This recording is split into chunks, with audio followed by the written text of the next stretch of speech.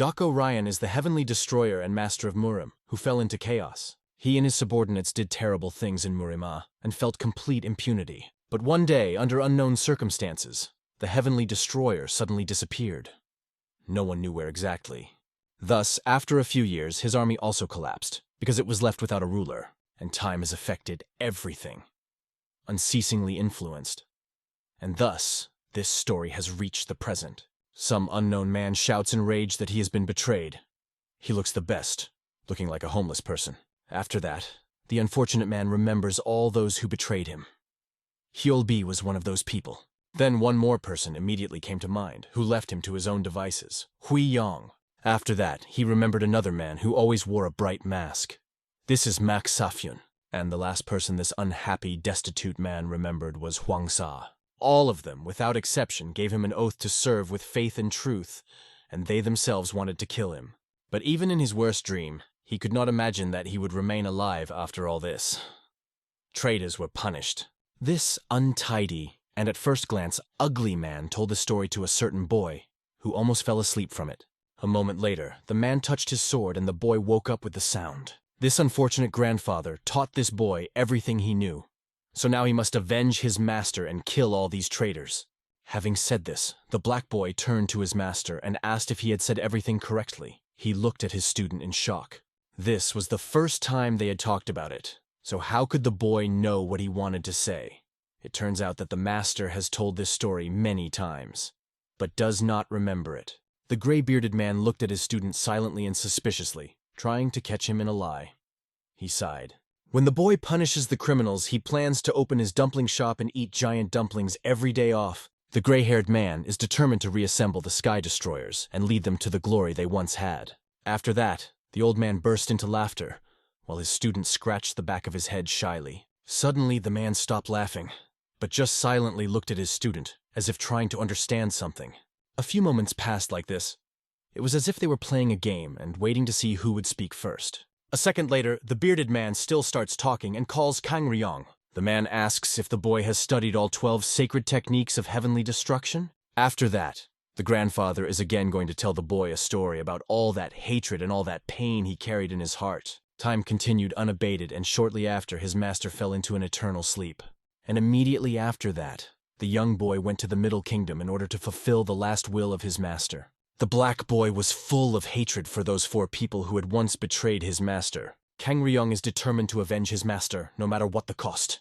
He will calm his angry soul. After some time, the young man comes to some establishment to have a snack, and the waitress tells him that they have long since died. The guy, at first, does not understand who exactly it is about, so he looks at her in surprise and questions. His eyes become the size of chicken eggs when he asks this question. It turns out that the 4 traitorous men Kang Ryong wanted to kill are long gone. When the main destroyer of the Heavenly Hundred disappeared, his subordinates killed each other in a struggle for power. Their army also collapsed. This happened long before her birth, but the story of this scandalous event passed through the years and reached her. She sighed. Although the boy is a swordsman, he doesn't seem to know anything at all. One gets the feeling that he spent his whole life in a cave. The black boy is still sitting in a daze, trying to digest the information he just received. It is still incredibly difficult for the main character to believe that all these scoundrels have already died, and he will not be able to fulfill the master's will. Now the boy is in despair and stupor. What to do now? If these men are long dead, then he will not be able to avenge his master and begin his heroic career. The boy was startled by this thought, trying to find a solution to this problem. Unexpectedly, the door to the empty room, in which the boy was sitting in complete solitude, opened with a crack and creak. The voice informed him that he was already free and could finally go out. The guards were worried about the further fate of the young man. One of the men offered to recommend his body as a bodyguard to a noble family, but he refused. After a second, the boy replied that he wasn't going to use his fighting skills anymore. There was desperation in his voice. The men, hearing this, fell into a stupor. For a second, they fell silent, trying to figure out if it was a joke or not. It is strange to believe because this guy himself destroyed the Iron Horse Gang last year. Everything would have been fine with the hero, but government troops came to his aid, which he confused with the enemies and destroyed everyone without exception, because of which he spent a year behind bars. The boy is probably only 20 years old. Martial arts without spiritual training are just weapons for killing. During their lifetime, the guards have seen many such gifted warriors, whose whereabouts are now unknown. I wonder how the fate of this young man will turn out. The black-haired boy did not listen to the guards' advice and gradually began to move away from them. As soon as the boy moved away from the guards, a girl carrying dumplings in a bag ran to meet them. As it turns out, the guards ordered themselves dumplings, as many as 2 baskets. This girl delivered them to customers. Fragments of their conversation reached the boy. They politely thanked each other and ended the conversation. Not paying attention to this, the main character continued on his way, lost in his thoughts. Local dining room. It is located on a small plot among green trees that add to the atmosphere. Our hero also decided to visit this place, to have a little snack, and to distract himself. The boy slowly chewed his food, savoring every bite. There were not many people in the room. The waiters served them politely. Suddenly, the curtains that hung over the entrance to the dining room were pleasantly pushed. A large male hand pushed them away. A second later, several stout men entered the dining room who were immediately greeted politely in the establishment. After a few seconds, the men were already occupying one of the tables, after which the waitress immediately came to take the order. Now they were not going to order anything, but simply asked for water. The company is going to place an order later. The gray-haired woman in the pink kimono sighed heavily and went to get water, fulfilling their request. Meanwhile, the people sitting at the next table put big hats on their heads. It seems they were about to leave. This rustling instantly attracted the attention of the men who had just arrived, and they shifted their gaze to them. And after a second, these unknown people in hats crossed the threshold and left the institution. The burly man gave them a stern look. He had a large scar over his eye. And after one moment, the company of men suddenly jumped up from the table, although the woman had not yet had time to bring them water. A second later, they quickly rushed to the exit. It seems they wanted to catch up with those strangers. But when the men ran out of the room, one of them accidentally touched the main character. Because of this, he dropped his dumpling directly on the floor. Kang Ryong stared at the dumpling that was still lying on the floor instead of in his mouth. The protagonist was enraged by the situation and addressed this stocky man in a very rude tone. The black-haired boy was going to defend the honor of the dumpling, which no one could save. The burly, clean-shaven man turned slightly to look at the one who had dared to speak to him so brazenly. His subordinates immediately got angry and turned their malicious views on our hero. She seemed to burn him with her gaze, but the shaved man did not pay attention to the young man's words, and simply told his subordinates to leave him coins for the spoiled food. The subordinates were shocked by such kindness of their boss, but had to obey him. And then, just a second later, they poured the coins right onto Kang Ryan, who was just sitting there in silence. When they were about to leave the room, they called the boy some very unpleasant words. The young man still remained silent. It was immediately clear from him that he did not want anything now. Meanwhile, the order of that company was already ready. The cook put it on the table. But the customers who ordered this food had already left and did not pick up their order. They didn't know what to do because the order had already been paid for. Just at this time, one of the workers returned to the dining room. Grandma, as soon as she saw that the employee had already returned from the order, gave him a new task. He had to take this order to those men. The young boy immediately got down to business. He took the order and prepared to run. Meanwhile, our hero still continued to eat. A beautiful, breathtaking landscape appears before our eyes. High and mighty mountains stretch for several kilometers beyond the horizon. Drops of hot red liquid, blood, flow to the ground. 3 strangers were cornered by the same stocky men from the dining room. There was no way to retreat. In fact, this man was already about to give up the search, because he had lost hope that she was alive. Hearing this, everyone was shocked. 2 men were protecting a girl who was hiding behind their backs. The men continued to corner them. They had no way to retreat. Now they were going to part with their lives. Unexpectedly, someone's voice was heard, which attracted their attention. Who could it be? As it turned out, it was the employee from the cafeteria who simply brought them their order. Finally, he caught up with them. He didn't care about everything that was happening here. He approached the girl and gave her the order. It seems that the girl was also shocked by such indifference of the young man. But she took the order. Immediately after the boy placed the order, he was about to go back. But his path was blocked. His path was blocked by 2 subordinates, who were also surprised at how indifferent he was to everything that was happening around him. The young and naive boy did not understand why he was stopped, so he just looked at them in surprise.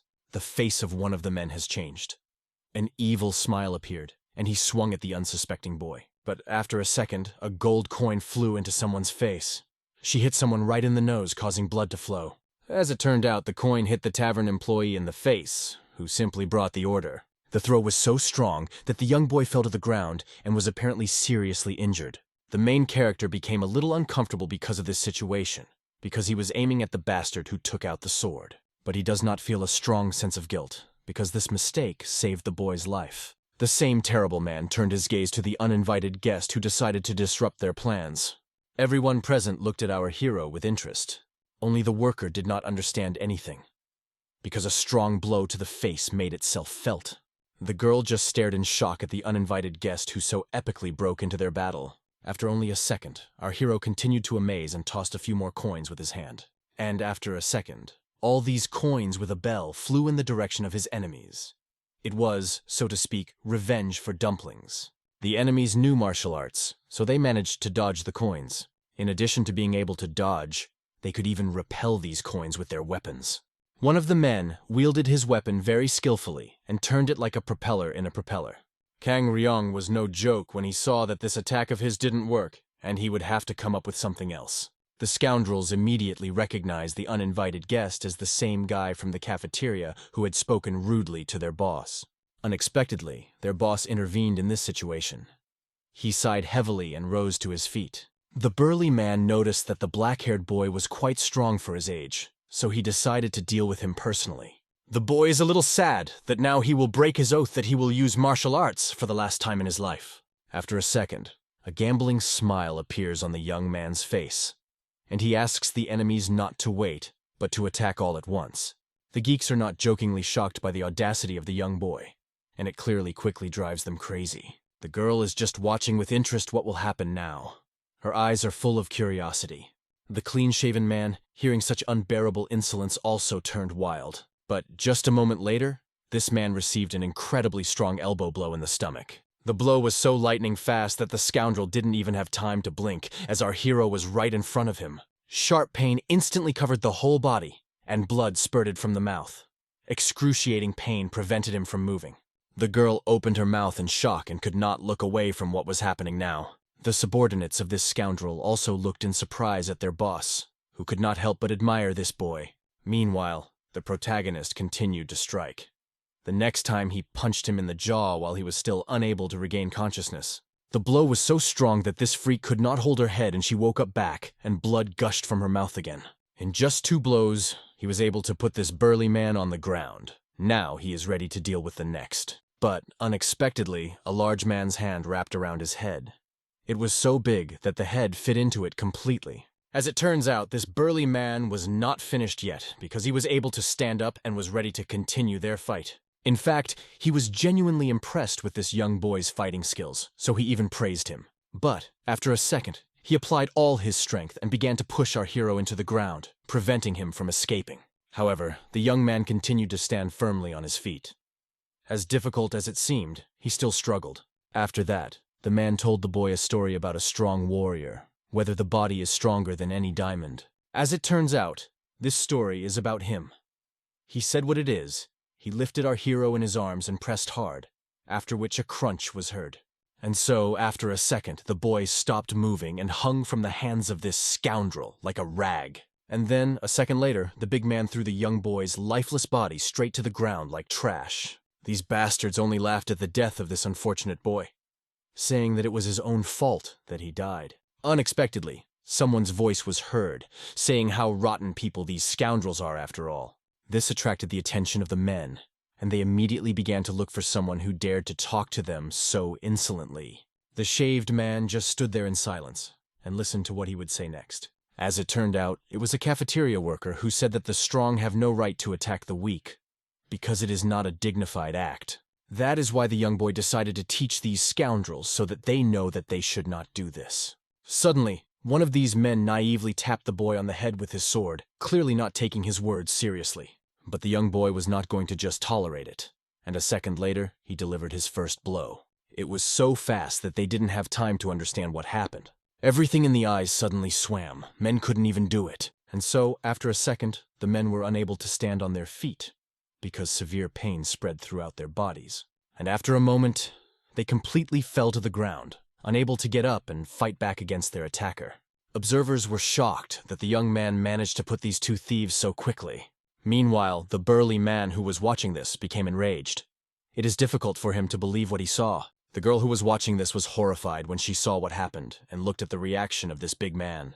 This scoundrel was in complete shock that this young man was able to subdue his subordinates with such ease. It seemed unreal. The black-haired boy didn't care what his enemy said. For a second, he thought about something. After a second, he turned to the injured subordinates of the girl, who once again repeated that they had nothing to do with these thieves. Meanwhile, this burly, clean-shaven man ordered his subordinates to kill this brazen kid. He decided to take the opportunity while he was distracted and started talking to the injured people. It was a good chance to kill him. While the young man continued to have a sweet conversation with the strangers, his enemies, who had already drawn their weapons, began to run behind him. But our hero was able to dodge a sword blow with ease. Only a second passed, and he was already gone. These men just hit each other with their swords. It is not clear how, but this amazing boy in an instant found himself behind the backs of his enemies. He realized that it turned out to be a crime scene. And then, after one more moment, he slammed these bastards' heads against each other. They clearly did not expect this. It turns out that these miserable rats planned to kill the unfortunate people, and him too. Which means they should be punished. Thus, already 4 subordinates of this big fat man were disabled and could not do anything. Suddenly, this scoundrel decided to personally attack our hero and tightly wrapped his elbow around his head, preventing him from breathing. You could feel the anger he was feeling right now through his entire body. He squeezes the boy so hard that the bones crunch. The man is going to turn the boy to mush. He must be determined to do it, so he puts all his strength into it. But something seems to have gone wrong. With every passing second, it became harder and harder for him to hold it. Our hero has incredible strength, because he was able to break this big man's grip despite his size advantage. And so, with one successful movement, the boy hit his offender right in the stomach, which he clearly did not expect. From such a strong blow, he twisted, trying to catch his breath, because everything inside hurt and burned. The pain was so strong that the man could barely stay on his feet and crashed into a rock. It seems our hero hit him right in the solar plexus, because his enemy couldn't take a breath, causing him to lose coordination. Meanwhile, the boy mockingly remembered his words about his body being stronger than any diamond. And then, after a second, the young man rushed towards him with lightning speed to deliver the last decisive blow. The bastard was no joke when he realized that such a young boy had such power. He started screaming out of fear and begged him to stop. Our hero decided to use the heavenly destruction. Reception called the palm that does not tolerate evil. Hearing these words, the girl was shocked. She could not believe what she had just heard. A second later, our hero's hand touched the body of his enemy. Something terrible is about to happen. The impact was so strong that the big man went completely into the rock, leaving a deep dent there. It seems that another enemy has been defeated. This bastard was no longer moving. It's hard to believe, but due to such a strong impact, even the rock cracked into many fragments. After a second, the rock could not withstand such tension and completely collapsed. The stones flew down with a thud. There used to be a big rock here, and now there is nothing left at all. It collapsed from one blow. The stones that fell down forever buried under it a man who also had dreams, hopes, and life, but he turned to the wrong path. The affected people who watched it were too shocked by what they saw to comment in any way. They simply lost their language. If this bastard really has a body stronger than any diamond, then in a few hours he should be as good as new. The guy sincerely hopes that this man will draw at least some conclusion while he is climbing out from under the rubble. The observers are still in complete shock, so they watch our hero's actions in silence. Meanwhile, the girl is very confused by the technique used by this young man. She can't get the technique of heavenly destruction out of her head. Palm that destroys evil. She can't understand how an ordinary guy managed to learn the heavenly destroyer technique. At this time, this mysterious young man approaches the lifeless body of the boy who fought for justice and touches his chest. A second later, he presses his hand hard against his chest as if trying to start his heart. And surprisingly, it seems to work because after a second, the dead guy starts coughing up blood. After that, the main character removes his hands, announcing that he is already finished. When he is about to leave, he says that this fighter for justice will come to his senses in 10 minutes. But before leaving, our hero turns to the guards. Those out of fear immediately respond. He asks them one thing. If they ever visit their dining room again, the landlady must not find out that he has been fighting. The men didn't know how to respond to such a simple request.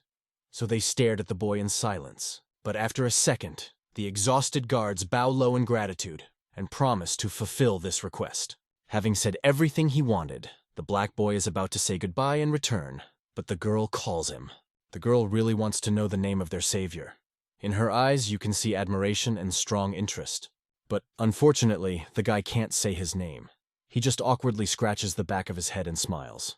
A second later, he quickly runs from the scene back to the tavern as the men glare at him. The girl was very interested in this guy, so it stressed her subordinates. They immediately began to calm her and asked her not to be angry that he did not reveal the secret of his name. They were afraid to feel the anger of the landlady. But it seems the girl didn't care. She only remembered his words that he would not reveal the secret of his name. Meanwhile, the main character has already returned to the tavern. Probably they waited for him. The boy quickly found an excuse that he was simply confused and was looking for other ways, which is why he was gone for so long. The gray-haired woman raises her gaze and looks intently at her worker, as if scanning him. After a second, she assumes that he fought, but the boy does not agree with this. However, the woman insists on her point because she sees that the worker's nose is bleeding. The young man excuses himself, saying that he just fell, but the woman is not going to believe this delusion and tells Yurina everything. Hearing this, the girl screams loudly. You can hear her getting angry. A second later, a pretty face of a girl emerges from the kitchen, who sternly asks to confess everything. A year ago, she gave Kong Ryong a job on the condition that he would no longer use his power without her permission. But the boy continues to say that he was just running and fell. Unexpectedly, the girl falls silent. She saw blood from Kang Ryong's nose, so she called him over. The girl felt sorry for the boy, so she told him to go into the kitchen to clean his nose. The swords were sharply grasped in the fight with a loud clang and crack. Tired hands are barely able to hold the weapon. Many lifeless bodies were already lying on the ground, and 3 of those who remained alive were shouting after Mio Cheon. This man seems to have betrayed them, causing great resentment among others who were once his comrades. Unexpectedly, after these words, the man stopped. His eyes sparkled with malice and hatred. A second later, he swung his chain. The man was determined to finish the job. A moment later, the chain whistles towards the men and hits the one in the center. The blow was so strong that it split the man's head into 2 equal parts. Immediately after, the bastard gathers his chain back to continue his attacks. Thus, this scoundrel directs his chain in the direction of another man, who does not even have time to do anything. The last man left alive watches with horror at everything that is happening now. All his comrades died. The man clearly understands that he must act. Otherwise, he too will find himself breathless on the ground. And then, after a second, this man takes his sword and rushes towards the enemy, preparing to kill. He had a great idea to attack this bastard before he even assembled his attack chain. But his enemy notices his attack. But will he be able to protect himself from her? After a moment, several of the outfits fly out of some small tube. It looks like some small needles that fly quickly right into the eyes of the man. The attacker clutches his face in pain. It seems he has now lost his eyes. The man does not have time to do anything and think of how a heavy killer chain ends up behind him. Murderer Mio Cheong always gets his work done. He walks away, leaving many dead bodies behind him. But in addition to good killing skills, the man has other virtues. And his main virtue is absolute ruthlessness. If it is necessary for the case, then this man will destroy anyone, even your friend. Once upon a time, a man married a woman, but then he started cheating on her and deceiving her. But she found out about it and ordered to kill his mistress. The man carefully reads all the details of the order and simply remains silent. Although the killing of women leaves an unpleasant mark on the soul, this man is ready to take up this matter. The woman promises that if he does everything quietly and quickly, she will pay him twice as much. Then the man offers to kill her husband too. He is even ready to make a discount for it, but the woman refuses because she does not want to be a widow. The boy yawns loudly and sweetly. He seems to want to take a nap. Such a sweet yawn even brought tears to my eyes. The other customers thanked the guy for the delicious lunch, and he kindly replied to them and wished them luck. There were many different dishes on the table, which had a very pleasant aroma. Our hero turned to see what was going on. It turns out that one of the plates on which dumplings were placed began to fall. But the black man and the boy quickly resolved this situation and ran up to the plate, after which all the dumplings fell into his mouth. Grandmother was a little angry with the main character, because she had already forbidden him to finish his meal for customers many times. He excused himself that he was just helping Yoren to get rid of leftover food. But because of this, the grandmother had nothing to feed the pigs in the barn. A second later, a girl came out of the kitchen and asked her mother where she was going. The The woman does not reveal all the secrets and simply says that she has to meet someone in the city, and maybe she will stay there for the night. The newlyweds see the grandmother off, but she quarrels because she is called grandmother again. And so, when the woman had already left, Yoren looked at our hero with slight irritation. She asked Kangrion many times to tell her if he wanted to eat and not to follow the customers. If he had said it, now he would not have received a scratch from his grandmother.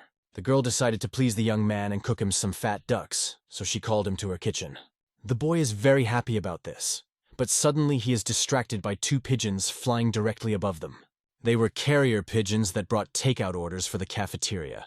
The girl reads the order and realizes that the roast ducks she promised Kangreon will have to wait. With that said, the girl heads back to the dining room to start preparing a new order. A few hours pass, and the sunny day turns into a warm, pleasant evening. Many people are walking through the streets of the city.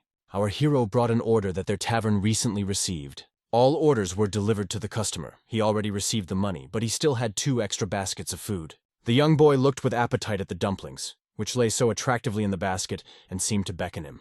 And then, after a second, the boy jumped around the corner so that the grandmother would not see him. After a moment, he completely disappeared between the buildings. After a few minutes, our hero peeked out from around the corner to see what was happening on the street. Not much time passed, and the dark night came. A beautiful estate was located on the water, to which a long bridge led. At that time, a man was praising a beautiful woman. She was really very beautiful, like a work of art. The man admits that the 6 days they did not see each other felt like 6 years. He seems to love this girl infinitely. The man is full of seriousness and honesty in his words. He grabs the girl's hand to prove it. All his life, he crawled in front of his wife and her family. But when he met this girl, his life played with new colors and changed radically.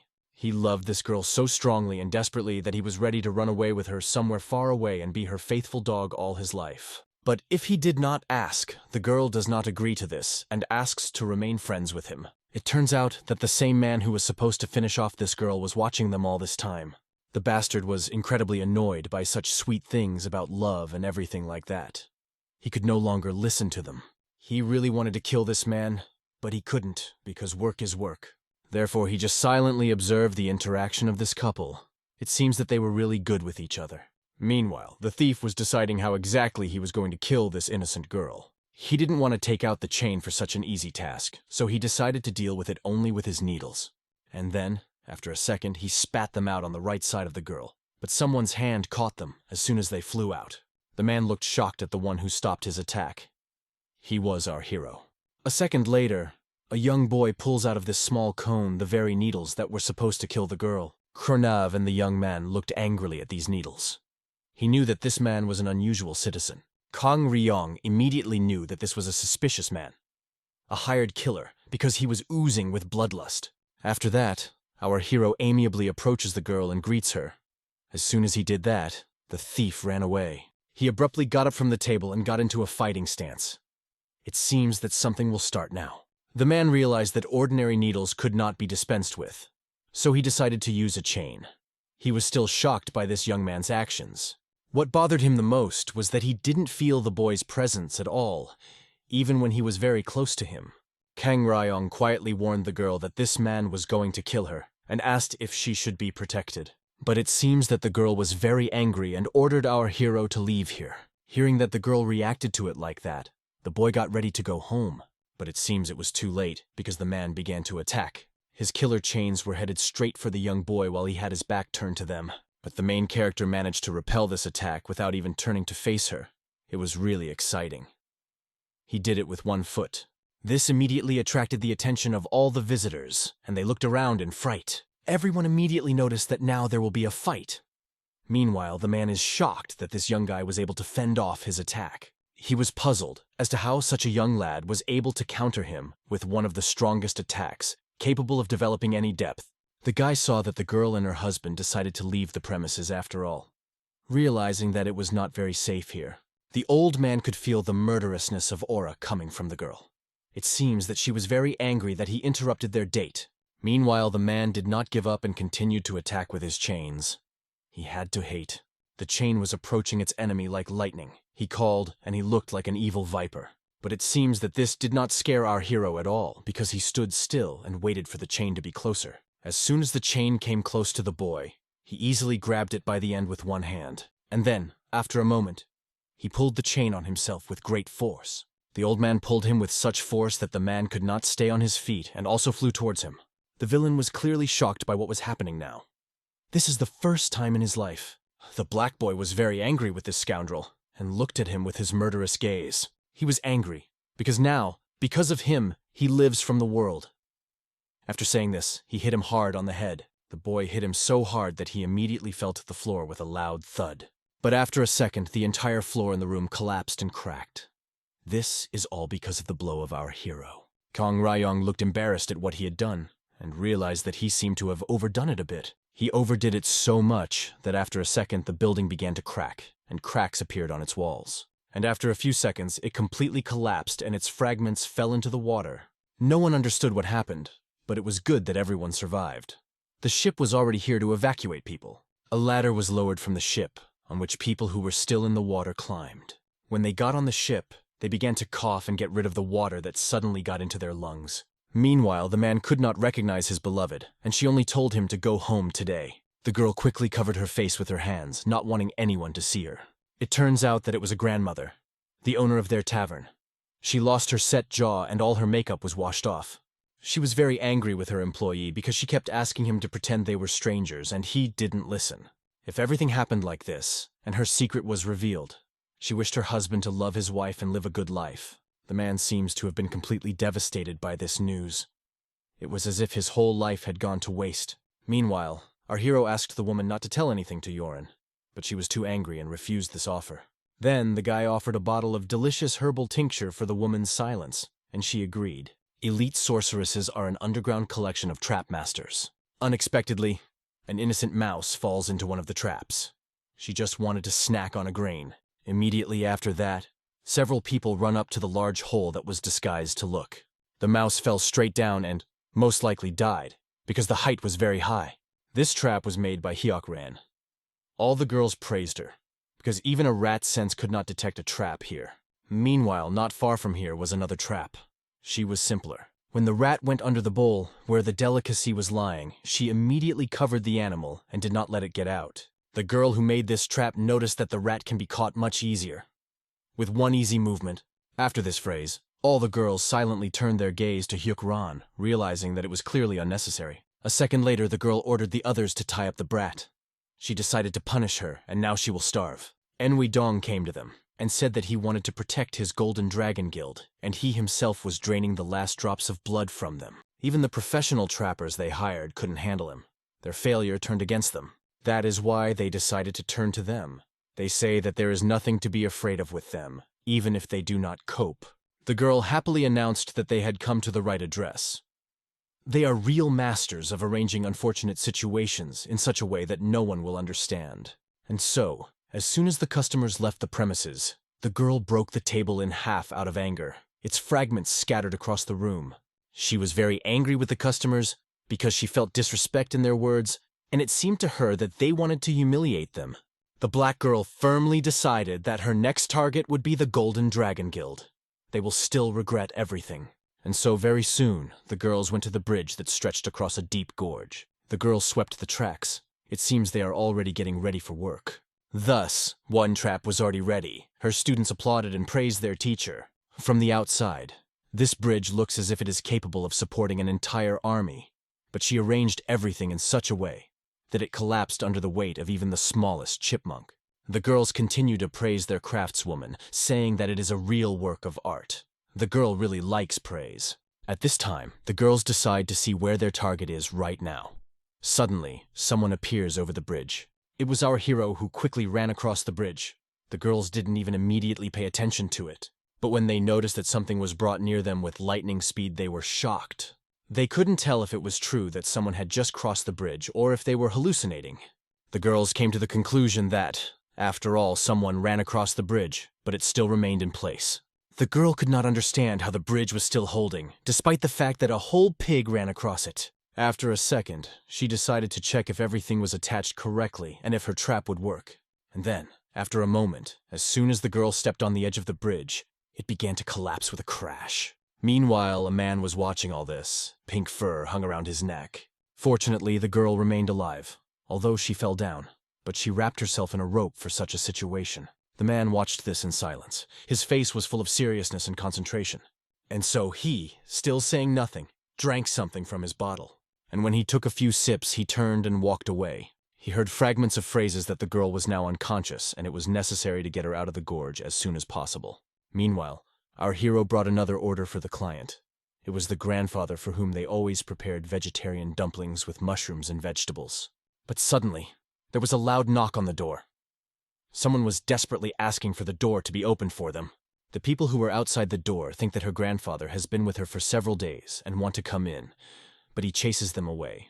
It seems that grandfather had a quarrel with someone and now decided to take revenge on them, so that they understand that he too must be respected. After that, he went back to ask the boy what time to expect him tomorrow, but he was gone. Grandfather looked out the window and could not understand how this young man went down so quickly. A lot of people had already gathered under the grandfather's door, who asked to open it.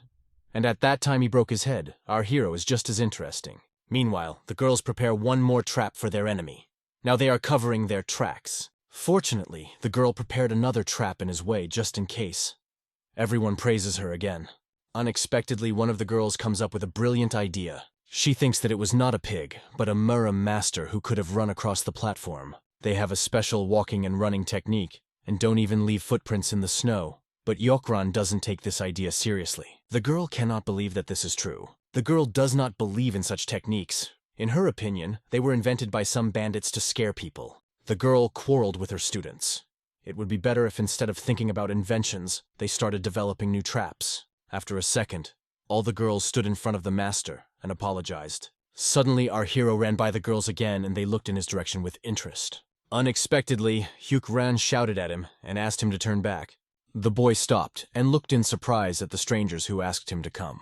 Our hero, without further ado, approached the girls, who were looking at him in shock. When he ran up and stopped in front of them, they were just amazed and silent and looking at him.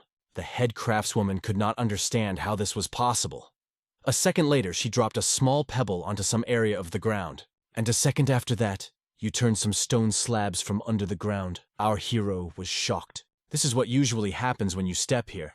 After a second, you won't even have a wet spot left. The black boy still didn't understand what it was.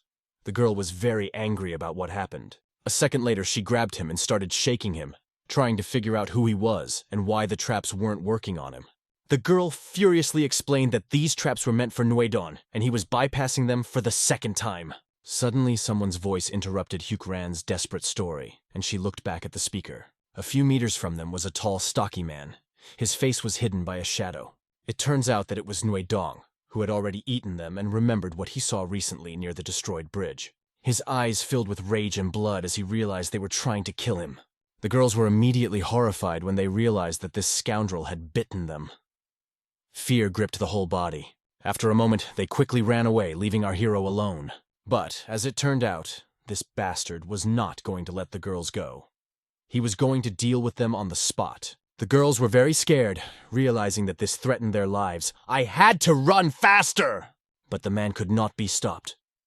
A predatory expression appeared on his face as if he were a wild tiger about to catch up with the miserable rabbits.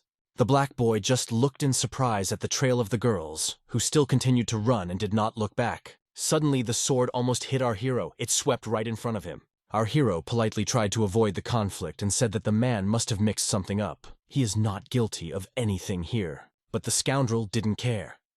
He was going to finish everyone off because he thought that Kang Ryong was the person sent by the Golden Dragon Guild.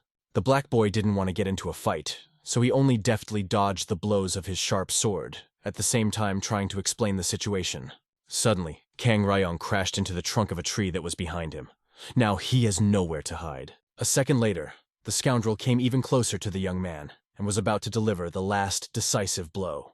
Our hero quickly blocks his blow and breaks his sword into small pieces with just one touch. After that, he elbows him once in the jaw, but it seems that the blow was too strong and he flew several meters above the ground. At first, the boy himself did not understand what he had done, but when he realized that he had gone a little too far, it was already too late. At first, he did not understand at all where the enemy had gone. But then he raised his head and looked at the sky. And then, a second later, the boy quickly ran away from the scene, hoping that no one saw what he had done. The girls looked out from the bushes with interest and shock, marveling at the boy's great strength. It seems that it was not a pig after all, but a very cool master. The girls were happy that they were saved, but the master did not answer their questions and words. She just watched their savior silently. After a second, the master still managed to open his mouth. The girls did not understand what had happened to her. Hyuk Ran rested her head against a tree. She didn't know what to do now. It seems that Hyuk Ran has truly fallen in love with the savior stranger. Meanwhile, our hero has already returned back to the tavern. Yoren looked at the young man with sweet eyes. The girl watched him greedily eat dumplings. He threw them into his mouth one by one. They had fun spending time together. They joked and laughed a lot with each other. It seems that someone was watching them at this time. These were the same trap-making girls. Hyuk Ran was watching them from behind the bushes. The students were very sad because it seems that this stranger already has a girlfriend. They worried about how their master would feel. But to their surprise, Hyuk Ran suddenly burst out laughing. This stressed the girls. The girl was furious with the stranger. He just flirted with her, and now this guy is with another girl. Out of rage and fury, the girl broke the spyglass. That is why men should be kept on starvation rations. Little children play rock, scissors, paper. One child's hand folds into paper and the other into a stone. These children seem to be very poor. Their hair is dirty and disheveled, and their clothes are full of holes and scratches. What would happen if this little boy won his first ever game of rock, paper, scissors? What if instead of him, his younger brother was sold for his father's great debts, and not him? Would the fate of this little boy have turned out differently? A strong male hand carries him away from his family, but now you can't do anything.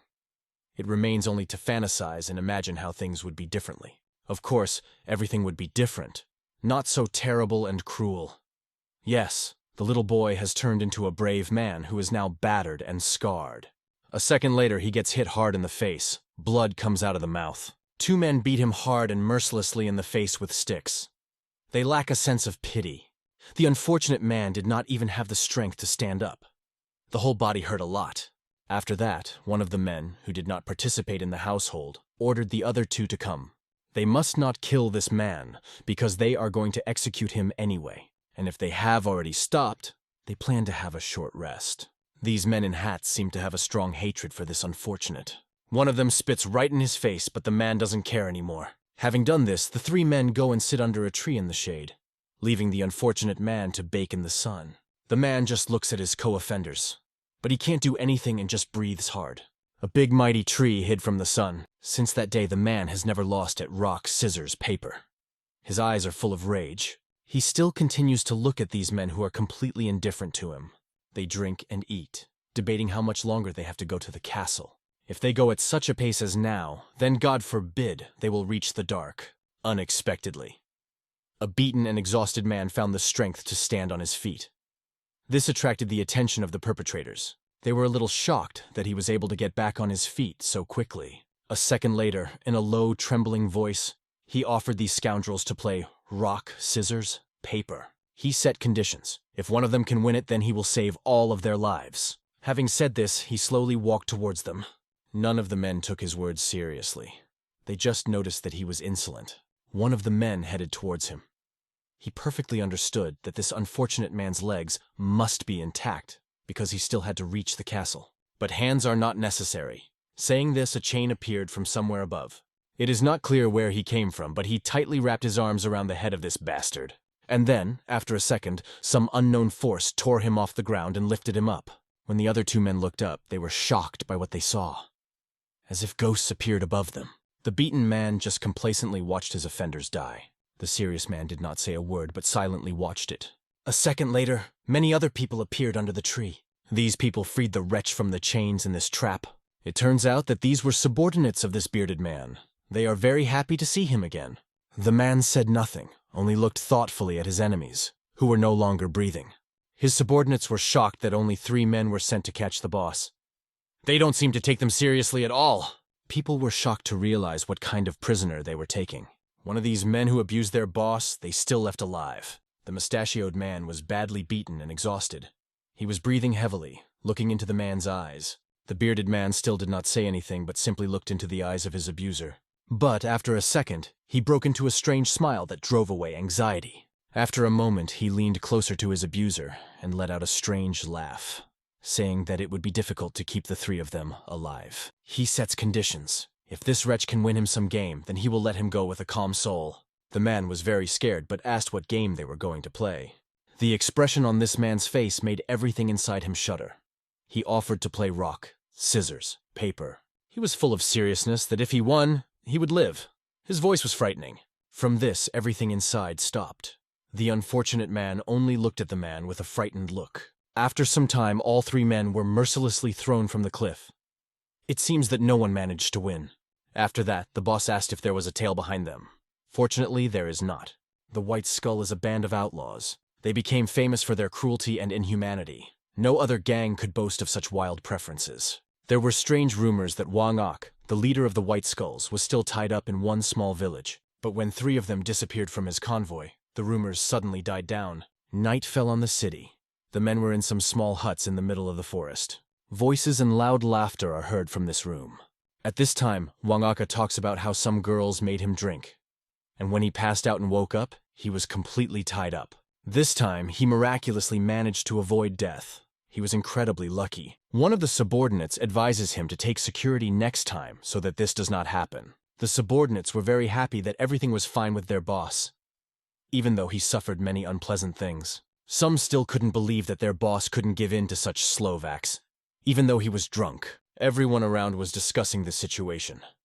But it seems that the boss was not very happy to hear about it. Everyone seemed to be mocking. Unexpectedly, the man put a bowl of his food on the table. After that, he turned to the lieutenant. He asked how long he had been serving him. The man began to count and came to the conclusion that he had been serving him for about 4 years. This is quite a long time, and he probably had thoughts about becoming a leader. The man did not understand what he was leading to, but then the boss offered to play rock, scissors, paper if he can win, then take his place. The lieutenant just looked at his boss in surprise, not understanding what he meant. Everyone around fell silent, and the atmosphere in the room became tense.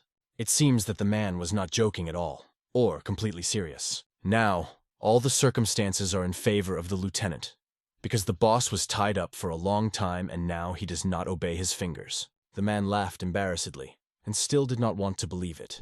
It seems to have strained him. The boss remained silent, but looked at his subordinate with the same piercing gaze. The blood froze in his veins from this look. The man was sweating profusely from nerves. The lieutenant sensed that something bad was about to happen, so he quickly reached for his sword to defend himself. But to his surprise, the sword was no longer behind his back. It is not clear how, but we have already found ourselves in the hands of the boss, and he praised his sharpness. Unexpectedly, the lieutenant was seized with a sharp pain, and his whole body trembled. He could not say a word, and after a short moment, his body was disintegrated into several parts. A second later, everything around was covered in blood. Everyone looked at it in shock. After that, the boss, as if nothing had happened, put the ball next to him on the table. Everyone stared at him in silence. Then the bearded man took the bowl of food in his hands and continued to taste. After a second, he looked up at his subordinates. And again, as if nothing had happened, he asked if they had found his offender. He hid near the Yellow Dragon Mountain and pretended to be a descendant of an aristocratic family. The man carefully listened to his subordinates and processed all the received information in his head. After a second, the man became very angry that this scoundrel dared to lose the gold he had stolen. The man got so angry that he broke the cup in his hand. The broth spilled all over her. Everyone present just looked at it in silence. They clearly could not recover from what happened. At this time, someone was playing rock, scissors, paper again.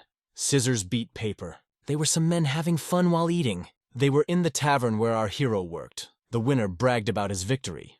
One said it was because he was better at martial arts than his opponent, but he couldn't find the logic in his words. The man began to explain that the game of rock, scissors, paper, and martial arts have a lot in common. In this game, the decision about what to throw away must be made instantly, and it is impossible to change your mind. In order to win every time, you need to have not only sharp vision but also a quick reaction. His friend is determined to win this game next time. Meanwhile, our hero goes on a mission again. He needs to deliver the order. Grandmother wonders if Lord Nama made this order again because it is very large.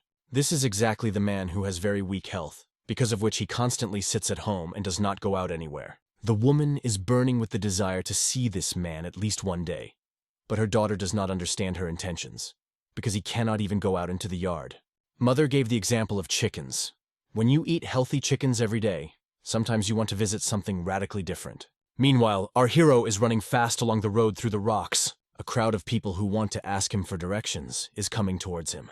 The man displays his weapon and stops the horses. Our hero stops abruptly in front of these men because he will not be able to pass through them. They ask if anyone lives near here, and then they smell a delicious smell. The men surrounded the boy and impudently asked him to give them these dumplings. But our hero is not going to give them dumplings, and explains that this is an order from another customer. Then these men become more serious and insolent, not understanding why he is not afraid of them. Unexpectedly, a man bursts into their conversation and says that he is very surprised. He laughs and says that he likes brave young men, and this peddler sure has some fortitude. Then, the man offers to play rock, scissors, paper for these dumplings. If the black boy can win, he will leave here in peace. But if the bearded man wins, the boy will leave them dumplings and his hand. A second later, they start playing, and to everyone's surprise, our hero wins. Everyone around fell silent and fell into a stupor. No one could ever defeat the boss. A moment later, Kangryong runs on because he urgently needs to deliver an order. Meanwhile, the boss orders his subordinates to quickly bring back this impudent boy. He seems very angry that someone was able to defeat him. All subordinates are going to quickly fulfill his order and run after the boy. Meanwhile, the anger in the veins of the boss buys. The eyes are filled with rage. But unfortunately, the boy couldn't be caught, even though they sent 2 of the fastest men in their gang. The subordinates explained in trembling voices that the forest was very thick and there were many boar roads around. But the bearded man was not going to listen to them because they were simple excuses. The subordinates were very scared because the boss was looking at them with a very angry look. It seemed that he wanted to kill them, but unexpectedly the man softened and thought about something. There is nothing surprising in this because they are not even familiar with the area. After that, he asks his subordinates how they eat his party in rock, scissors, paper. The men clearly did not expect such a question and did not know how to answer it correctly. He lost, but he didn't seem to care. The subordinates did not know how to properly respond to his words in order to stay alive. A second later, the man explained that it was just the first round. In fact, he wanted to play 3 rounds, and he lost the first one specifically because he wanted to tickle his nerves. Everyone present was shocked that the boss wanted to play 3 rounds. Everyone suddenly fell silent. It was a real shame. And if it happened because of these 2 underlings, they should play these 2 rounds with him. The men just looked at their boss in alarm, not understanding what he meant. After a second, a satisfied smile appears on his face. They will play rock, scissors, paper. They will play 1 round each, and if the boss still loses in those 2 rounds, he will admit defeat. The men were horrified when they heard about it. They were afraid to play against their boss. The man did not understand why his subordinates did not want to play with him, and reminded him that in this game everything is decided by luck. Meanwhile, our hero has already run to his destination. It was a beautiful house on the edge of a cliff surrounded by mountains. The man was glad that he had waited for his delicious order. He wanted to eat faster. He had not tried these dumplings for so long that he was ready to sell his soul for them. The boy gave him instructions on how to eat these dumplings. He can eat the upper ones now, and those from the bottom, later, but before that, heat them up for steam. And so, after that, the man hands our hero a string with coins, but there are again more than necessary. The man said that he also gives coins to charity, and asks that they be taken to the Yellow Dragon Temple instead. The boy remarked that the man had already donated so much to the victims of the flood, but he just says that this is his fate. After that, Kang Ryong reached into his pocket to get something, but after a second, he was surrounded by swords that could take off his head at any moment. It was the man's ninja bodyguards who asked to show his hands and what was in them. The man tried to stop his bodyguards because they already know our hero, but it is impossible. A second later, the boy pulls out a piece of paper with something wrapped in it from his inner pocket. It turns out to be the ginseng that Grandpa Juan asked him to hand over. He says it will help restore his health. And so when the guards saw the body inside the piece of paper, they quickly left. Our hero turned around in surprise and wondered how they had disappeared so quickly. The man was very ashamed of them, but he explained that they were simply fulfilling their obligations as bodyguards. But the black boy was not angry at all and calmly handed the gift to the man. But the man does not remember any grandfather and why he gives him such a valuable thing. Our hero conveys that this grandfather considers him a benefactor. The grandfather had a hard time after his wife died and he didn't even have money to bury her. But because the husband gave money to charity, he was able to do it. Although the man does not think that he has done anything important, it was important for the grandfather. Indeed, many would like to thank this good man for all that he has done. and the residents of his settlement often ask about how this man feels and how his health is. Everyone really wants to meet him, so as soon as the man recovers, our hero invites him to come to their village. He said, "What is it?" The black boy is running back to the tavern, because he fulfilled the order. At this time, the man looks at the gift that Grandpa Juan gave him. His look is quite strange. It is said that ginseng root can resurrect even the dead. It seems that the man is not very happy with such a gift, but if he has already been given it, he must eat it. Someone once said that you don't want to share ginseng even with the closest people. The man licked off pieces of the root and was reluctant to chew them. It turns out that this man was quite a hypocrite. He did not treat people well and considered them stupid. The question of where he gets so much money and such generosity will never occur to them. He is sick of all this talk about charity. But then the man realizes that it is only in his hand. He will use his status to seduce peasant girls. He has already spent so many days in this hole that nausea makes him want to climb the walls. The man is thinking about his future plan. A minute later, he is in the field of ginseng root, and it falls to the floor. The man looks at the gift with an indifferent and cold look. It turns out that he is not who he claims to be. He stares at the ginseng root for a few more seconds, trying to forget its horrible taste. After some time, the young boy returned to the tavern, where the grandmother asked why he was gone for so long. While the boy was gone, many new orders came in, but first the boy must enter the temple of the Yellow Dragon. The grandmother immediately realized that the man must have already missed their dumplings very much. It seems that the woman does not really trust this rich benefactor and would like to bring him to light if he were not one of their biggest customers. Meanwhile, the boy reads the order and the address to which it should be delivered. After that, it starts working immediately. Meanwhile, the boss of the White Skull sits in complete silence and thinks. The man bent his palm into a fist. He was completely engrossed in his thoughts. Seriousness seized his mind. He remembered Kong Ryung's actions at the time they were playing the game. First, he straightened his middle and index fingers, while the others were bent. And no matter how many times the man scrolls through this scene in his head, he clearly sees that the boy wanted to show the scissors. And the man cannot find an answer to his question. How then was the young man able to show paper instead of scissors? My husband gets furious when I mention this because I just don't understand how this can happen. Strange thoughts come to the man's head, but he immediately dismisses them. He thought the boy was a martial artist, but martial artists aren't that fat.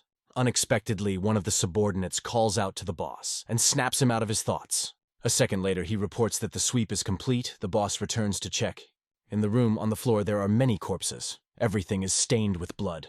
The man looks over each dead body. There are just a lot of them here. All of them are wearing black suits that hide their faces. These unfortunates will never again be able to get up and take a breath. Their lives have stopped. Wang Aka moves through these bodies around the room, getting closer to the main target. A burly man towers over his victim and looks at her with a scary look. The man is wounded and, it seems, cannot defend himself. The bearded man looks at his victim with a condescending look, as if at something pitiful. The subordinates found the hazelnut with gold, but it is half empty. He seems to have spent money on bodyguards. He wasted money on such guards because they are just pathetic. It was necessary to hire more professional people. Unexpectedly, the man calls out for the injured Hyol Pyo. After that, he wants to ask him a question. And then, after a second, their eyes meet, and he asks if he practiced rock, scissors, paper.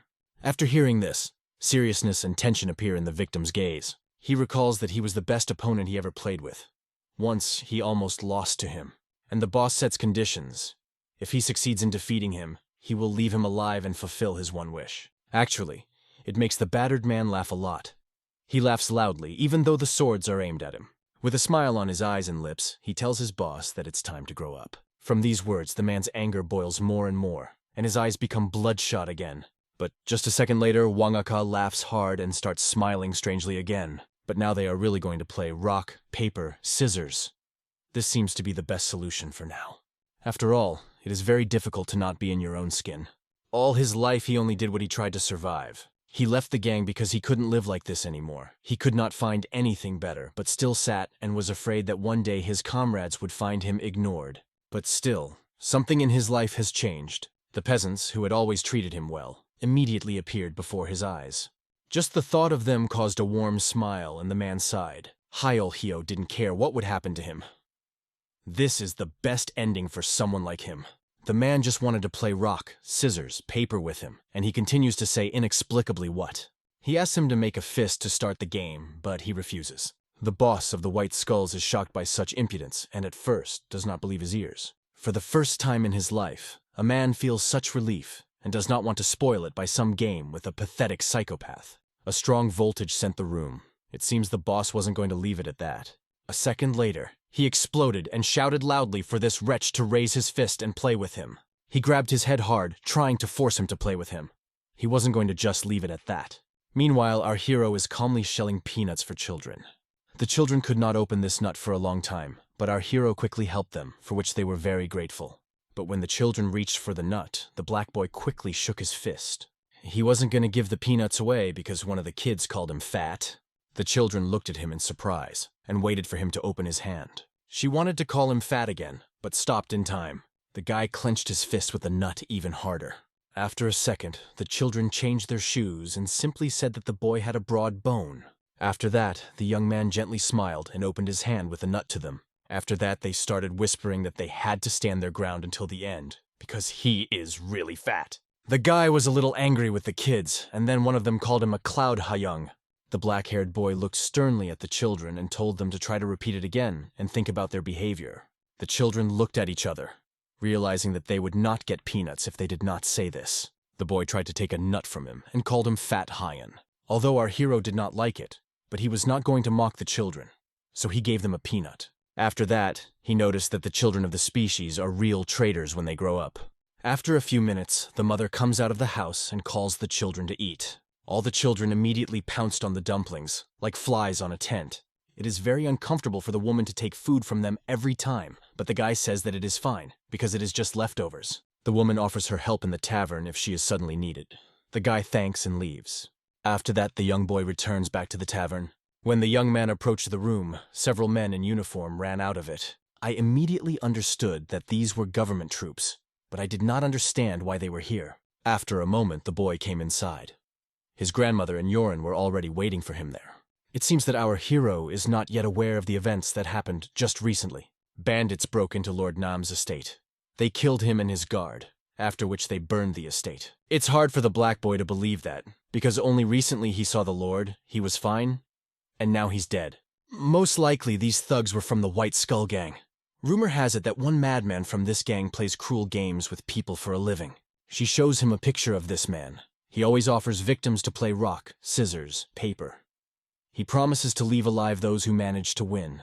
Kang Ryong immediately recognizes the man he played this game with today in the photo. He does not understand why they wanted to kill the Lord. Meanwhile, our hero decided to go directly to the scene of events. Everything here was littered with the ruins of the estate, which was still intact in the morning and people lived in it. And there were already soldiers who were carrying out the burnt bodies of people. Our hero carefully looked at the bodies of people, trying to see if the Lord was really there. Unexpectedly, the main character saw one detail that confused him. The boy immediately became serious when he saw something. It was as if a realization came to him. The boy was not visible at all. He watched everything from a tree. Only his dark silhouette is visible.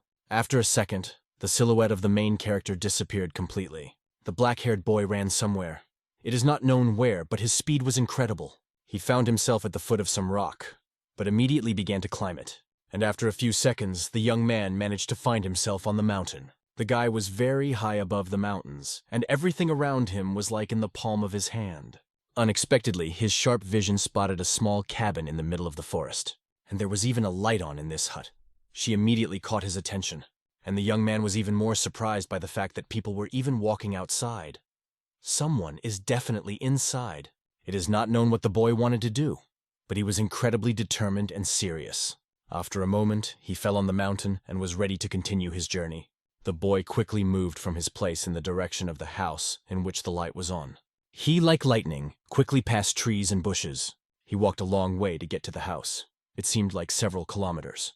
And so, finally, the main character managed to find the same house. Outside, near the house, two men were walking. I think it was security. After a second, the silhouette of our hero appeared above the high fence.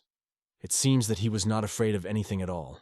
A second later, the young boy turned to these guards and asked if this was really a gang of White Skulls. The men were not jokingly frightened when they heard that someone was approaching them. Kang Ryong was sure that he had come to the right place because he remembered the faces of these people. The young man wanted to get to their boss, who meanwhile was drinking some kind of broth. Their gang was in the middle of the room. Several bonfires were built, and they sat in groups around them. Unexpectedly, the door to the room opened with a creak, and this attracted the attention of all the men who were there. A young, not tall, slightly overweight young man stood at the door. His eyes were like those of a predator. The boss looked scared and shocked at the uninvited guest. Everyone present immediately turned to see who had come to them. Everyone immediately became confused when they realized that it was a foreigner. They were ready to defend themselves. But the boss calmed them down and told them not to do anything. He ordered his subordinates to come back and reminded them that he was the guy who was delivering the dumplings this morning. Everyone was shocked. But when they heard this news, they immediately calmed down. The boss repeated his order in a more stern tone and told everyone to move back. After a second, all the men quickly retreated, leaving no one and nothing between the guest and the boss. A sly smile immediately appeared on the man's lips. It seems that he was glad of such a meeting. The man asked what brought him here so late. Did he get lost while delivering dumplings? Although the reason is not so important, because the man himself wanted to find it in order to play rock, scissors, paper. The man was very surprised when the boy named this game himself. The old man, with a sincere smile on his face, said that he came to play this game and added that he had never lost. Everyone present was shocked by the impudence of this little guy. They immediately began to humiliate him and call him names. He does not seem to know whom he has challenged. A second later, the boss ordered all his subordinates to shut up. And if they do not obey him, then he will tear out their tongues. After that, everyone immediately closed. After that, the boss laughed quietly and got up from the ground to go to the boy. It turns out that the loss of the boss was not an accident, but the boy admits that he almost did not lose. Our hero miraculously managed to win. The man thinks that he was looking for him because he is not satisfied with the result of the game. They decided to finish the morning game. Our hero will have to win only once, and the boss twice. But the young boy makes a condition that if he wins, then this scoundrel will voluntarily surrender to the government. And if he loses, then he will allow you to try to fight him one-on-one. The guy says he knows a little about martial arts. He spent the whole day thinking about how to set the conditions for the game, because you can't come empty-handed. The men present are simply shocked by the impudence of this little scoundrel and cannot contain their anger. But after a second, they cover their mouths with their palms, remembering that they may be left without tongues. And so, at last, the realization of who he is dealing with comes to this stocky man. Finally, he notices that not a single rotten board creaked under our hero. Then he remembers the morning and realizes that the boy ran away very quickly and quietly. Now he understands that in front of him is a real master of martial arts. From this, the thief's lips are twisted in a cruel and gambling smile. He shows his teeth.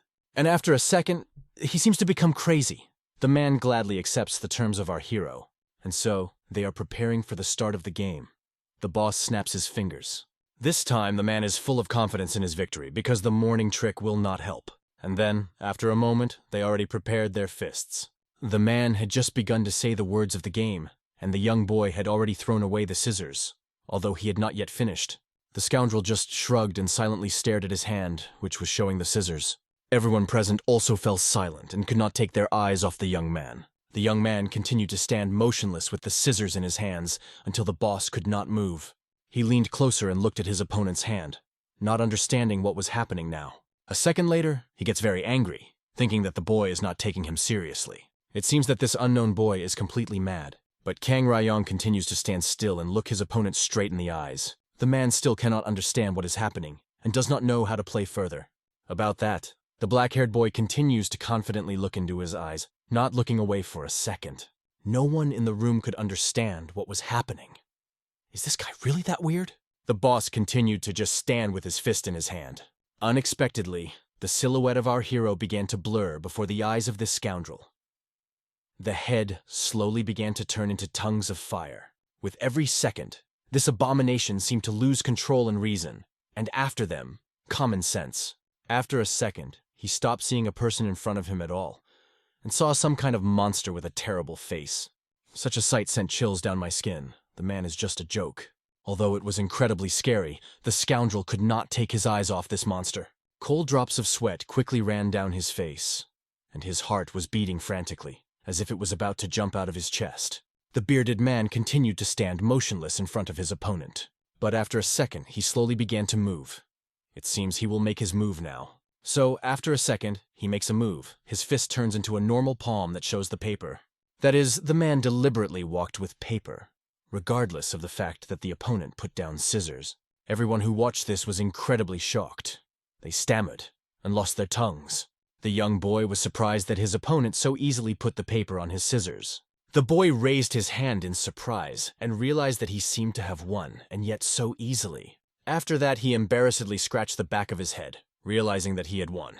The White Skull boss's subordinates did not understand what they should do now. Meanwhile, the main character heads to the exit of the room, because now the boss must fulfill his promise. All subordinates stand without moving, allowing our hero to leave in peace. And then, after a second, the door to the room closes and the guy leaves. Immediately after that, all subordinates rush after him to catch him and prevent him from leaving.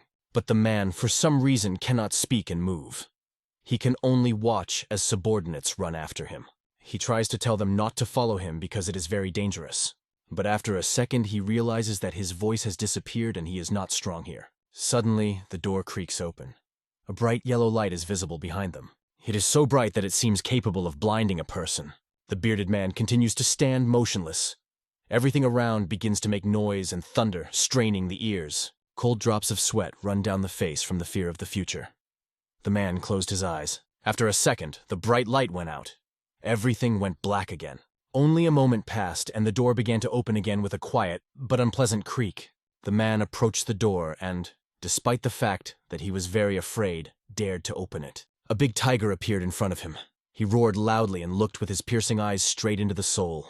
The tiger was too big, not of natural size. He did not take his eyes off the man. Seeing such a sight, his black hair gradually turned gray from fear. There was a feeling that the heart would stop from fear now. Unexpectedly, the tiger even started talking and called this man by name. Gradually, this animal moved away, and in front of it was our hero, who stood with his back to the man. After a second, the boy asked if the man's name was really Wangak. But this man, scared to death, no longer had the strength to answer. My whole life flashed before my eyes. The black boy looks at him with his eyes, looks straight into his soul and orders him to keep his promise. From his heavy gaze, it felt as if the whole body was melting and flowing. With every passing second, the life seemed to leave this bastard, leaving only a look of horror on his face. The fear was so strong that it did not leave the man until the last second of his life. After a second, the man completely stopped talking. All his hair turned white as death. And then, after a second, the tiger disappeared and the man fell down exhausted. Rumors that the authorities had taken a gang of white skulls into custody quickly spread through the village. Citizens, of course, praised the military because they did not know that all this was the work of our hero. But one of the men said that the military had nothing to do with it because some anonymous person informed them about the location of the gang. And when they arrived, the members had already been severely beaten. When the military captured the leader, he was neither alive nor dead. He was recognized only by a raisin on his forehead. He seems to have lost his mind, and his subordinates constantly insisted that their boss became like this after losing rock, scissors, paper. Everyone thought this was punishment for attacking Lord Nam's estate. The girls in turn also talked about what happened the other day. Grandma thought that her employee was involved in this, but when she heard about the game, she calmed down. Grandma was still very angry with our hero because she was not sure of his innocence and non-involvement in this situation. Kang Ryong heard that the women seemed to be talking about him and moved closer to listen. Yoren told him to ignore it and asked if he brought everything she asked for. After a second, the gray-haired woman turned to her employee. I think she had a question. She asked him, like the worst rock, paper, scissors player, if he had ever won. He nodded with a smile on his face. Once upon a time, there lived a fortune-teller who was famous for her gift, for which she was nicknamed the Holy Virgin of Heaven. Her fame was so strong and great that residents of neighboring villages and distant castles sought to meet her. Before her death, she gathered her closest followers near the deadly odor and ordered to take care of her newborn daughter. But their thirst for prophecies was so strong that they disregarded the Virgin's last will, in which she wanted her daughter to be free. The child of the Heavenly Virgin inherited a wonderful gift from her mother, and gossip and rumors about the child of the Heavenly Virgin adorned her followers, which brought a large number of believers who turned into spring fans. The Lord, embarrassed by this situation, which was getting out of control, ordered the fanatics to return to normal life and declared these actions illegal. But her loyal fans were not going to give up and rebelled. Then the angry Lord summoned the troops. This brutal battle lasted for 8 days, but the uprising was still doomed to failure, and several people who could not come to terms with such a sad end chose to die alive in the fiery temple. But these people did not die alone. With them at that moment was the little daughter of the Heavenly Virgin, who had only recently learned to walk. Yoren, as always, did her work. The girl was serving customers when she suddenly saw a child. Customers also paid attention to this and looked at the girl in surprise. She was still looking at one point. A second later, when she put the dumplings on the table, she headed to the kitchen.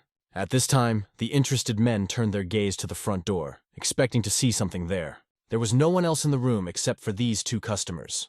All the tables were completely empty. Unexpectedly, a loud cry was heard that there was no child here and no one at all. After a few minutes, the disgruntled customers left the tavern, simultaneously telling each other about their mood. At this time, a gray-haired woman came out of the toilet. She was there for a very long time and she was sick. But nothing helped. When she looked around the room, she saw many uneaten dishes on the table. She was very surprised that the customers left without even touching the dumplings. The woman was surprised and drowned herself in dumplings, as if expecting them to answer all her questions. After a second, she turned to her daughter and asked if she had served customers. The girl said that she served 2 men, and there was also a child with them. The news about the child made the grandmother press hard against the wall. She couldn't believe that there was a child in their tavern, and then she followed those people. The woman was very angry with her daughter because she told her not to go out to the hall to the visitors. But the dumplings were already ready, and the customers were waiting for them, so she had to do it. After a second, the grandmother's stomach rumbled again and became sick. It seems it was all due to nerves. She quickly ran to the toilet. Our hero handed the girl a completely empty tray of dishes. She is very glad that at least someone managed the dumplings before leaving. Suddenly, 3 men enter the tavern, who are going to have a good rest after a hard day. They sit down at one of the tables and order some wine and some kind of light snack. Some time passes after the order was already on the table. The men ate almost everything. And while they ate, of course, they talked about rumors. The conversation turned to the estate of Honnyo. Everyone said it was a haunted house. Meanwhile, they ordered another bottle of wine. The evil spirit that lives in that house is said to be Lord Han himself. He, like a holy sage, lived alone all his life. And after his death, he turned into a terrible ghost and now lives in his house. The worst thing is that the man died and did not have time to voice his last will. It must be something to do with the estate if his soul is still there. There are rumors that this estate hides great riches and the most secret books on martial arts. Then why not visit with a few brave fellows, whether it's true or a myth? All the most famous exorcists and shamans from all over the country who decided to investigate this estate, in the end, quickly fled from it. Men think that this spirit is evil and equal in power to the Demon King, but this should not be believed because it is just a rumor. And what if the spirit of the Lord is looking for a successor? So he is too picky. At such rates, it is known that soon no stone will be left unturned. And there is another myth that anyone who has visited this manor will have urinary incontinence for the rest of his life. What nonsense! Men, I sincerely hope that soon the spirit will find peace and everything will be fine. So in this way, men are already going to go to work. The company of men heads for the exit as our hero bids them a polite farewell. Thus night came. The tavern has already closed. The gray-haired woman goes to the bedroom and tells the workers to wash everything here until it shines. Unfortunately, Grandma had a terrible day today and she needs to sleep. They wish her sweet dreams. And so, when Yoren's mother went into the room, the girl quietly addresses the main character. She wonders if Kang Ryong knows the way to Hong Manor. The guy doesn't want to tell her, because it's very far from here, and the road is very overgrown with grass, but the girl promises a basket of large dumplings for this information. And so the young boy could not resist such a tempting offer and agreed. The guy put the girl on his back so that they could get to the estate faster. He passed by several times but never went inside. Even during the day, there is a very heavy fog, so people try not to go there without a good reason. Yoren asked him to be quiet and she would give him one more basket of dumplings. She needs to focus. Hearing this, the young man easily agreed to remain silent until the very end of their journey. They are almost here. The boy shows a section of the foggy part of the forest. The estate is located there. Suddenly, with a whistle, a sharp arrow flies towards the girl. But luckily, Kang Ryong cleverly catches her with one hand, so she didn't hurt anyone. The man who fired this arrow was shocked when he saw that he had sent the arrow into the people. The guy made a remark about this stranger and asked him to watch where he shoots next time. It seems that the man was very uncomfortable with this situation. The stranger laughs awkwardly and explains that he thought he was going to shoot a deer. As they approach each other, the boy returns the arrow to him. After that, they go on their way. and the man looks after them in surprise. He screams and they want to warn them that there is a scary, haunted house on the other side, but they know. Hearing about this, the stranger is very shocked. In fact, perfumes are very simple. They cannot leave this world because of what was important and valuable to them during life. Sometimes you can help them by simply listening. Our hero is jealous of his girlfriend. A young boy would also very much like to see ghosts. If he could, he would be able to see his master again. A warm smile appeared on his face at the thought of this. The girl looked at her friend with interest and just remained silent. But unfortunately, it still most likely won't work. Due to the fact that the master's enemies are already dead, he probably also left this world. The girl silently watches our hero, who continues to walk forward. A slight smile appears on her face. She seems to have come up with something. At this time, a man tells someone a story about how a stranger caught and stopped an arrow in the air. The man thought they were going to Han's estate to take their loot, so he followed them. It seems that this stranger is quite experienced if he showed up at the estate in such a dead of night. The man, who is most likely the leader of this gang, was very angry at this situation and at the stranger. They almost had a plan ready to attack the estate again, and they weren't going to give up over such a small thing. Therefore, the leader gave the order to immediately go to the estate and take weapons with him. He will not allow anyone to bypass them. Unexpectedly, they heard a loud screeching that scared everyone around. That is why they stopped for a second, listening to what it could be. Everyone began to reassure themselves, saying that it must have been a nightbird. No matter how strong the master was, he still couldn't defeat the spirit from the Han Manor. Therefore, the subordinates did not understand what was the point of going so far just to kill this unknown person, if he himself could not cope. No matter how unfortunate it sounds, the boss understands very well that his subordinates are right. They ask him to return to his place. Better yet, they'll work on perfecting their plan. The man looked very serious and focused. He furrowed his brows. Now they were going to change their underwear. Meanwhile, our hero and Yorin have already arrived at the same terrible estate. They studied him with undisguised curiosity. It was large and looked quite majestic, and above the entrance hung a sign that said it was the estate of Han. Maybe it's an evil spirit, but so far he hasn't hurt anyone, so there's nothing to be afraid of. But if he killed someone, it would be another matter. The girl boldly enters the territory of the estate. The black boy carefully looks after Yorin so as not to lose her. Kang Ryong, you tried to enter the grounds of the estate, but that big sign almost killed him. He stood there slightly shocked as debris flew around him. He has nothing to say. The boy noticed that it seemed to be an attempt to kill him, but the girl did not listen to him at all. She went on and told that the more time passes, the more aggressive the spirits become. The young boy quickly rushed after her so as not to lose her. But, unexpectedly, the ceiling began to collapse, and heavy debris fell directly on our hero. But luckily, the smart guy manages to dodge. It's scary to imagine what would have happened if he hadn't had time to react. He lands on his feet. The boy does not know what to do, because now the path to the estate is covered with debris. He hears that the girl's voice is getting quieter and quieter, which means that she is moving further and further away from him.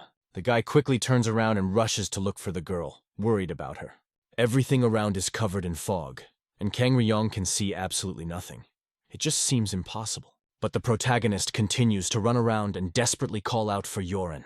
The guy does not give up and sincerely hopes that she will hear him. Kang Ryong continues to run around the square looking for the girl. The boy continued to look for the girl, despite the fact that everything around him was trying to kill him.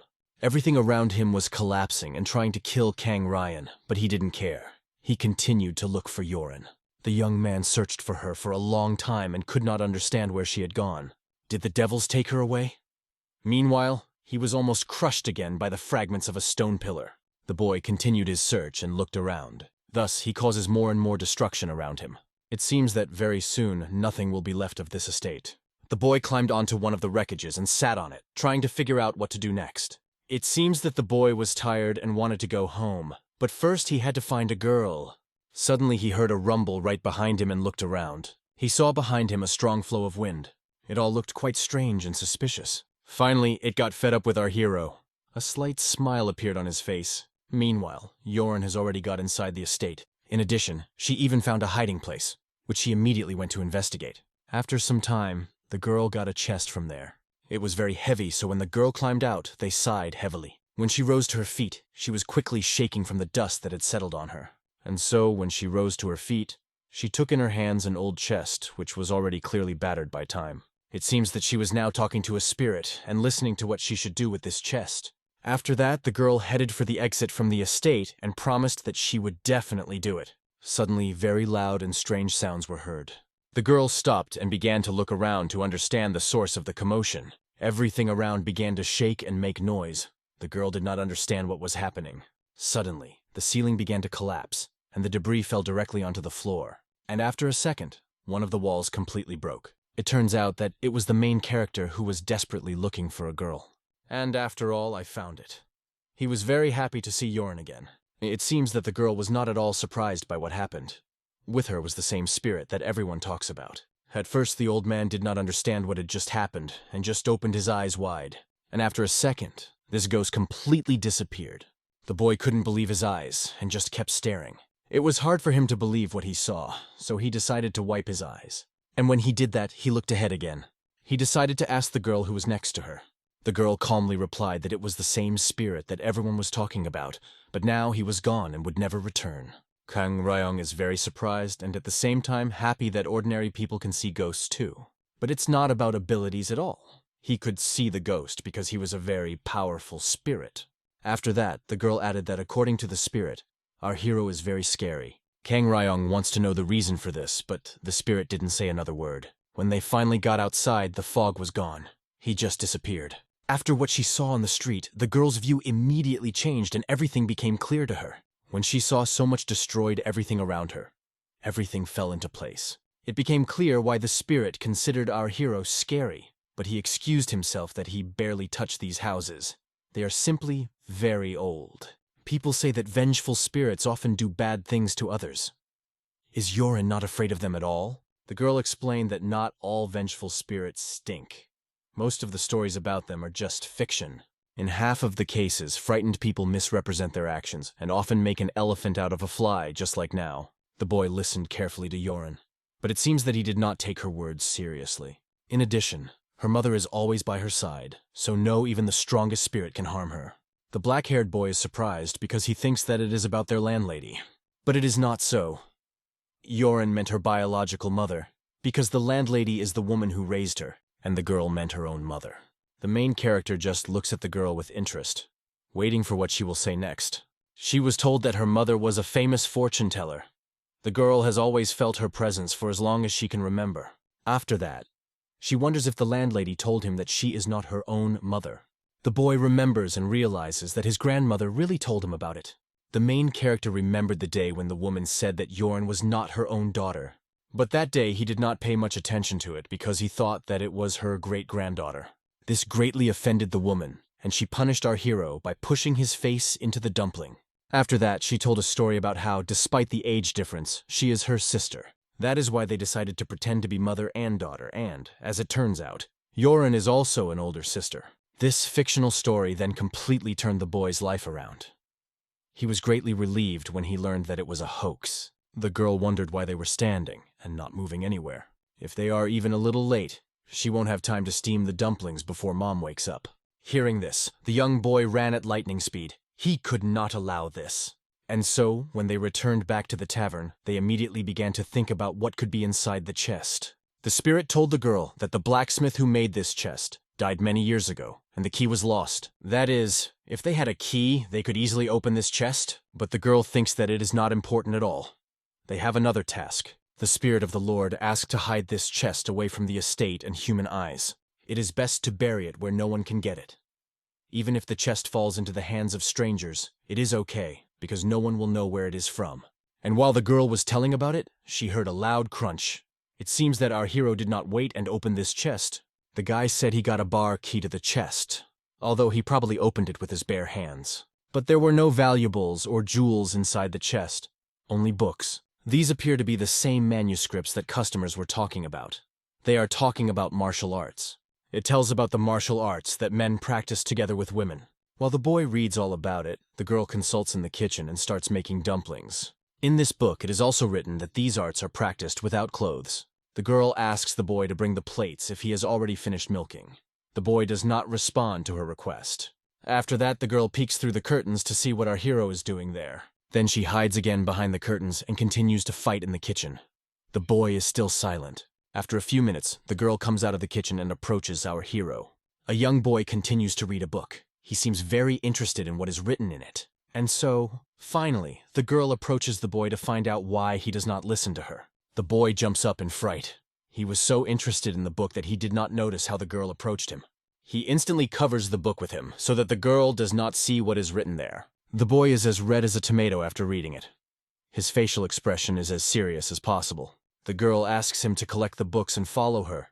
She doesn't even want to touch them. As it turns out, these weren't martial arts books. It was an ordinary shunga. But the boy didn't know what it was and thought it was something similar to wielding a sword. The young man was in such a hurry after the girl that he did not notice how one of the books fell to the floor. Meanwhile, a grandmother came out of the toilet, who did not understand what they were doing at such a late hour. A gray-haired woman was walking and suffering from severe stomach pains. She did not understand what she could eat today. She went away, but unexpectedly, she still noticed a book lying on the floor. The woman picked her up and took her with her. At this time, young people made a fire. It played with different colors. Joran thought about it for a long time and came to the conclusion that it was really a real shame. For he was a holy sage, and this little trifle turned him into a vengeful spirit that could not leave this world. The girl thought that he bought these books by accident, not knowing about their frank content. And when he did see what was inside, he quickly hid them under the lock. It seems that this really made the main character think, and he fell silent a bit. But after a second he admitted that he did not think so. The boy noticed that these books looked rather shabby, and the pages were muddy from frequent use. But it seems that the girl does not want to listen to it and even believe it. The girl in despair admits the fact that, after all men are the same. The morning comes. The young boy is now busy cleaning the territory of the tavern. But he looks very sleepy and yawns sweetly. The old grandmother was died again, and now looked like a young woman. It seems that they were going to go to the village again. The woman had a premonition that today she would experience something incredible. The young man did not understand what she was talking about, but she explained with a smile that she had found an oracle. It is something like a book of predictions. Her drawings show in detail what will happen in the future. The black-haired boy just looked after her in an inexplicable way, looking away. There were many dead bodies on the ground. All this is the work of only one person. All this was done by only one person. He single-handedly slaughtered all the Shinmu mercenaries, who held all of Murem in fear. And all this was done by only one person. Seojin Hong, the Ruddy Devil Swordsman. He received this nickname when he was only 15 years old. No one still knows why he did it. Perhaps they crossed his path, or perhaps he was carrying out someone's order. But after that incident, this young, talented boy disappeared. No one knew where he was and where he went, and even if he was alive now. This was unknown until one case that happened last year. Then they killed one of the 10 great Tai Chi masters. The killer struck only one blow to a vital point. A real panic began in Murima because no one could think that there would be a master in the country who could kill a real genius with one blow. But unfortunately, they could not find the killer, as well as the organizers. One could only guess about the personalities of these people. An unknown man is walking along the forest road. The news of the death of this genius spread throughout the country quite quickly. But, most likely, there were other victims who were killed in the same way. And again, only one person was to blame for everything. And Seojin Hong was this person again. No doubt he was involved, so if you meet him, it's best to stay away. The man took his time on his way. Suddenly, he began to slow his pace. His expression always seemed to be stony and calm. Finally, the man stopped and just touched his sword. And so, after a second, the man made 2 strong blows symmetrically from him. It turns out that there were hidden murderers who came for his soul. But it didn't work. Because the man was very experienced and attentive, he killed them with one single movement. It would seem that this is the end, but no. You can't lose concentration. And this can start from any side. In this case, they wanted to attack the man from above. A second later, several men in suits jumped out of the trees and surrounded him. It is immediately clear that they are not in a friendly mood. Their views were full of hatred and malice. They all looked at the man. It would seem that he has nowhere to run because he is surrounded, which means that he will lose. But it seems that the man is not going to run away at all. He just stands silently and listens to the sound of the wind. After a few seconds, he opens his eyes and in a calm voice asks if he is really the one they are looking for. But they are sure that they were looking for him. They are mercenaries from Shinmu. After hearing this, everything fell into place, but his expression did not even change. This man attacked their headquarters several years ago while they were on a mission. Their squad tracked him for 3 whole years, so there can be no mistake. Hearing this, a slight smile finally appeared on the mysterious man's lips. These people wasted their time, because if the man knew that any of his blood enemies, the Shinmu, were still alive, he would have killed them himself. And so, very soon, a fight began. The mysterious man uses an unknown projectile weapon, so be careful. After a second, all the men in suits rushed to catch him. The man seemed surprised when he heard about the mental weapon because it wasn't. A second later, his sword rang, and immediately after that bell, several of his enemies died. One of the men still remained alive and rushed at his enemy to kill him. The man stood calmly and motionless in one place while he ran towards him, and after a moment a loud crack was heard. He designed trees. After a second, the mighty trees turned into a small stump. Dust rose around. His assailant could barely stand his eyes. This man killed a whole company of enemies with one move. It happened so fast that no one had time to blink an eye. I was already dead. After saying this, the last man split in half, leaving our hero alone. A black-haired man stands in complete silence, touching the tip of his sword. He realized late that it was necessary to first ask if they still had people left, and only then to kill. But it was already too late to regret anything, so the man went on with his business. At this time, a certain grandfather is chopping firewood in his yard. Suddenly, he hears the gate creak. He turns and sees a man entering his yard. Grandfather gets up and is going to prepare food for him, because he is probably tired from the road. And so, when my grandfather got up, he understood something. The boy passed by him. Grandfather immediately changed his face and became upset and stern. Unfortunately, the guy smells like blood again. The boy had nothing to say to that, so he just remained silent. The man was very upset that the boy was killing people again. He didn't like it very much. The mysterious boy wonders how Grandpa hasn't gotten tired of asking this every time. Every time the grandfather sincerely asks him to stop, because his parents would also like it. It is important to follow only your own path. It is important to follow only your own path. Only in this way will the boy be able to honor the memory of his parents. And if the conversation has already come to this, the grandfather asks to stop meeting with them because they pursue only their own interests, pretending to help him. But the guy doesn't seem to like this idea because he wouldn't be able to do anything without them. And if someone else had said those words, he would have been lying headless for a long time. But maybe that would be even better. Grandpa hands down? The boy just listens to his words in silence, not knowing how to answer. The guy grew up and became a ruthless killer. And all this because he was not raised by his parents but by his grandfather. And perhaps in the next world, the master and mistress would forgive him if he died by the boy's sword. It seems that the guy is not going to answer and react to these words. He steps forward and asks what's for lunch today. Just ignores his words. Fried caterpillars and baked onions for lunch today. The boy was very hungry. The gray-haired grandfather just sighs heavily, realizing that he cannot do anything. A second later, he heads over to make him his favorite baked rabbit after all. Unexpectedly, the door creaked open. Several men were standing at the door. They came to the young man. As they walked forward, grandfather coughed disgustingly. And when they passed him, the grandfather, showing all his disrespect, spat. One of the men got angry, but the other told him not to pay attention to him. Thus, they went inside the room and sat down around the round table. Finally, they managed to establish the identity of the person who ordered the murder of his father. After hearing this information, the boy quickly grabbed a piece of paper and began to read the information. He was the master of lightning and thunder. He was able to become a respected monk. Just seeing his face made the boy completely filled with rage. All he wanted now was to find this old bastard and kill him mercilessly. At this time, this old grandfather turns back because he hears someone calling him. It was our hero who brought him the order again. It seems to be the last day of his fast. A wonderful mountain landscape stretching for several kilometers. It seems that this is where the peaceful life is. People calmly go about their business. One middle-aged man eats a piece of rice. Everyone is looking somewhere. Their eyes are directed somewhere, and their looks express great surprise. The monk finally came out of his house. He went to a large table, near which there were already several people. The old man carefully stroked his long gray beard. Grandpa wanted to drink some water. Meanwhile, our hero noticed him, and already headed towards him. The young boy kindly greeted his grandfather, who looked at him in surprise. Grandfather was very surprised when he met Kang Ryong here. He asked where he was going. It turns out that Grandpa didn't have any route, he just walked from Boguan Temple. The old man was very surprised when he heard about this, because I know that this temple is very far from here. At this time, the same mysterious man with incredible power was heading towards them. He walked slowly. His every step was measured. At the same time, our hero and grandfather finished their conversation, and the boy already had to leave. After a second, he headed away, and this mysterious man, on the contrary, kept getting closer to the grandfather.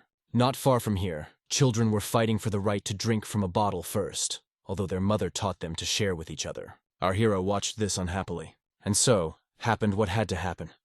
One of the boys pushed the bottle hard and all the water flew out of it. Unexpectedly, the world seemed to stop for our hero as he heard the words that Zhang Chong will now be punished by Jin Hong's son. Everything around seemed to freeze. Grandfather sat without moving. And then, just a moment later, this incredibly strong boy made a swing with his sword. With lightning speed, he aimed his sword straight at the defenseless man. But suddenly, the blade of the sword stopped right in front of his neck. Someone was holding this mysterious guy's sleeve tightly. Don't let him teach you to strike. The boy was very shocked by the fact that someone stood in his way and interfered. How dare anyone do that? When he turned his gaze to the side, he saw a young short boy holding his sleeve. The boy asked without an iota of shame if it was a hired killer. The boy's eyes instantly filled with anger. How could anyone interfere with him in such an important matter? The main character also looked at his enemy and did not take his eyes off him. And then after a second, this mysterious guy suddenly jumped back, breaking the contact between them. Time began to influence again, as it had before. The water flew out of the bottle and nothing could save it. The black boy looked around, trying to find that mysterious man.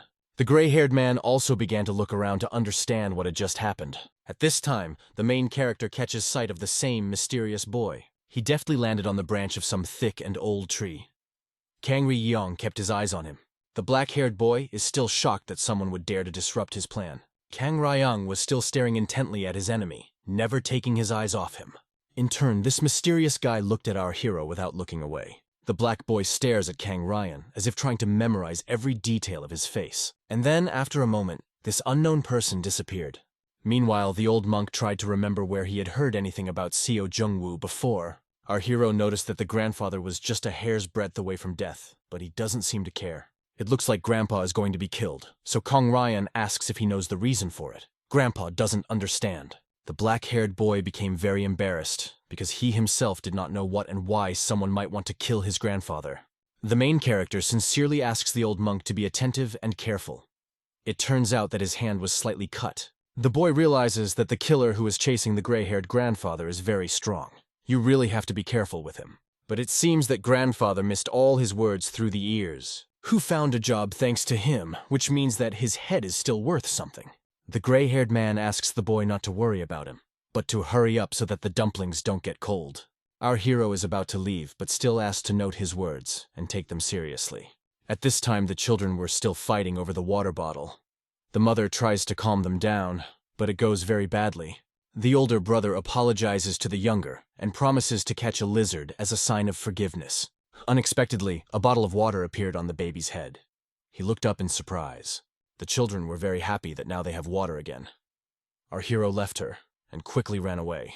He ran away so quickly that no one noticed him, so the woman thought that it was the spirits who shared the water with them. Someone is watching this from afar. Because of some fat shorty, all plans went awry. They plan to cut off communication with them and lie down. But you can't get rid of your secret weapon because of one jam. If a small crack is not repaired in time, the entire castle may collapse. Some big snake asks the boy to stop killing. This big snake asks the master to follow his own path and not listen to anyone, but he does not want to hear it. A second later, she was punished for such words. The boy chopped her into small pieces. He felt no regret or guilt about it. Blood gushed everywhere. The boy blamed his grandfather for everything, because his endless advice and instructions shook his confidence, which is why his hand shook. The image of a short, fat guy and his piercing, stern gaze were forever etched in my mind. Every time this image popped up in his head, anger engulfed his whole body. But the black-haired boy is not going to listen to excuses that his hand was shaking. The boy tried to throw his image out of his head and crushed it into small particles. Rage completely captured the young man.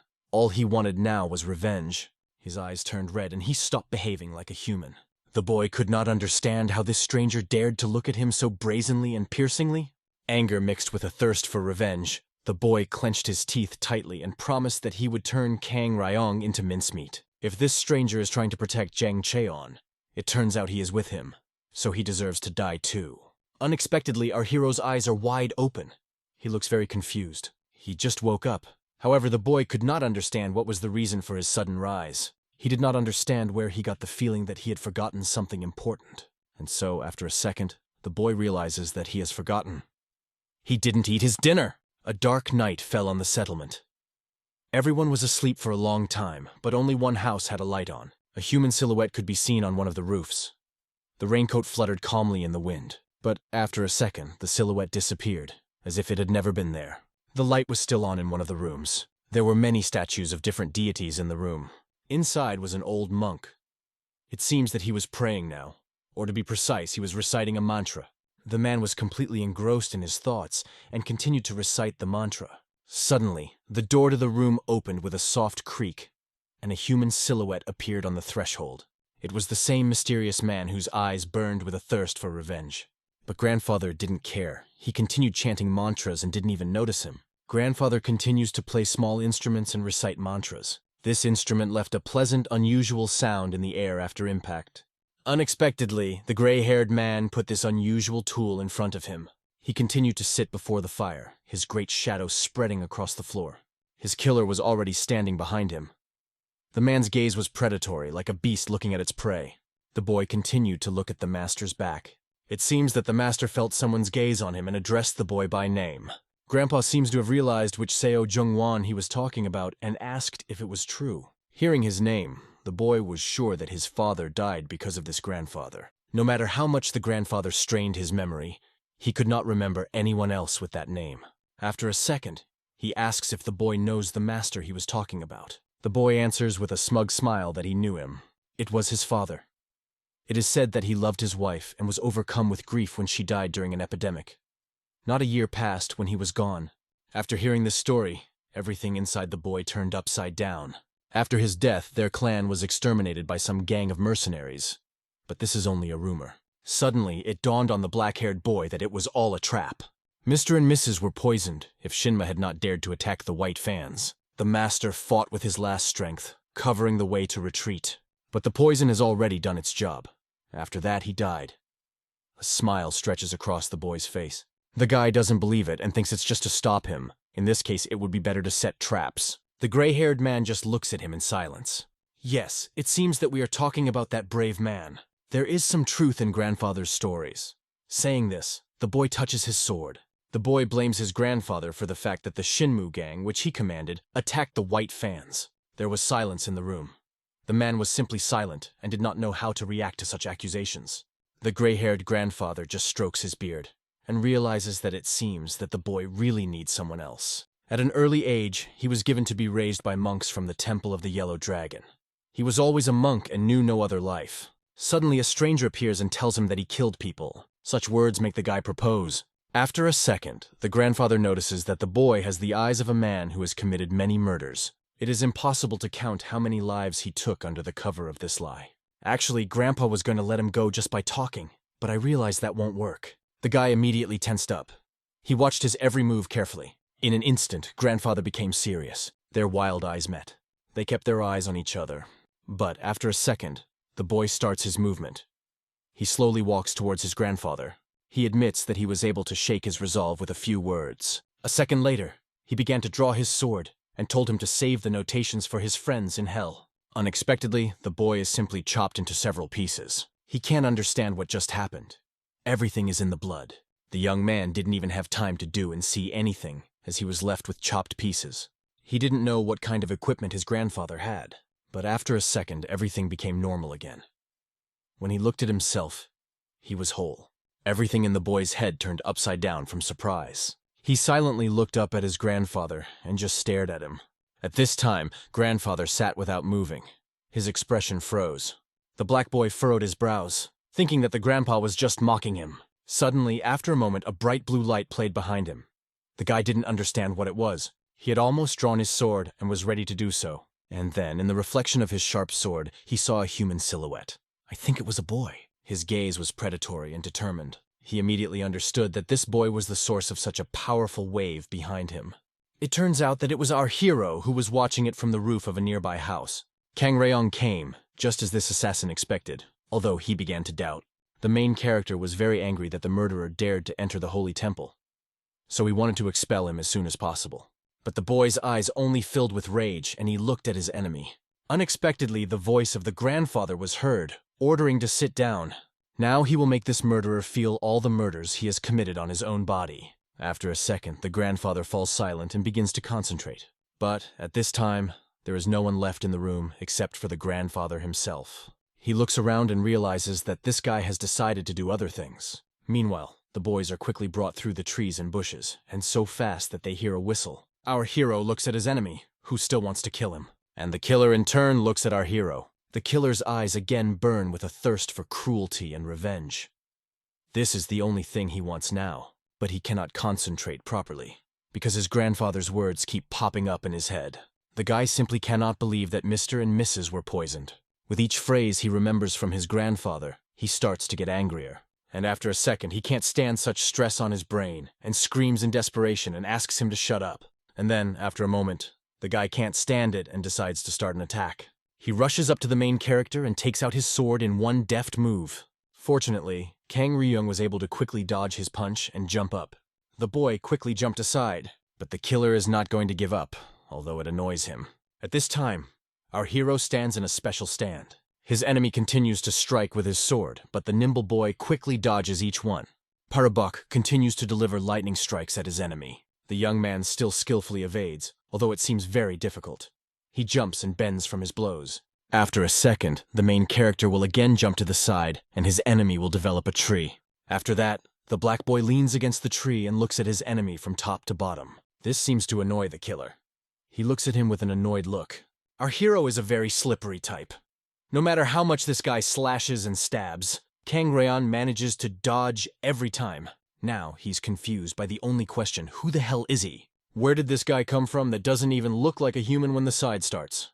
Unexpectedly, it turns out that the clothes of our hero suffered a little from the blows of the enemy. And so, when he notices it, he understands how serious everything is. He sighs in annoyance and frustration.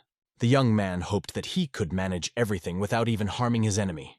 But it seems that everything is not so simple. A moment later, a very strong aura begins to emanate from his enemy. Thoughts absorbed the boy. Meanwhile, their fight continues. His enemy jumps out from around the corner. Was the wine in his parents' glasses really poisonous? He thought that the mother mixed poison into the medicine.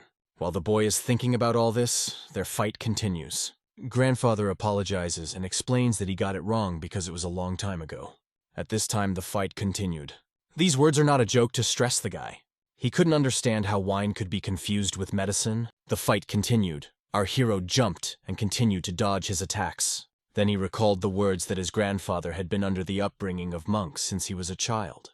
At this time, the main character jumped up, preparing to kick, and the boy still continued to think about it.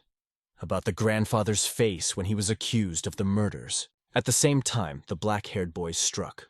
But, unfortunately, his enemy managed to evade, and he only hit a rock, which then almost collapsed. They perfectly understood that this fight will be very long, because they are worthy opponents for each other.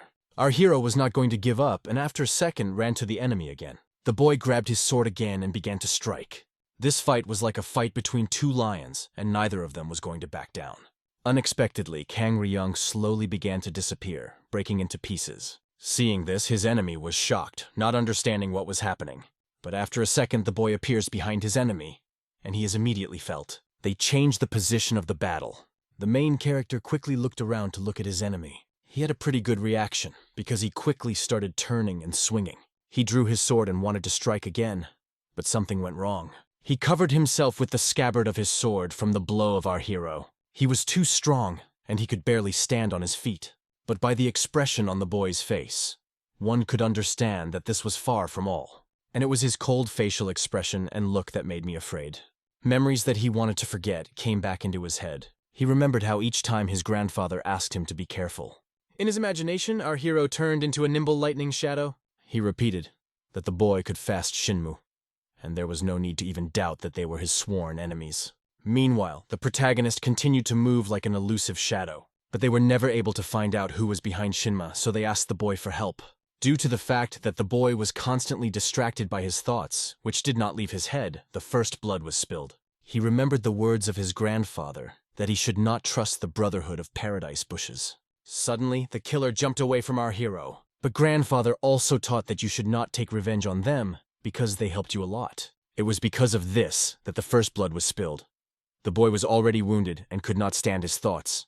The unfortunate man screamed desperately and asked his grandfather to stop appearing in his head.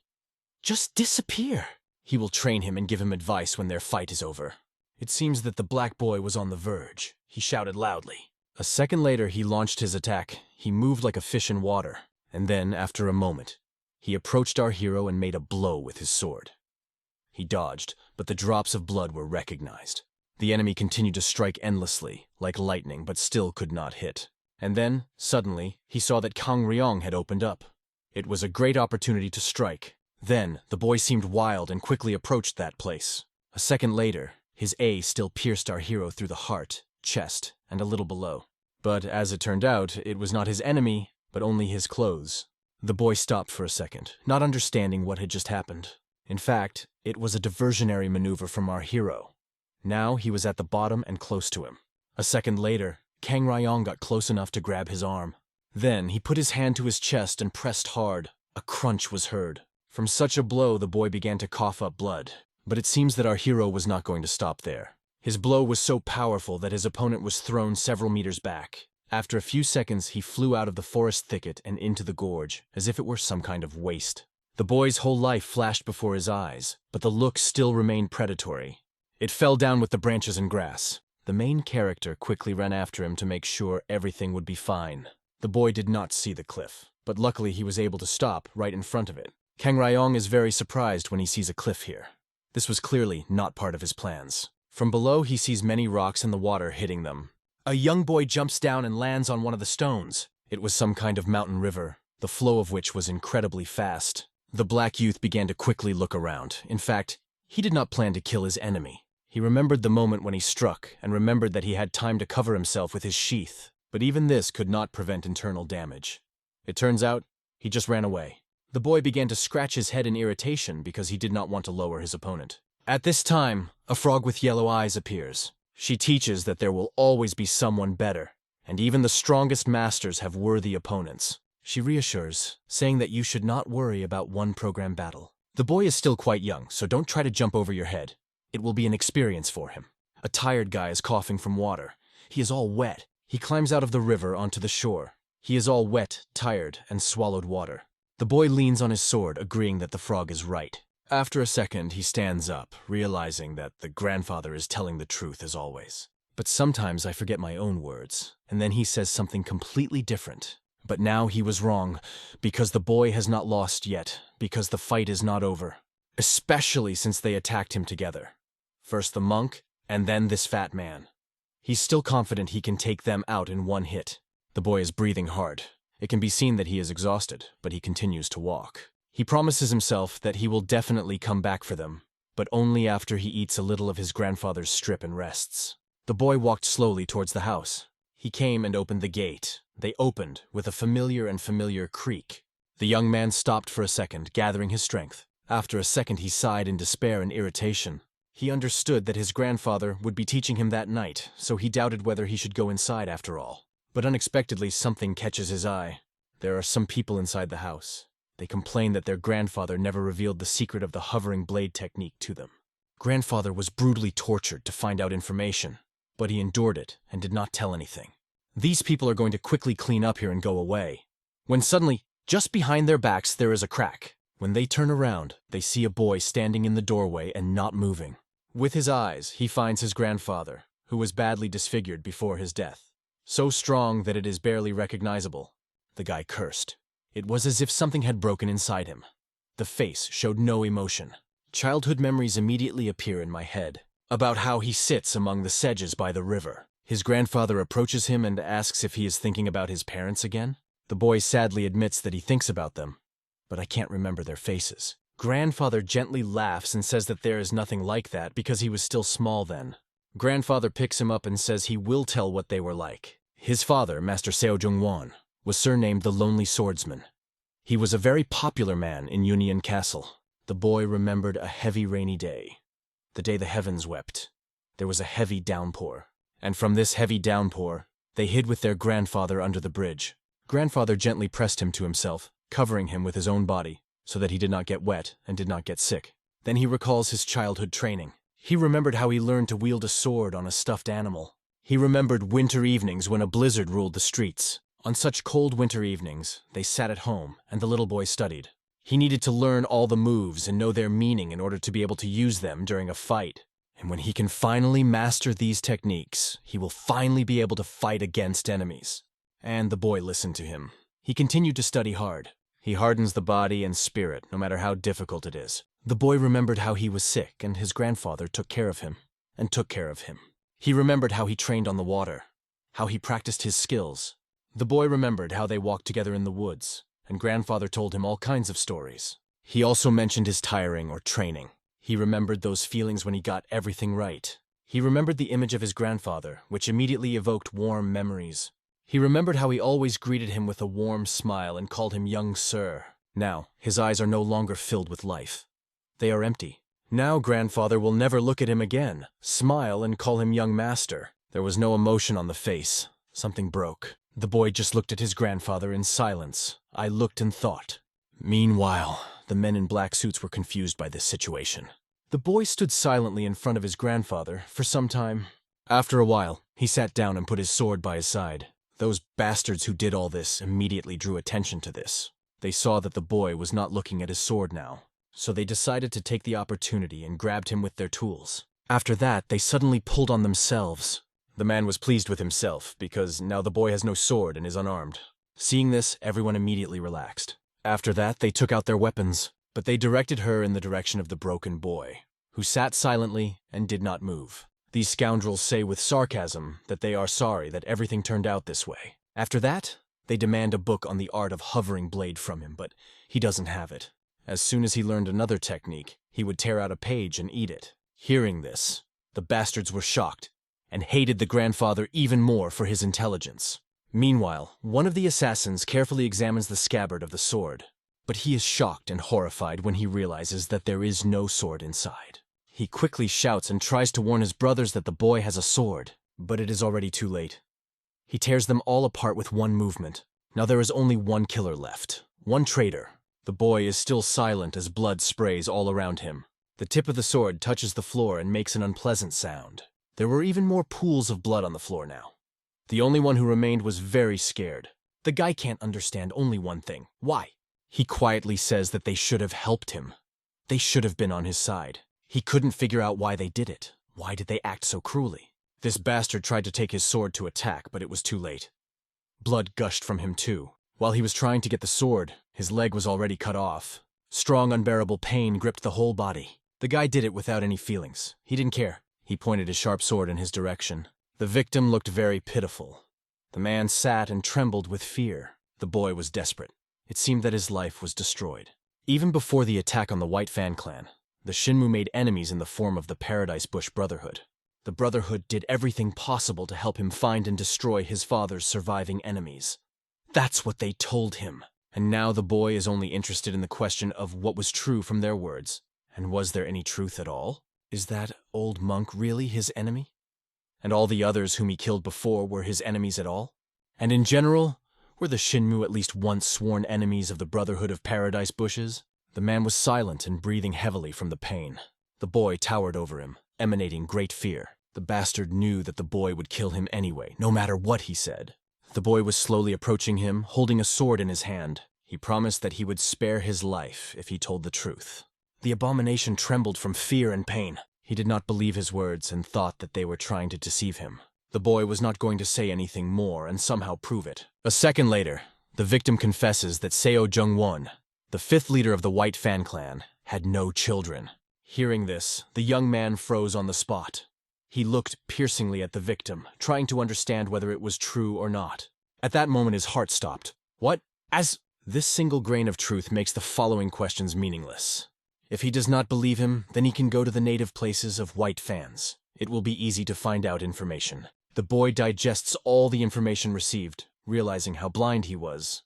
The scoundrel says that he will tell him everything if he wants to. Parubka was deceived. The monk from the Yellow Dragon Temple was never an assassin.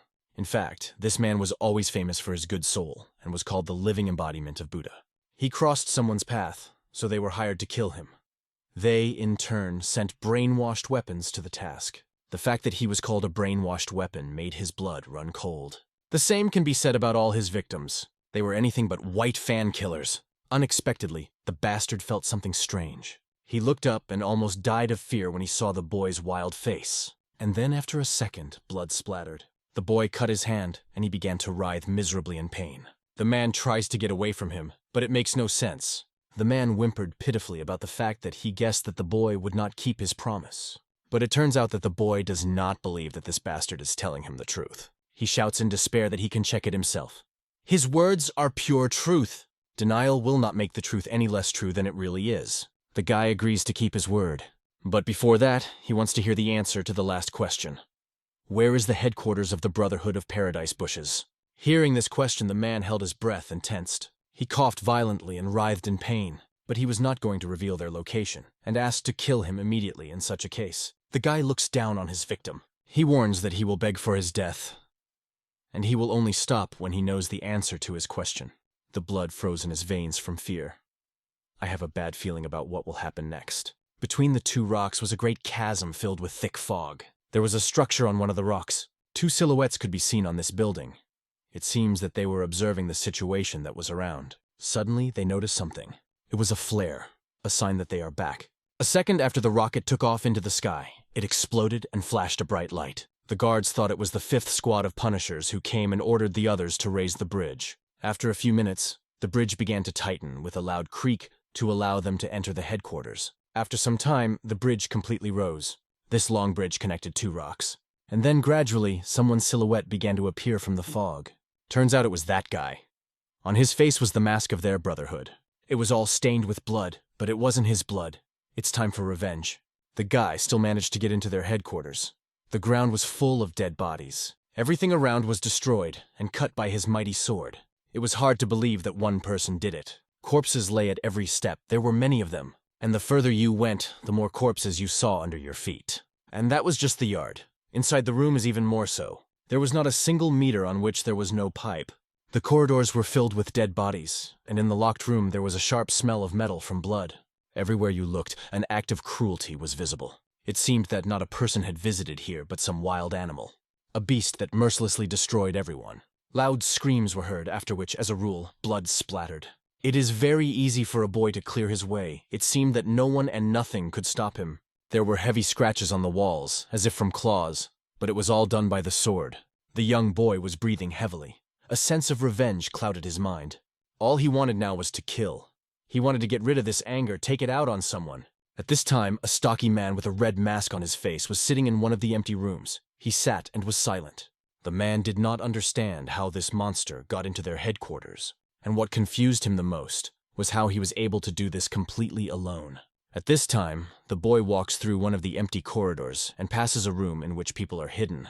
All of them immediately tensed up, preparing to attack in case of anything. There was dead silence in the room. Everyone was afraid to take another breath. Those present carefully watched the silhouette of the person who committed all these atrocities. The man in red, who seems to be their leader, also tensed up a lot. People were incredibly frightened and trembled with fear. They held their weapons tightly in preparation for defense. At this time, the boy was breathing heavily. There were no thoughts in my head. After a second, he shifted his gaze elsewhere. He turned sharply to face the door, and people saw it from the silhouette they had been watching so closely. A stocky man in a suit was not afraid of this and shouted. After a moment, he ordered his subordinates to attack him and capture him. But strangely enough, they did not even have time to raise their weapons against him, as he had already cut them down. People did not even have time to understand what had happened, and blood was already splashing around. The sword of the Parubka is in the back of absolutely everyone present. This strike caused many more deaths. The main man in the red suit was also hurt. His hand was badly cut. The guy did it without even opening the door. He simply cut them. A second later, the door to the room was gone, as well as the living people.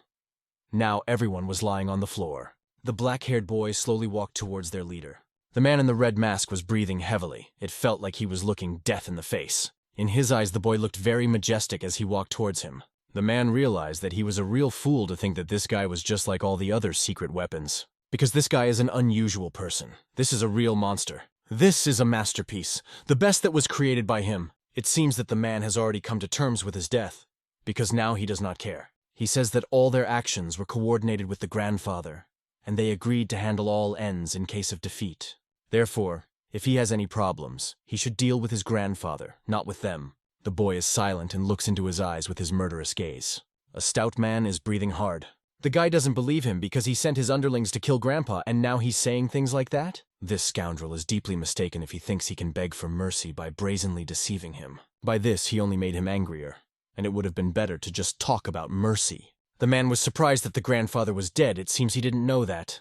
After a few seconds, it dawned on him why the boy had done all this horror. Now I understood how Grandfather decided to fix everything. The man came to the conclusion that the 5th squad of Punishers was with his grandfather. It seems he bribed or blackmailed them. The boy is still looking at the scoundrel with great disbelief. My husband just can't believe that my grandfather is dead. This simply cannot be. He tells him to go back and see if it really is his grandfather's trumpet. The guy was completely confused. He did not know who to believe and what to do. Everyone around is lying. All this time it was used, and today's situation is no exception. He was deceived again, he believed. The man continues, saying that the boy should not be worried about what is happening here. He has to think about the fact that the old man, with whom he lived all his life, deceived him. But the young guy did not want to listen to this and split his head in half after a second. He did it quickly and without any regrets. He had no desire to listen to this nonsense. Having performed the act of revenge, the boy leaves. After that, he returns back to his grandfather's cabin in which they lived. He approaches a small house that has no door. The guy goes inside and sees that everything here is cleaned. There are no bodies here, not even the body of his grandfather. Parubik cursed. Who did it? He clearly remembers that his grandfather's corpse was next to this wall. But now, he has disappeared without a trace. Not even a drop of blood remained. He clearly remembered that the bodies of his enemies were lying on the floor here. But now everything here is clean to a shine. Lanterns and large pools of blood were lying here. The heart began to beat frantically. It seemed that it was about to jump out of his chest. The boy felt sick. Did he dream all this? Is it not true? Who to believe? Everything swam before the boy's eyes. Breathing quickened. Heart ached. Exhausted, he fell to his knees and leaned on his sword. He no longer understood anything. The old man looked around, breathing heavily. It seems that it was the end. The nerves can't take it anymore. And then, after a second, from exhaustion and stress, he lost consciousness and fell to the floor. Is this someone's evil joke? At this time, the old monk walks and thinks about something important. He stroked his beard. After a while, he mentions that Seo Jung-won doesn't seem to have had any children. He walks slowly about his business and continues to think about it. All this time, someone was watching the old grandfather with folded hands, like binoculars. It was the main character. He watched over his grandfather to protect him in case of anything.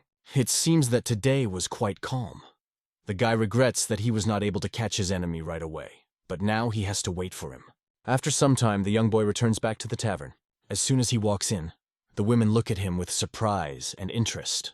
Kang Ryong doesn't understand what happened, and the girls, meanwhile, start whispering quietly about him.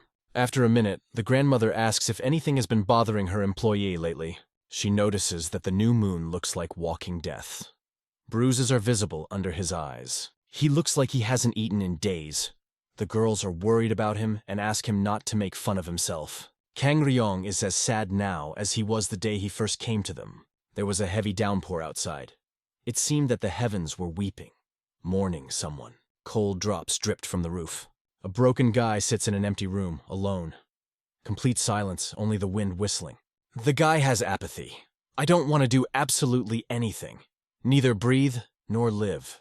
Memories of how he visited one settlement appeared in his head again.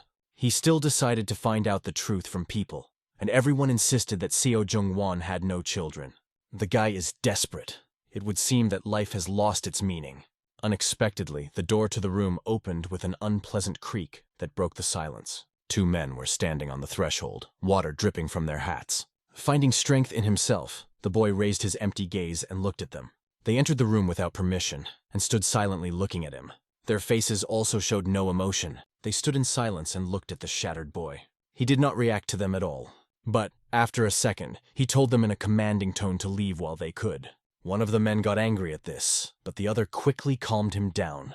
The mustachioed man explained that they came from the Rice Valley. Most likely he heard about them. Hearing about this, the boy was a little embarrassed. The skill of the guy is very impressive. These men spent a lot of time and effort trying to find out who was behind the Paradise Bush Brotherhood. There is something that they came to ask the young man. The unknown invited him to the Rice Valley with them. He can ask for anything he wants. The boy did not move, but silently listened to their words, although he had no desire to do so. A second later, in an angry voice, he ordered them to get out of here. "You won't do anything." The men just sighed heavily. It seems that now is not the best time to talk. A second later, the man placed a bag of groceries on the floor. The strangers are going to return to him when that train gathers strength. Having said this, they say goodbye. The guy has absolutely no desire to talk. He continues to sit silently and look at one point. The boy again remembers the words of the people he asked about the white fans. All the people were very surprised when the boy asked them about the manager of the white fans. They lived modestly and did not throw money away. They had several subordinates, but they cannot be called managers. Having learned all the important information, the boy left the people without explaining anything. This must be the same guy who asked about the white fans recently. There must be something behind his interest that is not meant for prying ears. The image of his grandfather appeared again and again in his head. The person with whom he lived his whole life. A person who gave him advice and taught him. And this person turned out to be a fake. Who is this old man, really? And who is he really? Rats are busy devouring food, but as soon as they heard a noise, they quickly ran in different directions. These two men again came to the unfortunate boy. They looked at the bag of food that had been torn apart by rats. The food was spoiled by them. The man noticed that, unfortunately, the food remained untouched. He wondered if the boy was alive at all because he hadn't eaten or drunk much. It seems that the boy wanted to ask them something. He quietly mumbled something. After a second he asked, "Did they get rid of the bodies that were here?" The mustachioed man calmly replied that it was not them. But he has a guess as to who might have done it. But before that, the man asks again if he has thought about their proposal. A broken boy ponders the rice valley. There are terrible rumors about her, and they all boil down to the fact that there are a lot of hired killers. He asked if they could even imagine his desire. The mustachioed man had long guessed what the boy wanted. He wants to know who the grandfather who raised him all his life really was. He said this in a very confident voice. Indeed, it turned out to be so, but the unfortunate man did not say a word. He continued to sit motionless, thinking about everything. And anyway, why should he be interested in some dead man? But is he sure that the old man is already dead? Did that corpse really belong to him? His head was spinning from such terrible assumptions. The leader of the paradise bushes tried to tell him the same fable. This brought a smile to the stranger's face. It seems that the leader was not stupid at all. It suddenly emerged that the old man was taking part in all this. Perhaps in this way he decided to sever all ties with the Brotherhood. The boy remembered his words about not associating with this fraternity because they were pursuing their own interests. But does the boy know why everything is like this? It turns out that they exposed him. This was told by informants who followed the Brotherhood. They had already encountered him before, but they did not know that it was the same person. When the old man realized that they had exposed him, he staged his death and disappeared. All this time they were watching him in Shinma. The boy silently listens to his story and does not understand whether to believe it or not. He is very interested in the question of what they managed to learn. But the man has no right to divulge information to outsiders, so if he wants to know more, he must join them. This is his only chance to join them, because they will not come here again. This is a very difficult decision and the boy hesitates. Strangers are not going to put pressure on the guy, but they are ready to answer for their every word. After saying this, they turn and are about to leave, but unexpectedly they remember something important. If the young man ever thought of coming to their valley, he must stay away from the yellow dragon. The boy just looks at them questioningly. The man explained that there was a monster that he had probably met before. They say he checks the area every day and looks for him. I would not like such a master to die from a monster. That was all they wanted to say. A second later, they crossed the threshold. The guy continues to sit in one place. He is very curious about what kind of monster it is. A second later, he grabs his sword. The boy breathes heavily and leans on him to get up. He has unfinished business. At the same time, our hero is busy delivering orders. Customers are constantly amazed at how fast the guy moves. Indeed, the main character had lightning speed. He decided that on the way back, he would have to look into the temple of the yellow dragon. Unexpectedly, the boy notices something in front of him. His gaze immediately becomes more severe. Kang Ryong is shocked when he realizes that this is the same opponent who was able to escape. This time the boy is not going to let him go. His enemy looks at him. His enemy looks at him with a dead look, without any desire. Our hero decided not to waste time and immediately ran to him. A second later he jumps high, preparing to attack. He pulls out a regular stick and swings while the enemy draws a sword. He wasn't going to let him go this time. The black guy is ready to accept his challenge. So, after a second, the guys are engaged in a fierce battle. When the boys collided in a fight, it was immediately heard. Everything started to fall apart when Kang Ryung and Jin Hong started their duel. They got into a fierce fight with each other, but Broken Boy is not going to give up. He wants to see things through. His sword touches the staff of his enemy with which he attacks him. Both boys are exhausted. Despite this, they continue to fight. They are so strong that they seem unable to resist each other, and after a second jump away. Their eyes are burning with thirst for victory. They are already very exhausted, but they are not going to end it. And so, their weapons met again, and everything around them growled. Trees and bushes were completely blown away by such an inhuman force. Two men watched them. They did not expect that the fight would drag on like this. They have started for the 30th time, but they don't even think about finishing.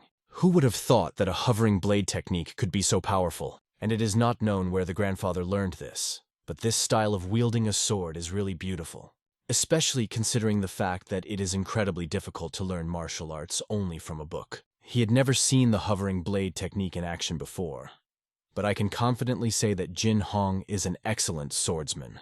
The mustachioed man ponders his words. They continue to watch as the boys seem to dance in battle. Awesome is not the word to describe the boys' skills. The man looks at his colleague in surprise. Once upon a time, he happened to see the lone swordsman Seo Jung-won, the genius of the floating blade. And now, when he looks at this self-taught man, it's as if he sees him again. They continue to watch their fight. Both guys are unmatched in their skills. They fight so passionately that it is impossible to look away even for a second. Even blink.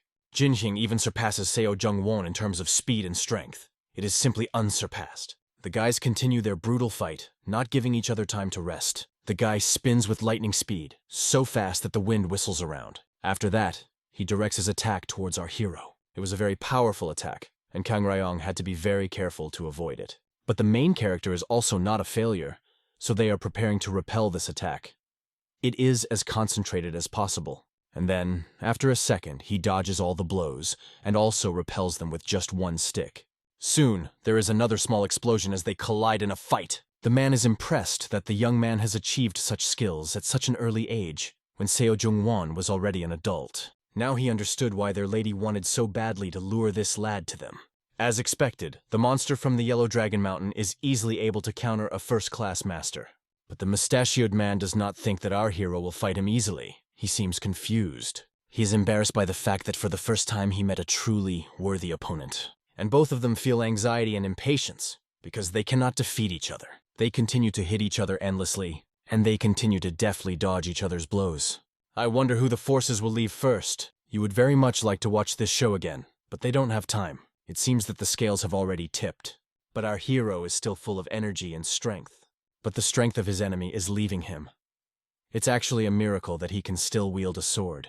In such a situation, the slightest stop or doubt can cost him his life. A young boy with a predatory look, like a wild eagle, flies at his enemy. He jumps and strikes his sword hard, driving it into the ground. The blow was very strong, but Jin Hong was able to withstand it, even though his strength was almost gone. Soon, the area of land on which the boy was standing began to collapse from such a strong impact. Because of this, the edge of the cliff on which the boy was standing began to fall down with him. He began to fall, and heavy stones and earth fell on him. The guy could not avoid this situation and grab something, so he just fell.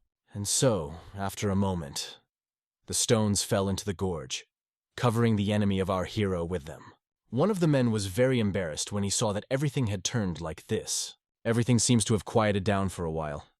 Dust and dirt rose here. Jin Hong lay motionless on the rubble. The boy did not move at all. It seems that he no longer had the strength for anything. A second later, our hero went down to him to check his condition. One of the strangers was worried that the boy had died, but the other reassured him because he was sure that it was not so. Kang Ryong stared intently at his enemy, who was still lying motionless. Yes, it seems he is still alive. The young boy did not say anything to him, but still silently watched and observed. He sighed heavily. Very interestingly, it turned out that the sword that cut the rocks was like a carrot. Couldn't break the old stick with which our hero was fighting. The mustachioed man just silently watched what would happen next. After a second, the young man leaned over his enemy and asked if he had fallen asleep. Jin Hong didn't seem to be going to answer that question. Black and the boy continued to watch him in silence. Suddenly, his enemy quickly jumped up to attack him again. Predatory intent was again visible in the eyes. The main character, in turn, quickly jumped to the side. And so, after a few seconds, he landed on the ground. When he landed on the ground, he drove a few meters back. The boy continued to swing his sword desperately. It seems that Kang Reong was very happy that the enemy did not die. A playful smile appeared on his face, but Jin Hong did not react to his words. Our hero carefully looked into his eyes and understood something. It was not a joke that confused the young boy. He realized that the boy was now unconscious, but nevertheless he continued to fight. While he was thinking about this, he got distracted and crashed into a stone. At this time, his enemy did not wait and towered over him with a sword. The face expressed hatred.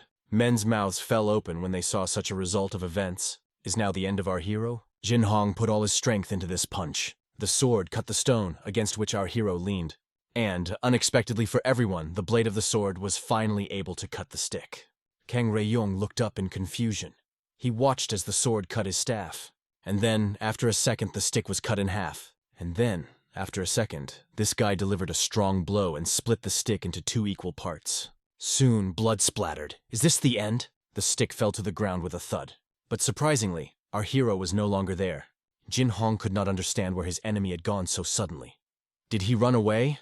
At that moment, Kang Reong was already behind the boy and pressed his finger hard on his neck. After pressing on this pain point, the young boy lost consciousness. It seems that the outcome of the battle was already obvious. A second later, the main character's enemy fell down, face straight into the ground.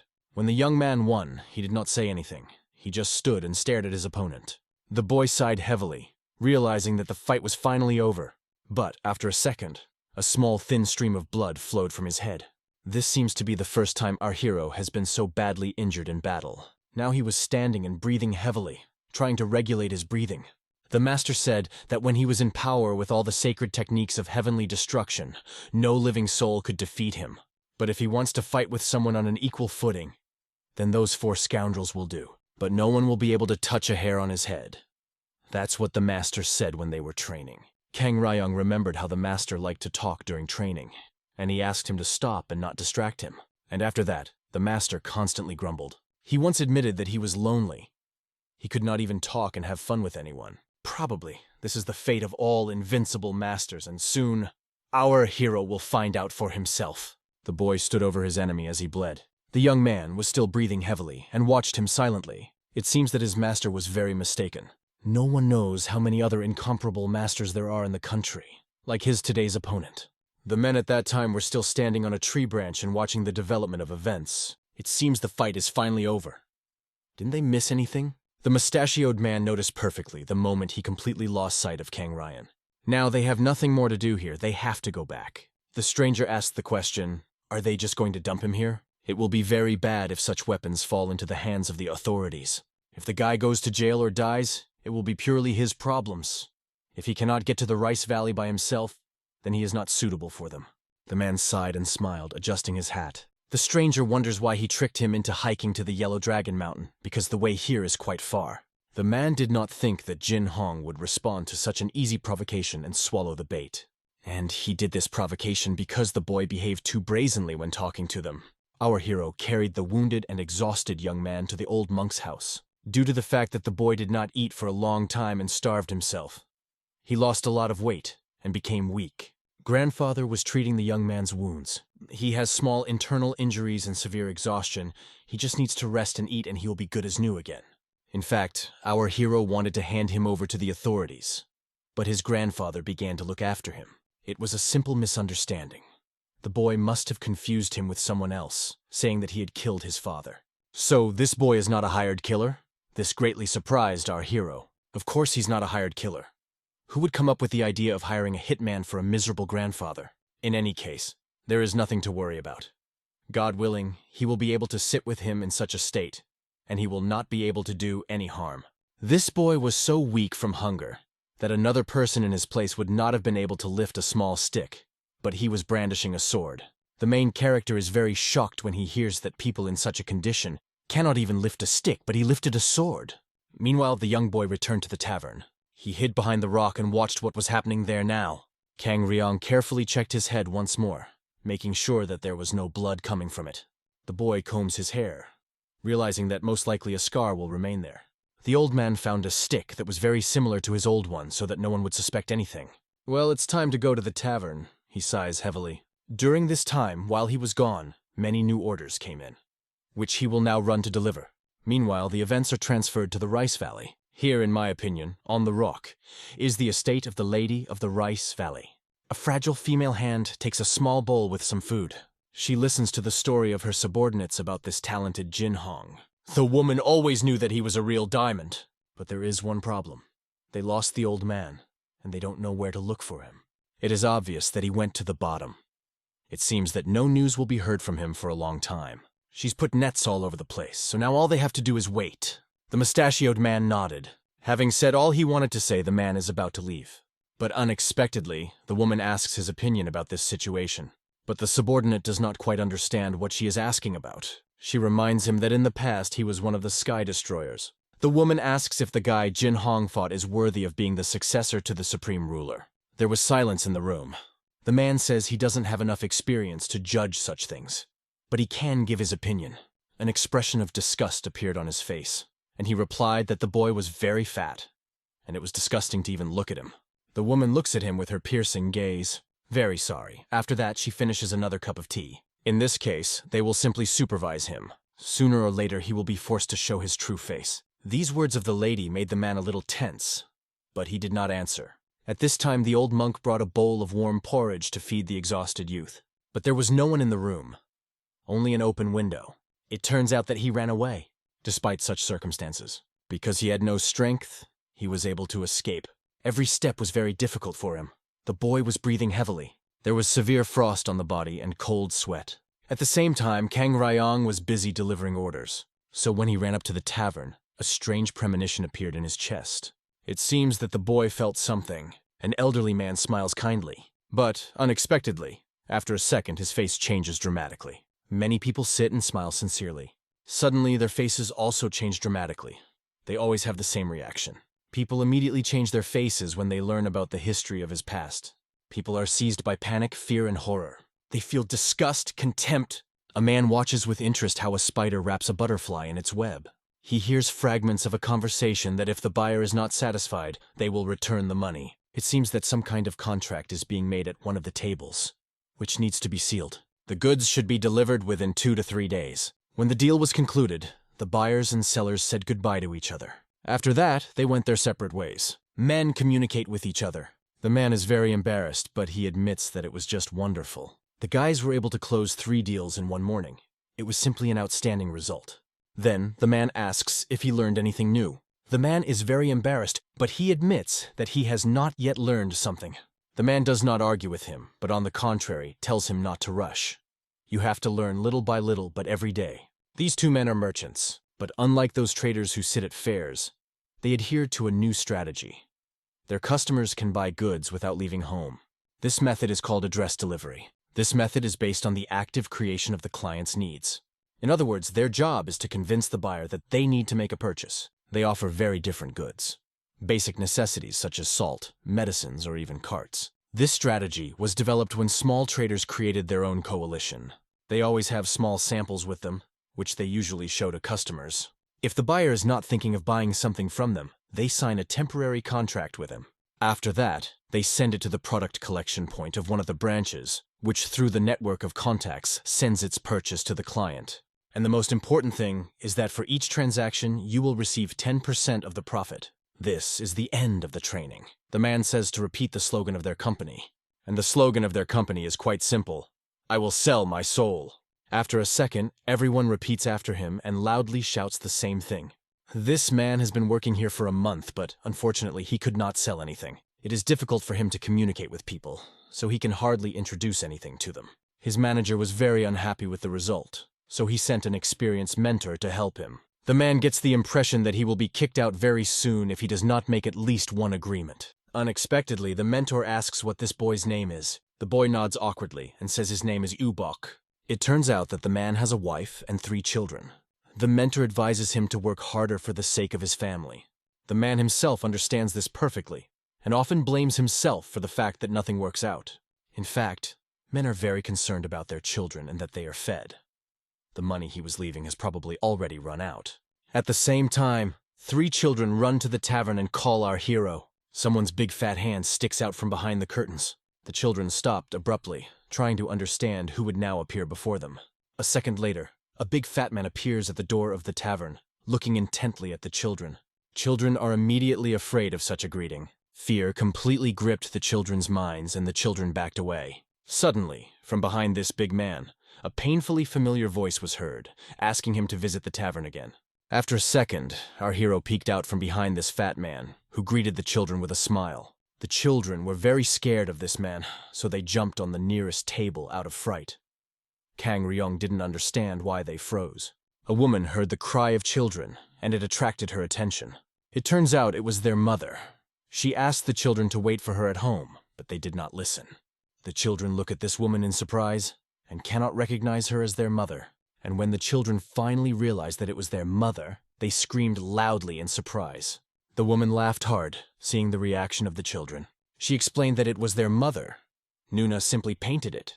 The children didn't believe it anyway, because their mother isn't that pretty, even when she's made up. Men, listening to this, wondered what kind of makeup was such that her own children did not recognize her. The old monk chuckled quietly, saying that the youth now know nothing.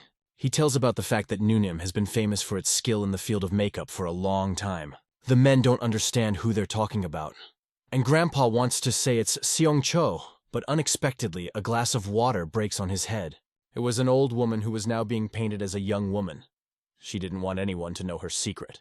A woman and her 3 children just watch this in shock. This will get the blood pumping. After that, the mother sends the children outside, because it is very hot here, but they do not want to.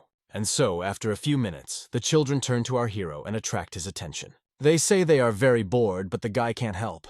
After a second, they add that they are very hungry. The boy will now go to negotiate with the cook about an additional portion of food.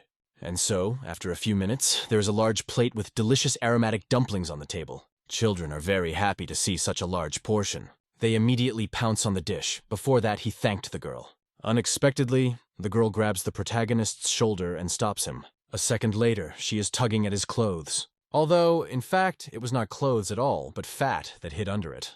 The girl looks thoughtfully at the boy and thinks how to deal with this problem. The girl says that from today there will be no more night snacks. They were sitting at the same table, and the children noticed that the boy was not eating. Was it because he was called fat? Unexpectedly, the boy asks if his father visits them often. Unfortunately, he comes late at night and leaves early in the morning. The father promised that he would earn a lot of money and feed them meat. The main character listens to the children with interest. In fact, he wouldn't give up meat now either. Meanwhile, their father and his mentor are on business. Unexpectedly, someone throws cold water on these 2 traders. This was done by a woman who repeatedly told them that she was not going to buy anything from them. The man was very irritated and was about to explode. But the mentor quickly calmed him down and patted him on the chest. The woman threatened that if they came again, she would throw mud at them. And after that, she slams the door shut right in their faces. The man does not understand why they have to endure all this abuse, because selling goods is not a crime. The mentor does not understand why the man still clings to it. But the man does not understand what I mean. As it turned out, his mentor spoke of his pride. The man just looks after him, pondering his words. He understands that his mentor is a very good person. It seems that his sales technique is almost no different from the methods of his colleagues. But all the same, buyers trust him more and smile when shopping. 2 merchants continue their journey and look for new customers. After a few minutes, they approach the men who are sitting and seem to be eating something. After that, they find buyers on the lake and politely call them to the shore. A merchant is interested in telling customers about a product they can buy. But most people still don't want to work with them. A month ago, a man bought this knife from their company. He was promised that he would serve for many years, but he broke down after a month. This impudent man needs to return his money or give a normal knife. However, the dealer is not going to return anything because this knife was not bought from him. This annoys the man very much. His nerves can hardly stand it. The man continues to stand his ground and needs the money back or he will spread bad rumors about them. The man was very angry with such an impudent buyer because he clearly lied to them. This knife had a year's worth of rust on it. Unexpectedly, the trader apologizes and says that he realized his mistake. But unfortunately, the deal wasn't made with him, so he won't be able to pay him back. But the man found another way out of this situation. He sat down and began to wash this knife right in their yard. And here, after some time, the knife was as good as new. The husband and wife carefully looked at the knife from all sides. The merchants were about to leave, when suddenly the man asked them to wait. He really wanted to look at their grindstone. The man kindly shows him the stone, but I explain that it is not for sale. Such whetstones are created by special order of the authorities for the points of weapons. After some time, the men had a break. They are sitting and having lunch. And at this time, my husband is counting how many deals they have made today. Husbands are very surprised when they understand that they made 14 transactions in a day. The teacher thinks that it is very difficult for the man to follow him all day, but the man is glad that he learned something. He is very pleased to see his husband at work. He explains that traders must sell goods regardless of the circumstances. The main thing is to remember this, and everything will work out. The most important thing is not to impose the product on people, because only swindlers do this. It is important to find a common language with buyers and talk to them. This is the beginning of all beginnings. By the way, the mentor was in this village a few days ago and learned something. A family is moving into an empty house not far from here today.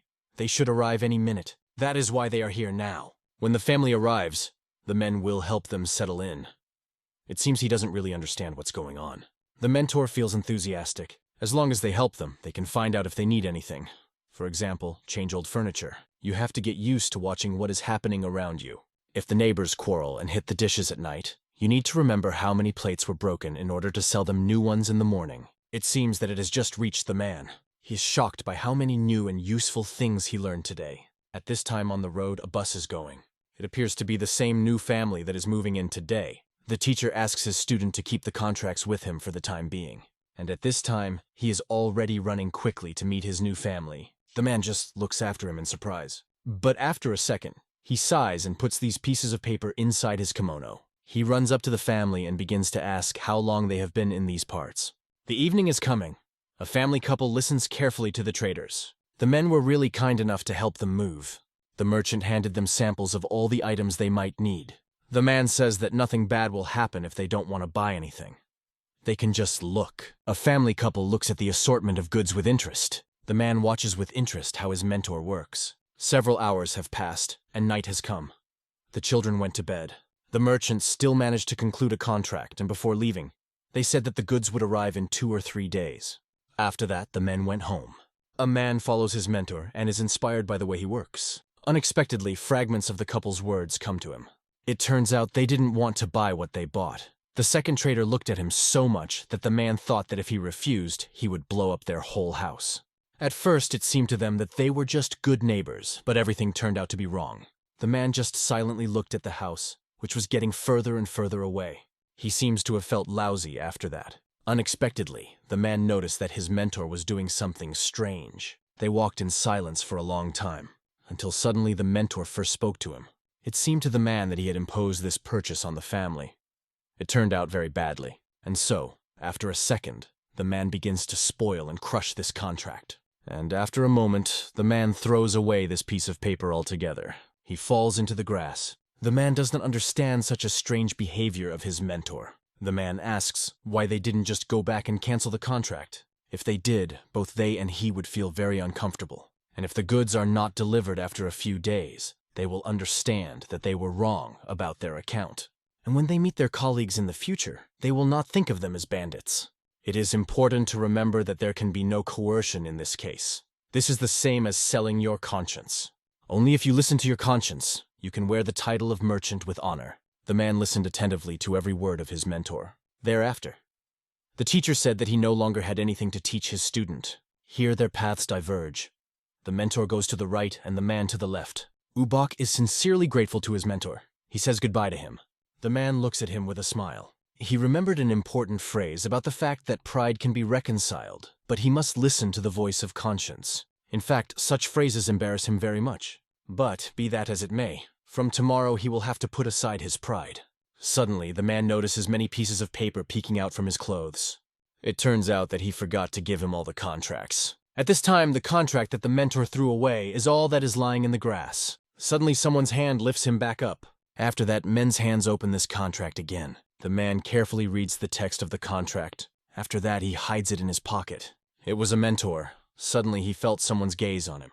It turns out that his former student was watching all this. The man became very uncomfortable. Cold sweat quickly ran down his face from nerves. The man came to give him the contracts. After a second, he hands him a piece of paper. The frustrated man stands motionless as the mentor walks away. He continues walking, leaving the student behind.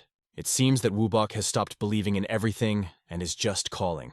Unexpectedly, the mentor says that his student was right after all.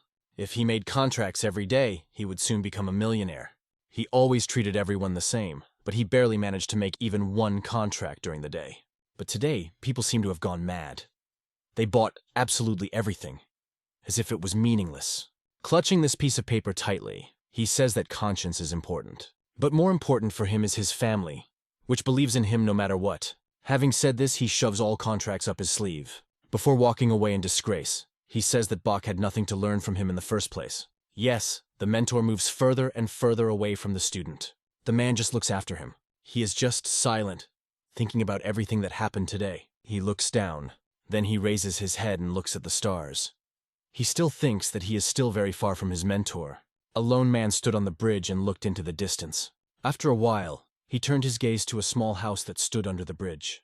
It was Bach. He was silent and looked with his sad eyes. He sighed heavily. A second later, he turned his back to the edge of the bridge. Suddenly in front of him, he saw two big eyes. The man was not jokingly scared.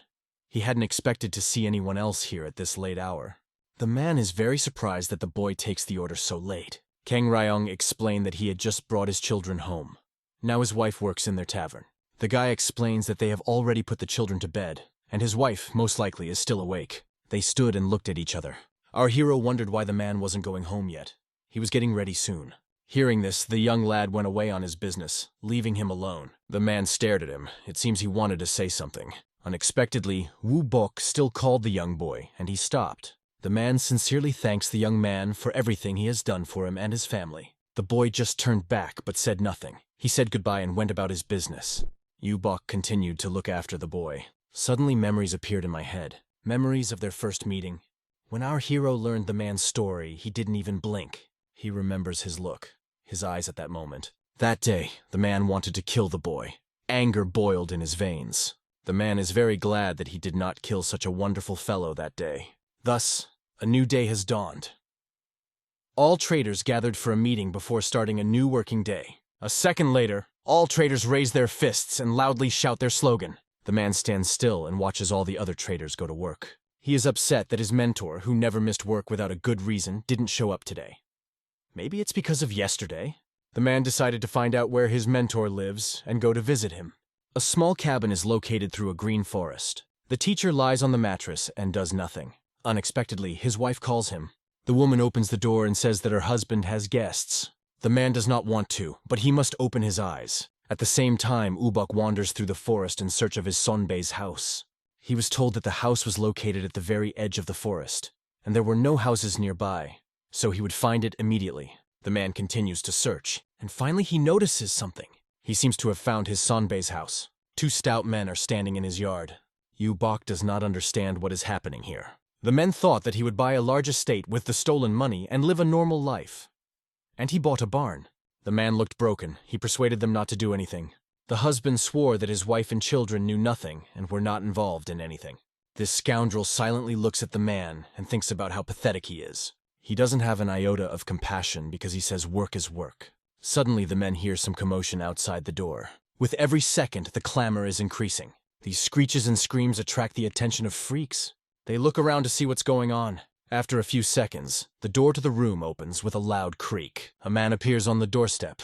Sonbei stares at him in shock. He doesn't understand that Bach forgot here. As soon as the men saw the stranger, they rushed at him with their fists.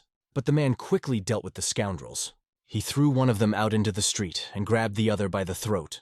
He did not understand why they were climbing up to a crazy suicide bomber. The man is ready to punish them for robbing and intimidating the weak. The abomination is shocked by what he sees before his eyes. He runs towards Bach and shouts at him, asking him to stop. The man calls him master and asks him to stop. It turns out that they saw each other several times in the Rice Valley. The man looks at him suspiciously. After a few minutes, these scoundrels went outside. One of them sincerely apologized and promised to fix the situation. Immediately after that, they quickly left. But at last this bastard turned and looked him in the face. In fact, earlier, this man had the nickname Chimera's Hand. It turns out that he was the greatest killer of the Rice Valley. What did he forget in this hole? The man looked after them in silence with his gaze. When they finally leave, the man returns to the Sonbei. He explains that he came to visit because he thought he was worried about yesterday. If this is indeed the case, he asks not to worry. But the man, it seems, does not listen to him at all. He looks too scared. This stresses the man a little. He turns his gaze to the woman and children and sees the same facial expression. He immediately understood that they were afraid of him. This facial expression is already familiar to him. Therefore, in order not to disturb them, he's going to leave. The man turns and silently walks away. Meanwhile, our hero eats delicious dumplings and listens to the story that Bok used to work in the Rice Valley. The guy hears about it for the first time, because the man does not tell anything about himself. Now it became clear why the man does not tell anything about himself. Yoren asked if the boys knew what a rice valley was. At this time, the upset man returns home. In fact, he himself did not notice how his legs themselves brought him home. He decided to take a day off and spend it with his children. Unexpectedly, the man has a strange premonition. A premonition, as if someone is watching him. And then, after a second, he shouts loudly and tells those who are watching him to show themselves. Yes, after a second someone comes out of the house. It was a man in a big hat. It seems that they were already acquainted. If Bok has already given up his business, you should not disturb others and take their bread. Bok's face immediately changes when he recognizes this person as Yang Jongjak. It turns out that the lady of the Rice Valley ordered his head to be brought. There was a dead silence between the men. The man does not understand what he is talking about, but the man asked him not to fool around. Has he lost his memory? It was just a few hours ago. Suddenly, it dawned on the man what he meant. Bok immediately understood that it was about his son Bai. He remembered how that scoundrel had said he would take care of everything. Turns out he just handed it in. With every second, the man boils with anger. Just the thought that they have somehow harmed them makes one's hair stand on end. But luckily, when they got back to his house, the family was gone. Hearing this, the man relaxed. He is very glad that they will not be able to harm them. The mustachioed man does not understand why he is so naive. According to their law, someone has to suffer the punishment for failure, and Ju Chun decided to pass it. He didn't seem to care at all about it. He stood and was silent. Since they worked together before, he gives him a chance to go and explain everything to the lady of the Rice Valley in person. Someone's footsteps were heard behind. The man looked around and saw that several people were already standing behind him.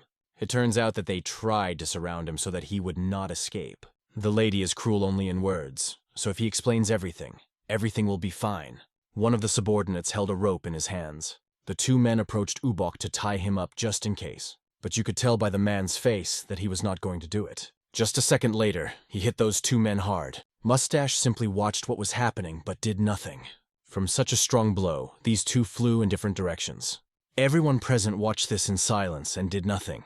The subordinates, as soon as they saw this, were immediately frightened and did not want to interfere with it. Aggression emanated from the man. It was clear that he would not allow himself to be offended. Yang Zhong's sense of self-preservation seems to have completely disappeared since their last meeting. Maybe the man left Murim, but he has his own feeder.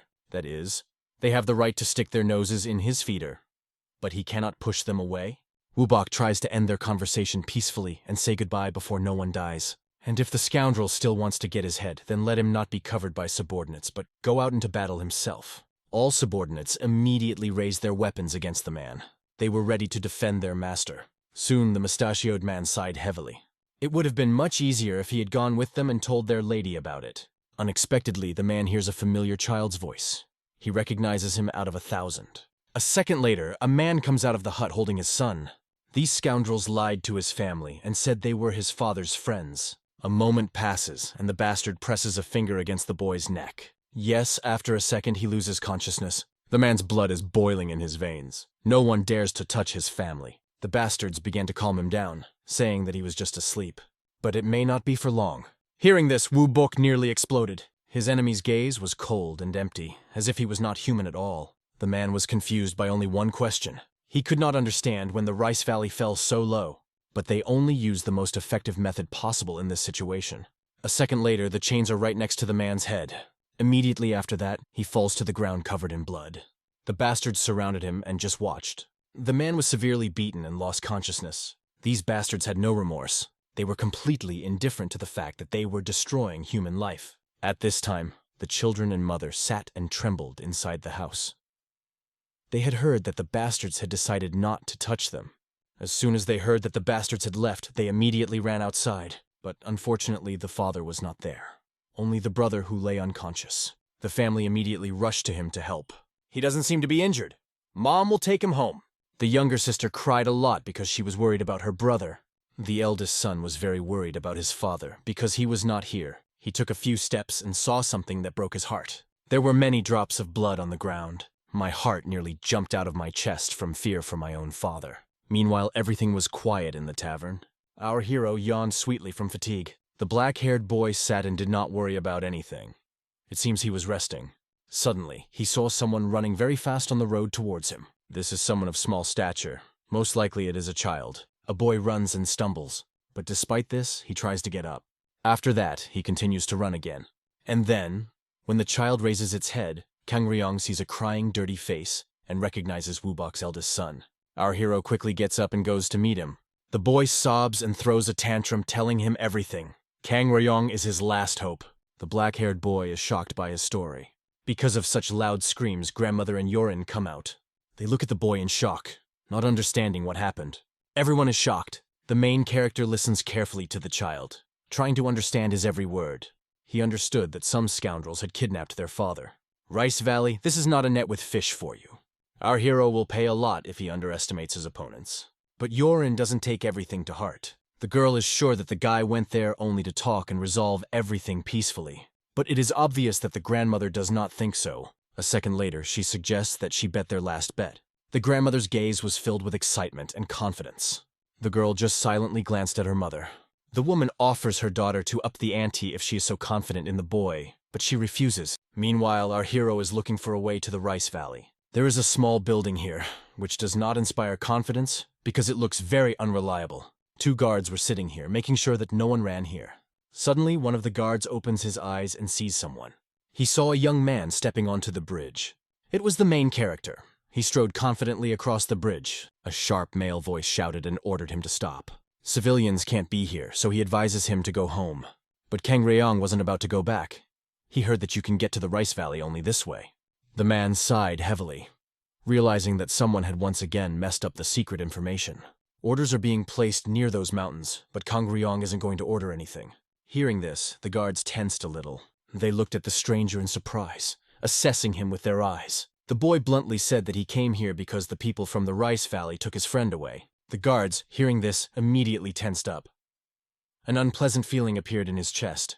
It became immediately clear that this mysterious boy did not come with good intentions. After just a few seconds, the guards were already unconscious and lying motionless on the floor. This is all Kang Ryong's handiwork. He comes out of the shadows. At that very moment, 2 arrows whistling towards the young man, but he apparently easily stopped them with one hand. Our hero did not even blink. The young man was carefully looking into the field, in which someone was clearly. Rice Valley will destroy not only the one who dares to challenge it, but also all the people close to him.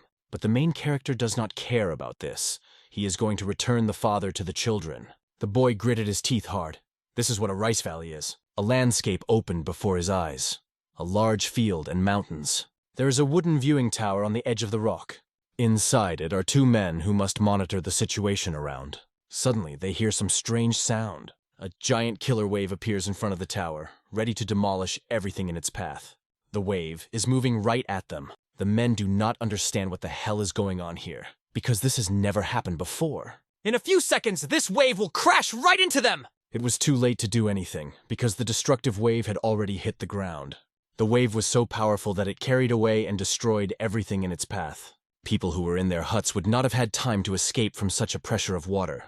Water destroyed not only homes, but also took human lives with it.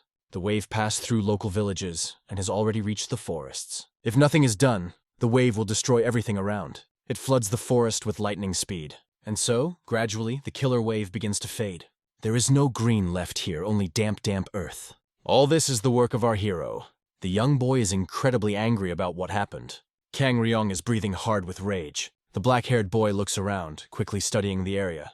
The water begins to flow back to the sea. And the eyes of our hero, meanwhile, are increasingly filled with determination. And then a second later, Kang Ryong quickly starts running, planning to find Woo-bok as soon as possible. At this time, the bastards are in the dungeon. They hear some noise above the ground.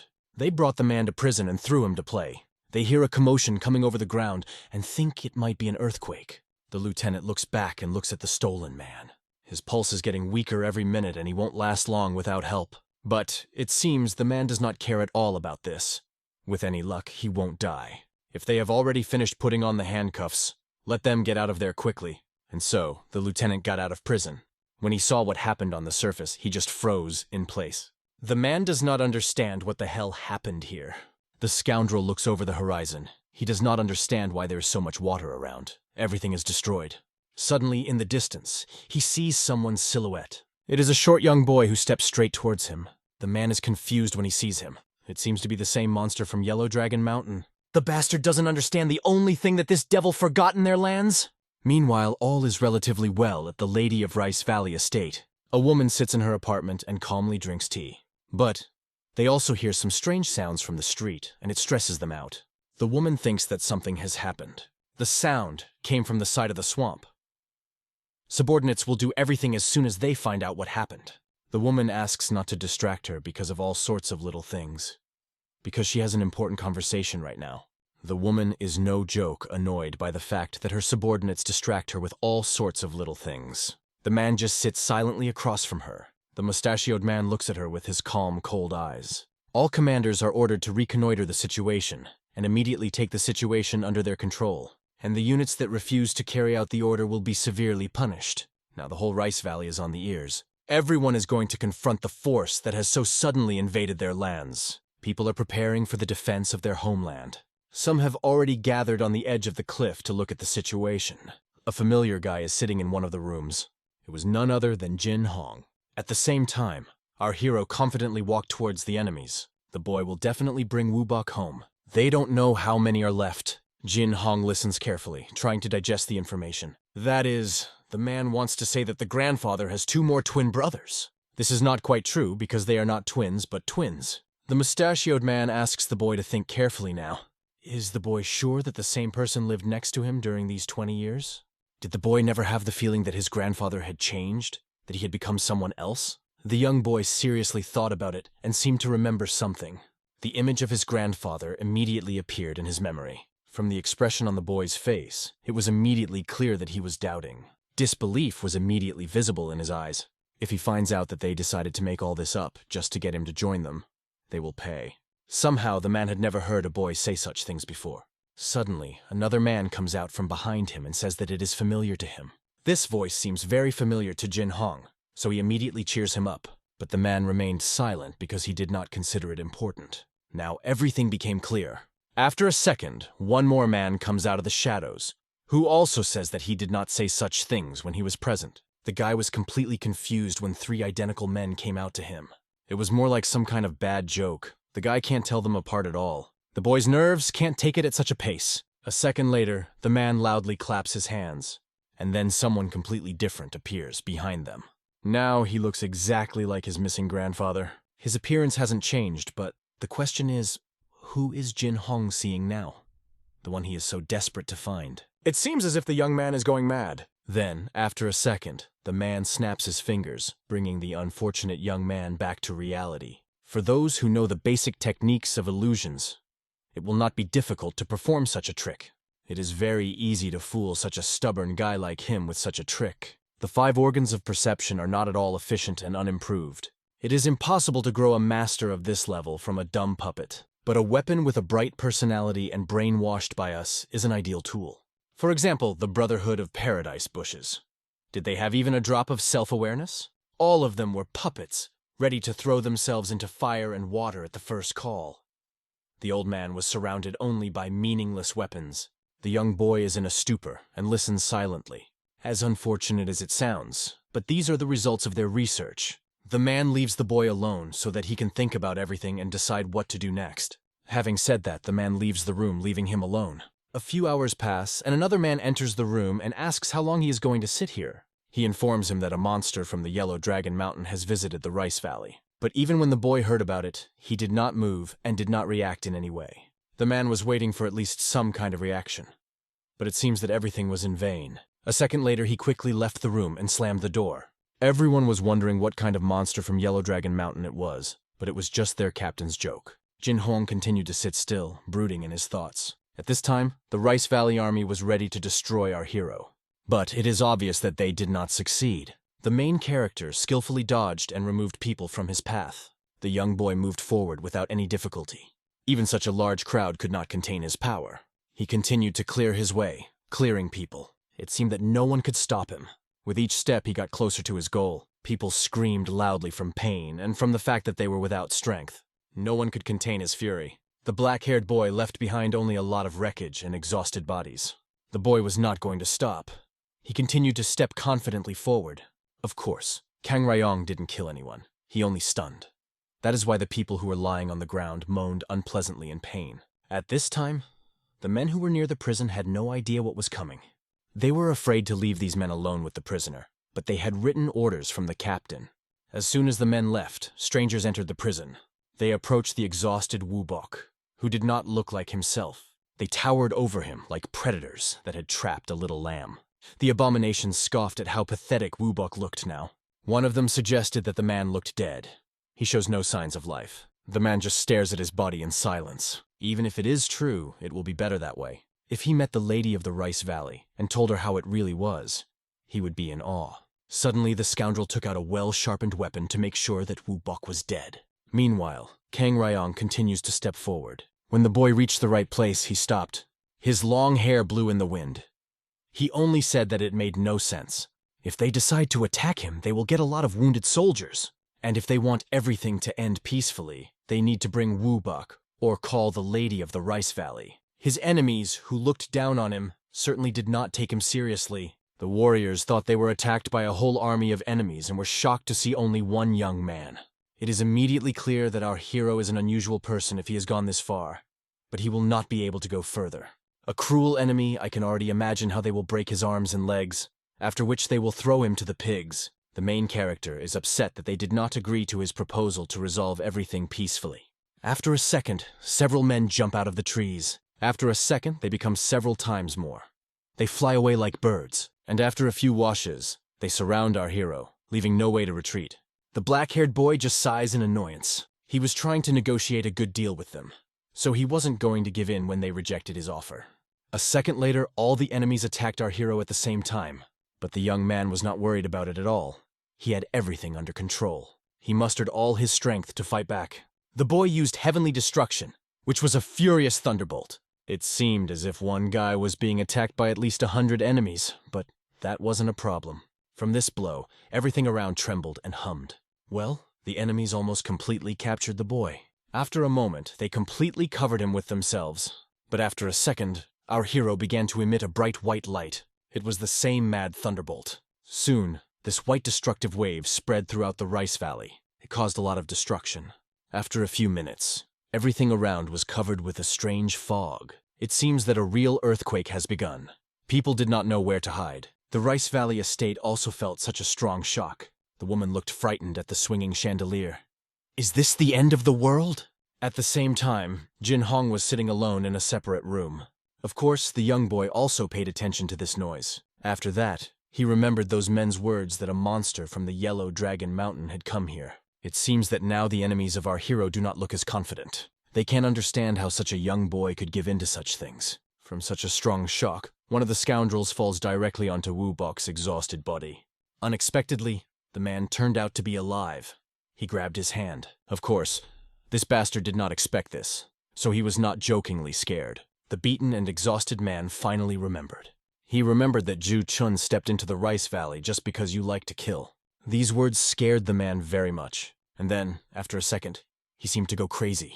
With shouts, he began to strike the man. At the same time, he cursed him and asked him to die soon. And so, when his nerves calmed down a little, the man fell to the ground. But after a few seconds, he rose to his feet. The man was trembling. His subordinates looked at him in shock, asking if it was all over now. The man did not answer. He only made some strange and incomprehensible sounds. Unexpectedly, the faces of his subordinates changed in 1 second and became frightened. They watched as their master turned into something unknown. A second later, it was as if there was no longer a person standing in front of them, but an unknown creature that screamed loudly. Soon, his once black hair turned white in an instant, and after that, he, as if dried, fell down. A grimace of horror froze on his face. It was a terrible sight. Subordinates who saw all this with their own eyes were shocked. Then they looked up and saw that their enemy was freed from his chains. When the man stood up, it felt as if steam was coming from him. He complained that the energy of such scoundrels was simply terrible. But there is nothing to do, because he needs to renew his strength somehow. And soon the man is going to catch these miserable rats.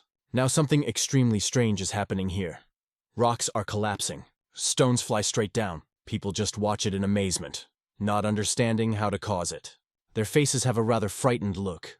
When they look ahead, they see that the ground has changed its shape and become more embossed from someone's attacks. One person was seen in the very center of the disaster, one miserable silhouette. It was none other than Kang Ryong. The man who watched all this could not find an answer to his question. He could not understand why the young boy's roof had been blown off. Could it be that this all happened because of Wubok? The main character stood among the wreckage, which he himself had caused. Everything around was in dust. The old man looked at all these destructions, which he himself had caused. Exhausted people lay everywhere and moaned unpleasantly, but at least they were alive. The young boy stood silently and waited. Is that not enough to make them come here? Does he need to raise the entire valley to the ground? Realizing that no one was going to go to him, our hero went to them himself. At this time, Jin Hong is on his way to meet our hero. The guy looks very alienated. Yes, as if he is now in his own world. Unexpectedly, someone flies past him in a flash. This caused a strong wind and raised his cloak. A second later, even more people began to fly past the boy. They all rushed to the task.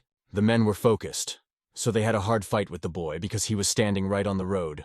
But it seems that the young man was completely indifferent to this. He watched silently as the army of warriors rounded the corner. But immediately after that, something happened behind the rock. There was a loud explosion. It was so strong that the rock cracked into small pieces, and after a second it flew everywhere. The rock exploded right in front of Jin Hong, who was standing there watching it. Due to the fact that the rock collapsed, a strong thick dust rose up around. Suddenly, the young boy noticed something moving in the midst of this fog. He saw a silhouette approaching him. After a few seconds, our hero appeared from the dust. Kang Ryong, seeing his old enemy in front of him, was shocked. In turn, Jin Hong also did not think that he would see him so unexpectedly. The black boy was very shocked when he realized that his enemy had been here all this time. The boy instantly becomes serious. At this time, at the Lady of the Rice Valley's estate, a door opens. Wubok enters the room covered in blood. The lady, seeing him, cursed in place, and her subordinate didn't expect to see him here either. Wubok knew how to surprise. He notices with a smile on his face that they have not seen each other for a long time. So, the eyes of our hero and his enemy met. They stared at each other in silence for several seconds, until the black-haired boy asked our hero if he really came for him. But the main character did not understand what he was talking about. Jin Hong thought that our hero came here to fight him. The young boy was just silent, looking at him. In fact, there was no need for it if he had done nothing wrong. Suddenly, the worst thoughts began to creep into his head. He began to suspect him of being one of those who kidnapped his friend. Just thinking about it made hatred and anger flare up in his heart. But it seems that the young boy did not even understand what was being said. After a few seconds, he began to unsheath his sword. He does not understand what our hero is talking about, but if he wants to fight, then let him come. Kang Ryong just stood still, watching the boy. His gaze seemed to soften a bit, as he realized the boy was up to no good. But the gaze of his enemy, on the contrary, only tormented. After a second, the protagonist sighed heavily. He wasn't going to fight him right now because he had more important things to do. There was dead silence between the boys again.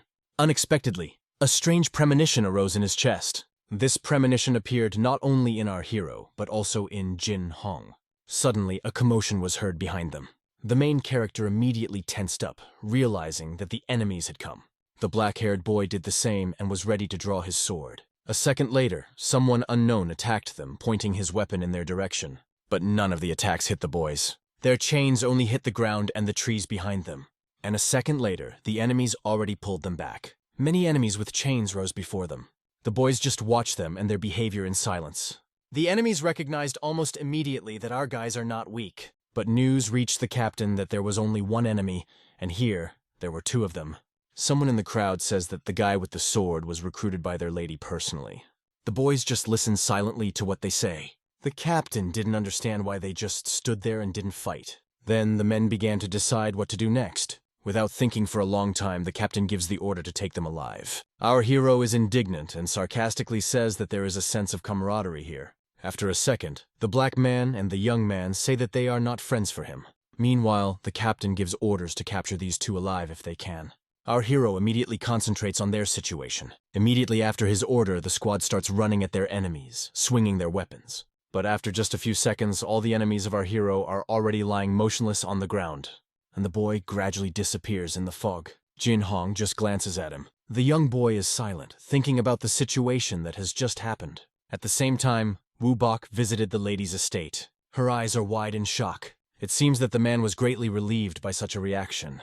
He likes to watch the woman stutter and run out of words. The woman does not understand where he came from and why he looks so terrible. The man explains to her what happened. Didn't she order his head to be brought? The woman was shocked by this. She instantly became angry with her subordinate who invented this nonsense. But the man was quick to remind her that she had given him permission to do his own thing. Yes, the woman did mention it. Perhaps the subordinate slightly exceeded his capabilities. But what's done is done. The man laughs at how silly it all looks. If it's just a misunderstanding, why don't they end it right here and now? The man thinks that he demands an apology from him. Woo-bok slowly steps towards him. His face gradually fills with anger. If it was only about him, an apology would probably be enough. But this scoundrel threatened his family, so he doesn't get away so easily. The woman hearing about this was shocked. She could not even think. The man exhales calmly, asking what he wants. A second later, he offers him to pay with his own hand. That sounds pretty good. Every time he will remember what he did wrong. Meanwhile, the woman came to her senses when she heard that her subordinate had implicated his family in this. The subordinate, in turn, promises to report on it later. Unexpectedly, the woman screams and asks to stop. But when the mustachioed man looks around, it's too late.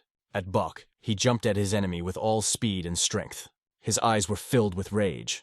But everything could not be so simple. The scoundrel had a weapon with him. So this bastard punched the man several times. Splattered blood splattered on things around. The man is already exhausted and has also received several blows.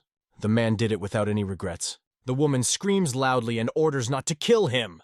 At this moment, the man stops abruptly because he must obey his lady. But he explains that it is impossible to kill this man with this weapon. It's not that simple.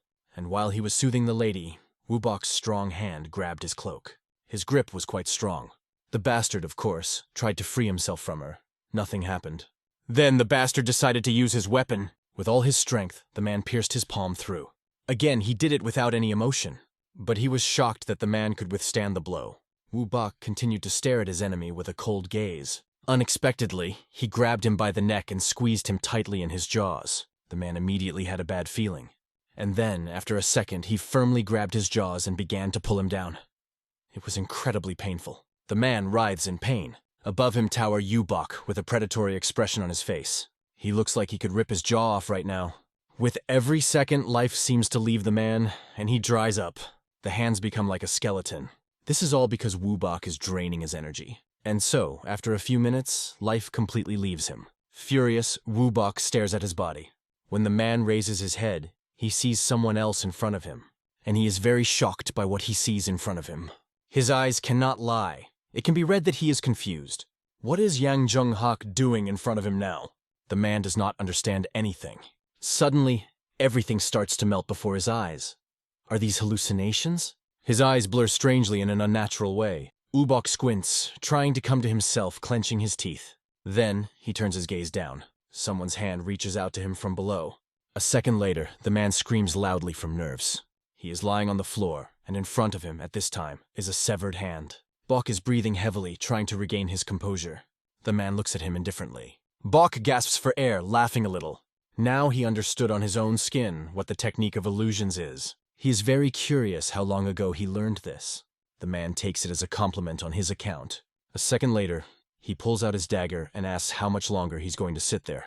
Does the chimera appear only because of the loss of an arm? All this is watched by a lady who is clearly not happy now. No, the man is not going to give up. Suddenly a lady's voice is heard, ordering them to stop. She tells them to stop in a calm and balanced tone. In turn, she looks at the subordinate with a penetrating look, as if looking into his soul. But it seems that this is not the end.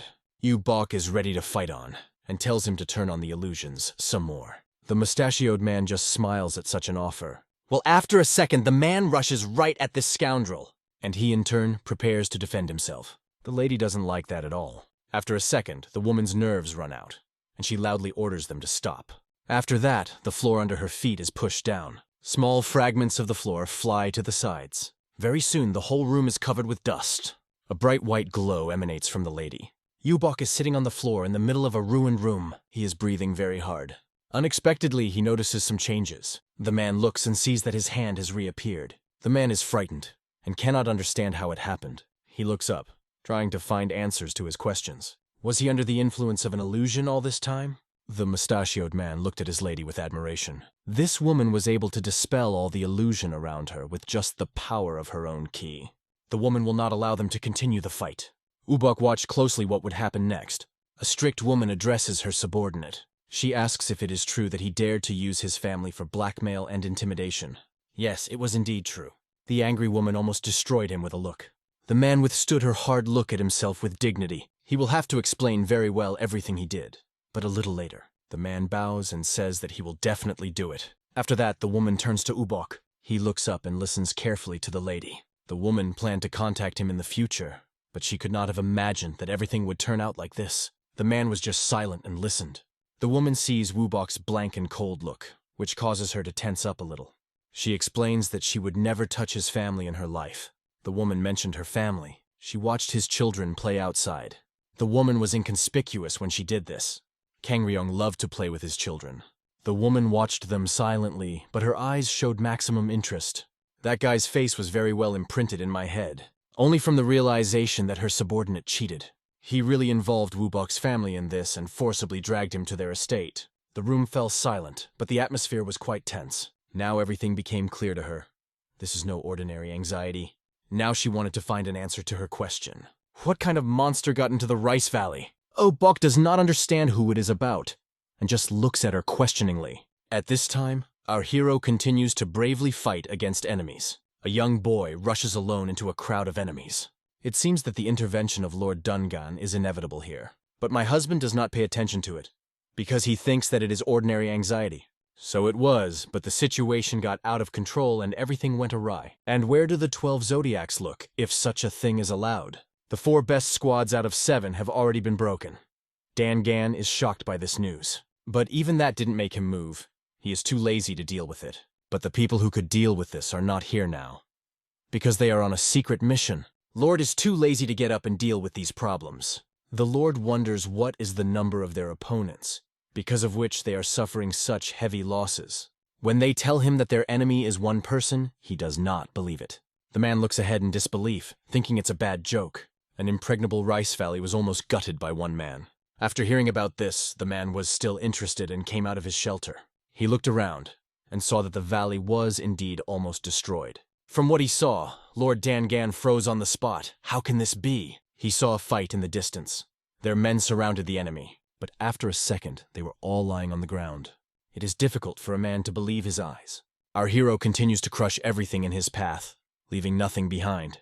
The man looks at him with admiration and cannot tear his eyes away. The Lord would rather get on the battlefield. There are no enemies nearby yet, so you can relax. But this is not the case at all. Enemies are everywhere. They climb like ants. It seems as if they are endless. Kang Ra-yong sighs in displeasure. He is already tired of it, and they keep climbing and climbing. Suddenly the boy had a strange premonition. He instantly looked up at the sky, and then, after a second, something landed below with a loud explosion. People flocked to see this commotion, and they were shocked by what they saw. Lord Dangan himself decided to enter the battlefield and fight him. Now there will be a brutal one-on-one fight. The muscular man looks around and sees a lot of their soldiers. They are alive, but very stupid. He orders them to get out of here so as not to disturb him. It was Dangan himself, the Black Imperial King. One of the 3 guardians of the Rice Valley came here in person. This shocked everyone present. Now the end will begin because one monster has come to stop another. Of course, the Heavenly Destroyer's pet is a wonderful, unsurpassed master. But a young master can never beat an experienced one in his life. It was necessary to intervene earlier, but he lost the chance. Enemies can only see each other's silhouettes through a thick layer of dust. Our hero is silent. He's as calm as a string. Lord Dangan still can't believe his eyes. Rice Valley was really destroyed by one man. Moreover, this person did not even have the milk on his lips dry. He rushed into the attack. The man attacked, but the protagonist easily dodged it. The blow was very strong, and if it had hit, it would have been very bad. The Lord is shocked that he was able to dodge it, but our hero didn't even put a lot of effort into it. The burly man continues to throw punches, but Kang Ryong blocks all of his attacks. Their fight continues. The eyes of this stout man are filled with rage because he cannot hit his enemy in his own way. Our hero was able to stop this lord's blow with his bare hands. When he drove him to the rock, he stopped his blow without even straining.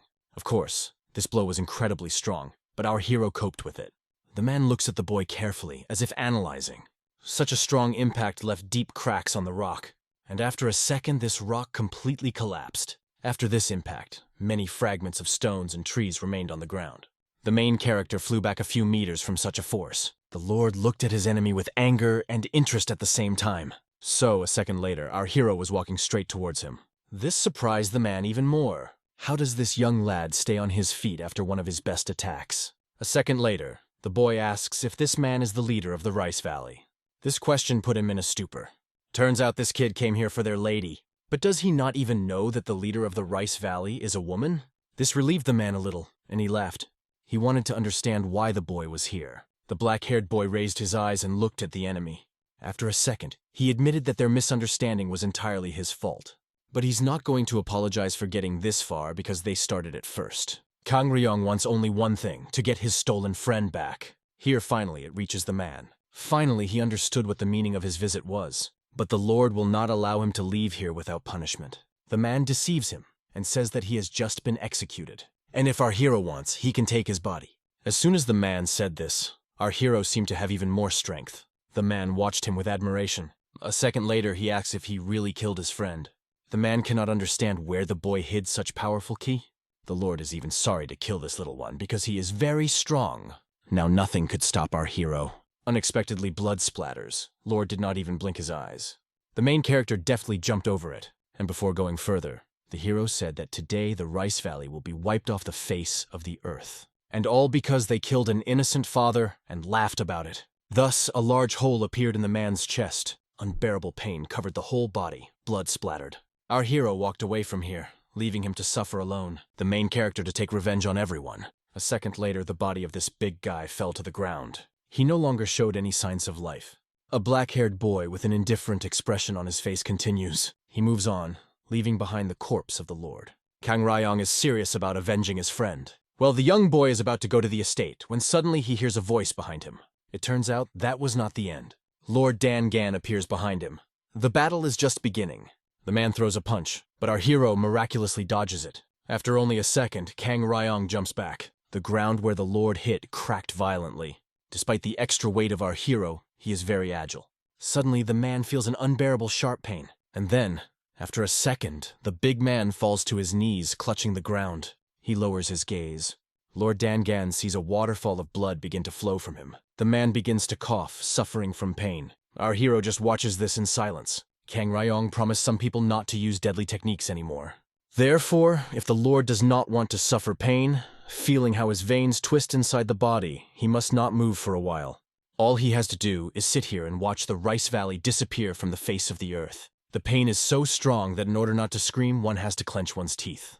In pain, the Lord grabs the ground with his fingers, as if it would help him somehow. And now, our hero is about to leave, when he suddenly hears a noise behind him. After that, he immediately looks around. Amazingly, the man was able to endure the pain and stand up. After a few more seconds, Lord Dan Gan was already standing on 2 legs, although he put a lot of effort into it. The man did not want to let Kang Ryong go. And then, after a moment, he ran to him again. But our hero was able to calmly dodge his blow. And a second later, he hit him on the head with his palm. And after that, he rams his head into the ground. Now only his legs stick out. The black-haired boy looked his enemy up and down. When he wakes up and sees the Rice Valley destroyed, it will also bring him a lot of suffering. Having said this, the main character finally went to the estate. The young boy wanted revenge for Wubok. But suddenly the young man felt some quiet vibrations and looked under his feet. Small pebbles quickly bounced up and down. Unexpectedly, a bright white glow appeared behind our hero. The stones flew straight towards Kang Ryong, who didn't understand what was happening. The boy covered his eyes with his palm so as not to be blinded by such brightness. And then, a second later, there was an explosion. Everything around was now incredibly bright and light. The young boy looked at his hand and noticed that there were burns on it. It really shocked him. It turns out that the Lord was not done yet. He got back on his feet. The man chuckled smugly. The man calls our hero a poor craftsman. But the black-haired boy is completely indifferent to his words. In fact, these were all cheap tricks from the Lord to gauge his abilities, and now he's going to finish him off with his real technique. The young master carefully watches his enemy. The man is sure of himself. After that, a lot of energy begins to gather around him. The protagonist notices that the stones under his feet begin to move. Stones move not only underfoot, but also fly into the air. Many fragments of various sizes fly around the Lord. Black-haired and young, I silently observe his technique. A second later, the young boy turns to the Lord. He seems to have a question. Did he decide to destroy the rice valley with his own hands, using such a powerful technique? But the stocky man does not care about his words. The man is unstoppable. The Lord uses a flaming blast of the stone crusher fist. And then, after a second, everything around starts to glow even brighter. A huge sphere of light almost reaches our hero. But the young man is absolutely not afraid of this. On the contrary, he steps towards her. The main character is now very upset, because he didn't learn this technique to use it against such bastards. But if they do not understand well, he will speak to them in their language. And then, after a second, a small lump of energy appears in the hands of our hero. Our hero holds it with his strength, but with every second it increases. He once again uses the celestial decay at the nation, but this time the radiant whirlwinds strike. The sphere increases and everything around becomes even brighter in color. At this time, a woman walks through the corridors of her estate. It is immediately clear from her that she is not in the spirit. At this time, one man runs up to her and says that he is her swordsman and is ready to follow orders. And then, after a second, the woman has a question. She wonders if it is true that there is now a disciple of the Heavenly Destroyer in the valley. The man is surprised and does not understand how the woman knows about this. But he still has to answer, so he tells the truth. When the man heard about the disciple of the Heavenly Destroyer, he thought. After that, his face immediately changed. Suddenly, everything in the room shook. It was not for nothing that the woman began to worry. Everyone looked at each other in fear of what was happening in the city. Jin Hong also paid attention to this. A real mess began. The woman opens the door with one sharp movement, and when she sees what is behind the door, she is shocked. She sees that something terrible is happening on the street, in the middle of the forest. This power destroys everything in its path. And our hero found himself right in the epicenter of this terrible event. A woman can no longer look at this horror. She can't stand it, and after a second quickly rushes to help. Her subordinates did not even blink an eye. There was no stopping her. They can only watch and observe the further development of events. This bright flash destroys everything in its path. Jin Hong is also watching all of this. He decided not to get involved. The boy turns back and looks at what is happening.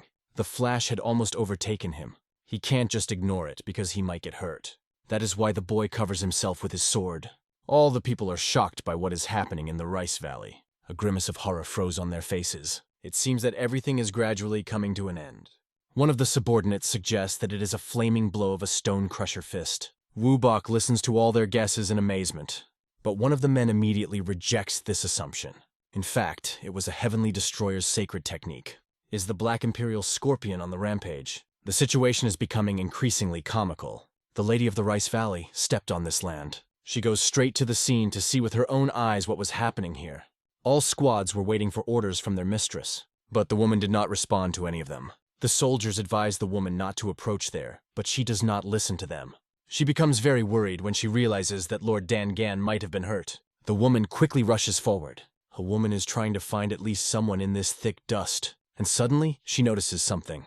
She notices a huge hole that appeared due to some great force. This pit stretches for many kilometers in length, and inside it is another, deeper pit. The woman silently looks at this horror. Her eyes widen at what she saw. Meanwhile, our hero bent his head over his opponent. Lord almost found himself bought by him under stones. It seems that he no longer has the strength to move. The black boy looks at his enemy with an indifferent look. As expected, a woman appears behind him. When he looks back, he sees a female silhouette. It seems to have been the Lady of the Rice Valley. The young boy was glad to finally find her.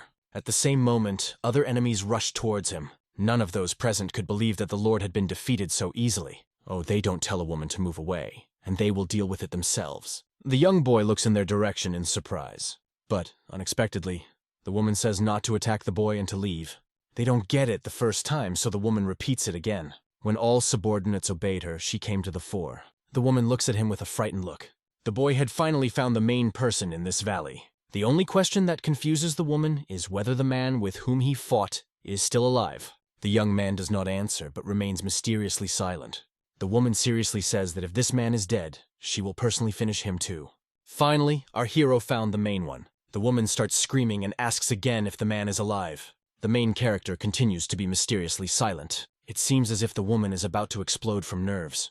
The boy says that no one can survive a direct hit from the sacred heavenly destruction technique. When the guy said this, the woman's life turned completely upside down. Everyone is present for those, thinking that the Lord has already died. The woman was maddened by this news. She didn't understand only why he did it. The woman was not going to be his enemy, but now she must. Unexpectedly, her anger turns to surprise. She sees Lord coming up behind our hero. This immediately calms the soul. The woman at first could not believe her eyes. Everyone around is incredibly happy. And all this is thanks to our hero. At this time, the Lord reaches out his hands to the boy. But after a second, I regret it, because our hero decided to attack him in return. It was just excruciating pain, so the man couldn't say anything. A second later, he spat out a large piece of blood. A moment later, the Lord collapsed again without strength. He just lay on the ground while the others watched. But if the boy hadn't removed his key at the very last moment, the man would be dead by now, and people weaker than him would surely have died 10 times over. Everyone immediately rushed to help the Lord. They were very worried about his condition. One of the men put his fingers to his pulse to feel it. After a second, he reported that the pulse, although weak, was there. We need to send him to the doctor as soon as possible. The man tries to get up, but realizes that he cannot do it. It was as if his whole body had failed. It turns out, not everything is so simple. Not only the man will not be able to go anywhere, no one can leave here. No matter how hard they try, they cannot move. The boy forbade them to go. Our hero and the woman met their eyes. Everyone now felt excruciating pain but tried to move. All their efforts were in vain. It was very painful. The woman continued to stand and look at the young man. She could not understand where the young man had so much strength. A second later, our hero demands that Wu Bok, who was kidnapped by her people, be brought to him. A young boy wants to personally verify whether he is alive or not. The Lady of the Rice Valley looks at Kang Ryong in shock. Now everything is clear. All this time, the boy thought that Ubok was dead. The black-haired boy bravely looks at her. The woman is about to tell him that everything is fine with him, but the guy immediately gets angry. A second later, the ground beneath the lady's feet began to crack, and after a while, the woman remained on a separate piece of land. No one could help her anyway. The young boy was no longer going to believe their words. Therefore, the boy told her to order the subordinates from above to bring his friend. And when he sees it with his own eyes, he will decide what to do with them. Hearing such insolence, the woman tensed up. Lady's nerves also began to crack at the seams. She understood that if she did not stop him now, no stone would be left unturned. There was quite a tense atmosphere between them. Is there no other way out? Then the woman squeezes her hand tightly. The young boy was determined to start a fight just in case. Suddenly, the boy heard a rather familiar voice calling his name. Then Kang Ryong lifted his head up. On the rock above, he saw a familiar male silhouette. It was Ubok. He was alive. The man was very worried about Kang Ryong. He could not understand what the boy was doing here and how he got here.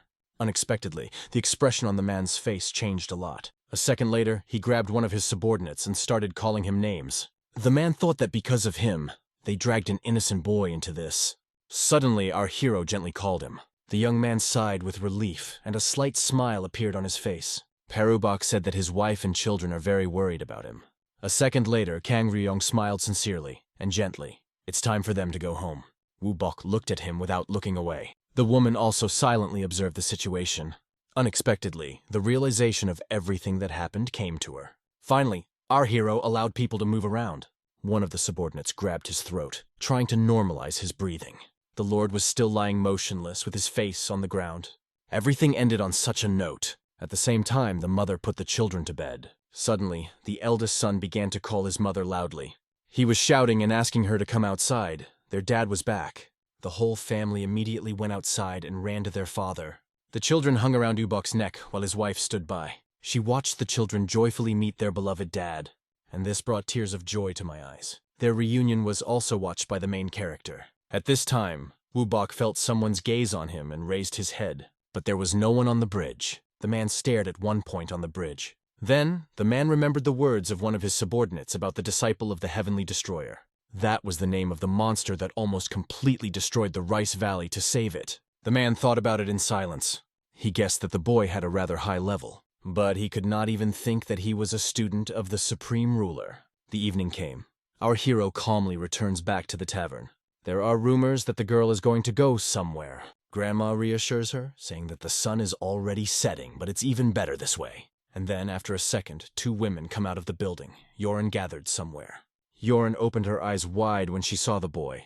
He, in turn, looked at her, and the grandmother watched all this. Kang Ryong immediately started apologizing for being a little late. He was very uncomfortable in front of girls. At the same time, in the Rice Valley, people are treating their wounds.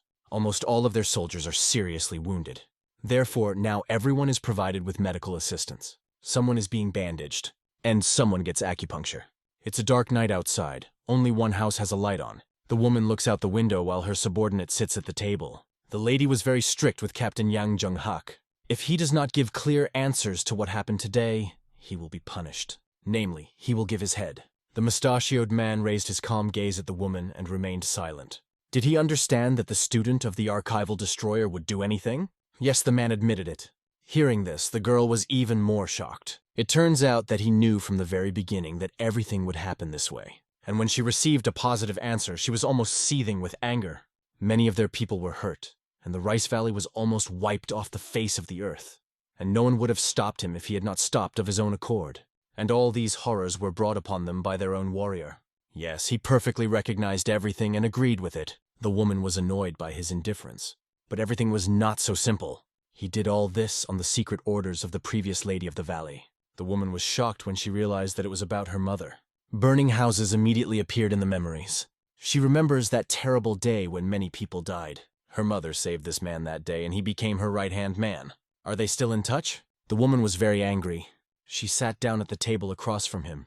She needed a continuation of the story. It turns out that the former lady is very worried about the current situation. The size and glory of the valley has grown, but the contents leave much to be desired. When people think of the Rice Valley, they only remember the victories won by her mother. That is why culling is necessary. A woman is angry with her mother. Did she not realize that this could destroy the valley? But everything was not so clear. The mother was just trying to ensure that the valley was destroyed. Hearing about this, the woman was shocked. When a forest burns, saplings die, but large, deep-rooted trees survive to live for many years to come. During the reign of the mother, the valley was twice as small but more powerful. She didn't want to destroy the valley. She wanted to rekindle her rage. The woman just pursed her lips in displeasure. If something happens, what will be the consequences? No matter how many people you shut up, rumors will still spread. Internal conflicts will break out, and many unnecessary things will leave the valley. And their fate will depend on how the lady and the valley can cope with this. The woman is silent. She feels betrayed. It seems that her mother can be congratulated. Even thousands of kilometers away, she can still decide the fate of the valley with one word. The man is just silent. From a woman, it carries anger and disappointment. Then, she asks the subordinate what his impressions are of the Sky Destroyer's apprentice in battle. Despite all his talk of disappointment and all that nonsense, he must be glad that he has perfected the techniques of the old master. The man wonders what would happen. How would a real heavenly destroyer invade here? Not a single soul would remain in the Rice Valley. The woman is still in shock. One cannot become a supreme ruler just by learning the sacred techniques. His opinion of Kang Ryan hadn't changed at all. He managed to catch the man by surprise, but he only showed his limit. It seems that the woman did not quite understand what he meant. The man reminded that no one died after today's events. All remained alive. Was it really out of pity that he did not use deadly techniques even on those who wanted to kill him? With such a character, it is the right place for him to work in a tavern. If he continues to behave in the same way, sooner or later he will meet his fate. A woman listens carefully to her subordinate. After a second, it boils again, but the man immediately explains that this is all his opinion. But the only person who can find out is Woo-bok. After hearing about this, the woman immediately tenses up, but she still does not agree to this. She will not allow a subordinate to beat him again or somehow blame the family for it. If he cannot convince, then let him look for another way. Of course, the subordinate obeys. The woman's gaze is very harsh and malicious. At this time, Woo-bok went outside to get some fresh air. He raised his gaze and looked at the moon. The man looked up in silence, thinking about something of his own. At this time, our hero was already lying in his bed in his room. The black-haired boy slept sweetly. He had a strange dream. The lady of the Rice Valley appeared before him. She said with confidence that his master's enemy was still alive. The dream was very strange and intense. Because of this, our hero began to frown in his sleep, and after a second, Kang Ryong woke up. At this time, our hero is busy cleaning the area near the tavern. After some time, the tavern opens and customers come to it. This is how this day goes. Night falls and they prepare the tavern for closing. The next morning, everything repeats itself. They prepare the tavern for opening and clean up. Today there was a real backlog of customers. When night falls, the tavern closes again. The next day the grandmother goes on a date, leaving Yoren alone to watch over the tavern. But the girl persuaded her to stay, and unfortunately, there were no visitors that day. Night is coming. The tavern is closing again. The woman yawns sweetly and pulls herself together. She is very sleepy. Suddenly something catches her eye. A female looks at one of the doors. The woman seems to be worried about their employee. It turns out that he has been sleeping for the 4th day. He seems very tired. She complains that the tavern is too much work for the two of them and they need help. What scares them the most is how much the guy will eat after he wakes up. Yoren left him several baskets of dumplings in the kitchen, and he ate them as he went downstairs in a fit of sleepwalking. Suddenly, the black-haired boy suddenly opens his eyes. When he looks around, he sees an owl in his room. The owl carefully looked at the boy. The black-haired young man looks at his guest in surprise and sleepily. A second later, the boy was no longer in the room. Our hero was confidently heading somewhere. A young boy walks straight. Kang Ryong walks into the fog without fear. The boy sees a small building in front of him. Someone's silhouette can be seen on this tower. It seems to be a woman because the silhouette looks very slender. A second later, she begins to remove her hat. Her face is still in shadow. It was the Lady of the Rice Valley. The young boy keeps his eyes on her. After a few minutes, they get into the boat. Ubok looks around. This is the handiwork of a disciple of the Supreme Destroyer. He nearly destroyed the entire valley to pieces trying to save Wu Bok. The valley seems to be very weak if it was almost destroyed by one person. It is very unfair to expose him to such a world. He was an unusual person.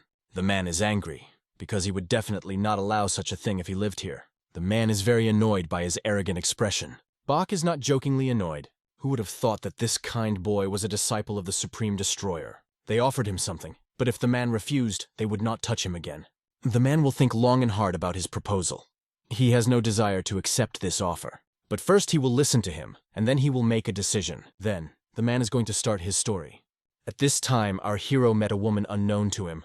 She seemed to be studying him with her eyes. She asked if he was really the same client looking for the dead. A second later, a girl enters the room. The girl understands that Kang Ryong wants to make sure that they are really dead. If he lied about being a disciple of the Heavenly Destroyer, they would break the contract with him and take a fine. The boy was not warned about this, but he really is his student. The girl was immediately interested after hearing about it. He had heard from the residents that the Rice Valley was taken as a reward for such work. They specialize in the job of finding people, but it costs a lot. There was silence between people. It all depends on how much time it will take and what costs will be required for this. Her name is Karyon. From this day she will be responsible for his case, but they are engaged in murders and kidnappings. But now it is called information trading? Kang Ryong is so outraged by this that he shouts loudly. The girl is not going to back down from her words. She did not claim that their company was exclusively engaged in finding people. Also, the girl asks not to be angry with Ubok because it is just a misunderstanding. If the guy doesn't want to, then he doesn't have to. And she was just about to say that they had found the one he was looking for. Hearing this, everything inside seemed to stop. The black-haired boy gasped in shock. The girl stopped sharply from the boy's hard look. A terrible atmosphere appeared in the room. The girl was seized with fear. Karyon looked back to see what was happening behind her. When she looked around, she saw an angry boy. Just one look at him made the blood freeze in his veins. The old man had to find out who they found. Karyon cursed, seeing the seriousness of his intentions. A young boy is busy cleaning the territory of the tavern. Kang Ryong was completely absorbed in his thoughts. They didn't quite find him. Maybe it really was him. They have found his location, but they can't be sure. The black-haired boy did not understand what she was telling him. They need a little more of the same to learn more details. Kang Ryong isn't going to listen to them anymore because all they do is demand money from him. Now, he won't give them a penny. The girl looked at him displeased. If they want to get money, they have to give him enough information. The girl promises that now they will do so. They are going to talk about the destruction he caused in the Rice Valley. She says he should pay them damages for destroying their forests and fields. She asks if she can send the bill to the tavern. It's manipulation, but Kang Ryong agrees to pay extra. The young boy is annoyed by this. Karyon again deceived him and spoke to him. It was very early. The grandmother had already woken up and was glad to see our hero. She hadn't seen him sweep the yard for a long time, but Kang Ryong thinks that it was only yesterday that he was sweeping the yard. The stony-faced grandmother looks at him and remains silent. Yoren tells her not to touch the boy because he doesn't remember anything anyway. It seems that the boy did not even know how many days he slept. Is Yoren suggesting we just turn a blind eye to it? A second later, Kang Ryong awkwardly begins his conversation. Granny guesses that our hero probably wants to ask for an advance again. The black guy just smiles awkwardly. The lady of the Rice Valley looks out the window. She seems to have thought about something. She looks after her subordinates who are talking about something outside. She watches one of them carefully. A woman simply cannot take her eyes off them. She remembers the main character. What will our hero do if it really turns out to be him? The black-haired boy really thought about it. But this does not affect the girl at all. It's none of her business. Having said this, he went away with his head proudly held high. The men were talking about something with interest. The woman continued to look after them. The lady could not get the image of our hero out of her head. The woman stood in complete silence, thinking about everything. Meanwhile, Ubok's children were playing in the river, and their parents were sitting at home. The wife meekly looked at her husband, and he in turn looked at her. Unexpectedly, they heard their children shouting and joyfully calling our hero. The main character brought them dumplings. The children joyfully rushed to their father, so that he could also eat dumplings. The father advises the children to share with their mother. At this time, Wubok approaches the boy and asks if he is very busy right now. It seems that the man has a conversation for him. Parabok does not understand what he is leading to. They walk away and the man asks if he really is the disciple of the Supreme Destroyer. Our hero looks at him silently, not understanding what it is all about. The man is waiting for an answer. After a second, he calmly agrees to this, saying that it is true. They noticed that they never talked about frank topics. It turns out that he even told his children about it. He sees nothing of the sort in this because it is not a secret. The man looks at him in surprise. After a second, he laughs loudly, realizing how naive the boy is after all. The boy wonders what he wanted to talk to him about. The man tries to stop laughing. He has to go a long way from here, and possibly for a long time. He does not know when he will return. Therefore, the husband wants to ask him to visit his children sometimes. The old man promises that he will look after his children, and I wish him a speedy return. The man is very glad to have met him. It's time for our hero to go, because he has an order waiting for him. The man watched him silently. Sometimes in life there are moments when you have to make a choice to move on. But what to do in a situation where any choice will lead to dire consequences? In such moments, you just have to step back. Our hero looks after him. The man walks away in silence. The boy must have heard something. Thus the deep night came. The whole family had already gone to bed. Only the man was awake. He opened his eyes sharply. And when he went out into the yard, a man was already there. He seems to have come for him. Ubok had already packed his things and was ready to go. Without waiting long, the men left here. Before leaving completely, the man took one last look at his house. Soon the day came. Someone is shouting loudly in the forest. The man asks for permission to ask a question. He looks at her carefully and waits for an answer. After a second, the girl gives permission to ask. The boy came here because he heard that somewhere there lived a warrior who saved his younger sister. It is said that he possesses legendary martial arts and is also very handsome and wonderful. I ask Yoren if he knows his name. The man says that this warrior's name is Utrudnit. The girl had never heard of it. In the tavern, someone loudly calls our hero. The grandmother looks at the girl in surprise, not understanding why she screams like that. The girl carefully looks around. She is trying to find our hero, but he is currently on back order. The girl sighs heavily, realizing that she will have to go alone. In fact, she herself does not know where she's going. It will be known when it comes. Only she appeared, and let's interfere with her work! The girl quickly left the tavern, strongly arguing with someone. Grandmother just looked after her in fear. At the same time, the man tries to catch up with the lady, but she is already busy, so she asks to hurry. The man asks for help to find the village of the Yellow Dragon. The girl looks at him indifferently. A few minutes passed, and she explained to this stranger how to get to this settlement. If he is in doubt, he can ask for help from strangers. The man is sincerely grateful to the girl and thanks her for her help. The man looks after her. Black woman quickly runs away. He emphasizes that she is quite sweet and kind-hearted, but she lacks manners a little. At the same time, in some manner, 4 people are sitting at a table. It seems to be a couple, and the boy is asking his father for something. It turns out that he asked permission for their marriage, but the father is categorically against it. The mother wants to bless the children because she sees that they really love. The boy cannot even understand the reason why he refuses them. The father shouts that he does not like the girl. After hearing this, she begins to cry. Suddenly, the door to the room opens wide and a girl appears on the threshold. She's looking for Master Kim Moongun's estate and asks if she has come to the right place. The man is shocked by the impudence of this stranger. The girl is very glad that she came to the right address. She came here because the spirit of a woman named Yang Sol Hua asked to give him a message. It turns out that was the name of the girl's mother. If we believe the words of the deceased woman, then this man is the real father of the girl. Hearing such unexpected news, everyone is shocked. This simply cannot be, because they wanted to get married. The woman is not going to believe this stranger. Yoren calmly explains that she only came here to deliver a message. Obviously, but no one is going to believe the girl. Unexpectedly, the man gets sick and screams loudly. It seems that the girl is beginning to believe these strangers a little, and her mother always told her that her father died in an accident. A second later, the man admits that he is indeed her father. And after a second, he starts crying and admits that love is her mother. Unable to bear it, the girl quickly runs away. The girl runs away. Now it becomes clear why the father was so against their wedding. It's all because they are brother and sister. Suddenly, the girl says that they can get married. The girl says in the voice of the spirit of the woman says that Master Kim's wife is his own mother, but Master Kim himself is not his own father. This means that they are not connected by blood in any way. It was this information that the spirit of the woman wanted to convey, and if the wife says that it is not true, she will name the name of the husband's real father. A woman believes in everything. The girl fulfilled the task of the spirit. She began to look around and saw that the spirit had already disappeared. With that, she finished and was about to go home. Because of this information, everyone in the family quarreled. Now he no longer thought of himself as this boy's father. The girl walked away, hearing how they began to quarrel. Now the girl felt guilty because she had created problems in a peaceful family. But on the other hand, now young people will be able to get married. Maybe now they are quarreling, but it will definitely pass. Suddenly, a voice was heard again in the forest.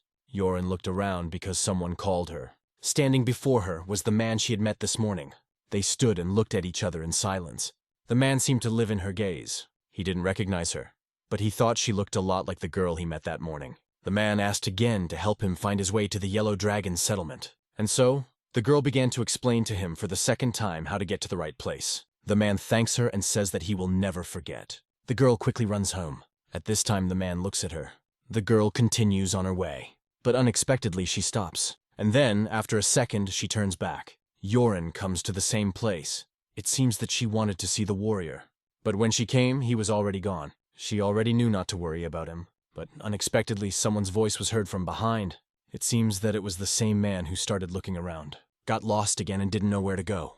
Suddenly, he saw a girl. After a second, he started screaming at her and asking for help. The girl was very annoyed by this, and said that she would take him to the village herself. A pigeon flies over the tavern. He brought the order again. This is an order from my grandfather. He enters the tavern and says that he is back, but Kang Ryan is surprised when he doesn't see Yoren here. Grandmother herself does not know where the girl went. At the same time, customers came to the tavern.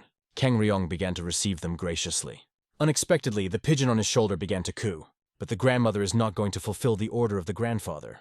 Until Yoren returns to the tavern, all takeout orders are cancelled. Someone is again trying to feed the old monk during his fast. They ask him not to be angry. Grandpa yells loudly at his students for not listening to him. After this phrase, all the men fell silent, but the students did not go anywhere, but still began to quietly whisper among themselves. After a second, the grandfather shouted loudly and chased them away. They still do not give up trying to feed him, but he is against it. After a second, the grandfather sighs heavily. He cannot even imagine how he will leave his affairs to them after death. Unexpectedly, grandfather hears a pigeon behind him. When grandfather returns, he sees a beautiful white dove on his windowsill. Grandpa looks at him suspiciously. The pigeon had a letter for him. Grandfather read it carefully and was very shocked by the contents. In fact, grandfather really wanted to eat. Then he started shouting to his students and said that this time he could make an exception to the rules and eat. But everyone had already left. At this time, the girl and the stranger were walking through the forest. Finally, they almost reached the right place. They were already tired and breathing hard because they were climbing the mountain. The man very much wants to thank the girl and asks her name. But unexpectedly, she shouts at him and tells him to watch the road because he almost fell into a ravine. Unexpectedly, the girl hears a familiar voice in the middle of the forest. When she looks away, she sees a familiar silhouette. Turns out it was Grandpa Huang. They had not seen each other for a long time, and it was quite an unexpected meeting. Grandfather explained that he had gone out to collect ginseng roots, and so, after a few minutes, the man had to leave. The girl asked the stranger to follow her clearly and not turn anywhere. And finally, they came. The girl is about to go home, but the man stops her. The girl looks at him suspiciously, thinking that he will not make it without her. But really, he just wanted to thank her with dinner for that. There was silence between them, which was filled by the grumbling of the girl's stomach. The guy really wanted to go to lunch with the girl. And so, in the end, the girl agrees to it. At this time, men are having lunch in the tavern. They are very noisy. The company eats and drinks, talking loudly about something. Our hero and grandmother listen to what the visitors are talking about. They talk about a mad girl who broke into the estate. They speculate that it could very well be their urine. This means that she left there already in the morning, which means that she should have already returned. But then why hasn't she come yet? The grandmother thought that she could walk and admire the flowers. At this time, new acquaintances have already come to a local cafe. They were talking about the boyfriend this guy was looking for. There were many different dishes on the table. The girl knows only one person who fits the description of this guy, but he has a completely different name. The man tastes and looks at the girl. He looks at how gracefully she drinks the tea. This causes a blush to appear on the cheeks. He realizes that he cannot take his eyes off her. The guy wants to tell the girl something strange, and he doesn't know how she will react to it because they just met today. Dugayon is very shy, but after a second he admits that he has fallen in love with the girl. Immediately after that, the girl spits out all the tea she just took into her mouth. The boy is no joke scared when he sees such a predatory look of a girl. After a second, he decides to put it all down to the fact that it was a joke. But the girl did not spit out the tea because of his confession. She realized that something strange had been mixed into the food. And then, after a second, she fell off the chair. The man immediately rushed to help her. But, unexpectedly, everything also floated before his eyes. He instantly lost his coordination. Everything floated and he could no longer stand on his feet. There was a feeling that everything around was an unreal world. A second later, the boy fell to his knees. He fell to the floor and was shaking. And after a second, he also lost consciousness. At this time, the wind picked up outside. He was very strong and strange. Our hero had very strange premonitions, and his premonition was not only strange, but very bad. At this time, some men approached those who had lost consciousness. They looked at defenseless people. Meanwhile, something terrible is happening in the cafe. Unknown men entered the cafe and surrounded the unconscious people. They look at the girl, who is not moving at all because she is lying unconscious. The men, looking at the defenseless girl, began to lick each other. But a stout man grabbed their heads and told them to remove unnecessary thoughts, because they don't need this girl. They are here to capture this man. The man approaches him and looks at him. A second later, he gives the order to turn it over. Subordinates obediently carry out the order. Then, the big man opens a piece of paper with a man drawn on it. He compares the picture and the boy, realizing that this is exactly the one they need. He ordered his subordinates to tie up Do-hyum because they would take him with them. The subordinates ask what they should do with the girl. The man orders to get rid of her. The subordinates do not understand whether they should really kill the girl. Usually, when a woman is captured by them, they do not lose the opportunity to make fun of her. The captain yells because they don't have time for that now. Suddenly, all the men fell to the ground. Something happened. Most of them lost consciousness. Their captain immediately began to look around. As it turned out, this man, whom they were going to take prisoner, stood up. The man was shocked when he saw this. Everyone present cursed on the spot. The man was breathing heavily, and his voice was shaking. His eyes were full of rage, just at the thought that these bastards would touch a girl. Maybe one day she will become a lady of the Brotherhood of Wind and Dust. The man could barely stand on his feet and swayed a lot. A second later, he almost fell again, holding on to the table. He started vomiting. And then, after a second, the man vomited directly on the floor. Those present only watched this with disgust and disgust. The commander did not understand why everyone froze and ordered them to grab him. It's a wonder the guy's still up, because they mixed a lot of sleeping pills into his beer. They think that you can just wait a little until he falls asleep himself. Unexpectedly, Dugyam had a premonition. A spirit appeared behind him, but he asked him not to show himself. And then, after a second, the scoundrels began to attack the boy. They beat him with sticks. One stick hit him hard near the neck, and the other got into the side. But Do-hyum suddenly grabbed the sticks with which he was hit, and after a moment he sharply pulled them on himself. The men just watched the fight in silence. A second later, the boy screams loudly, gathering all his will into a fist.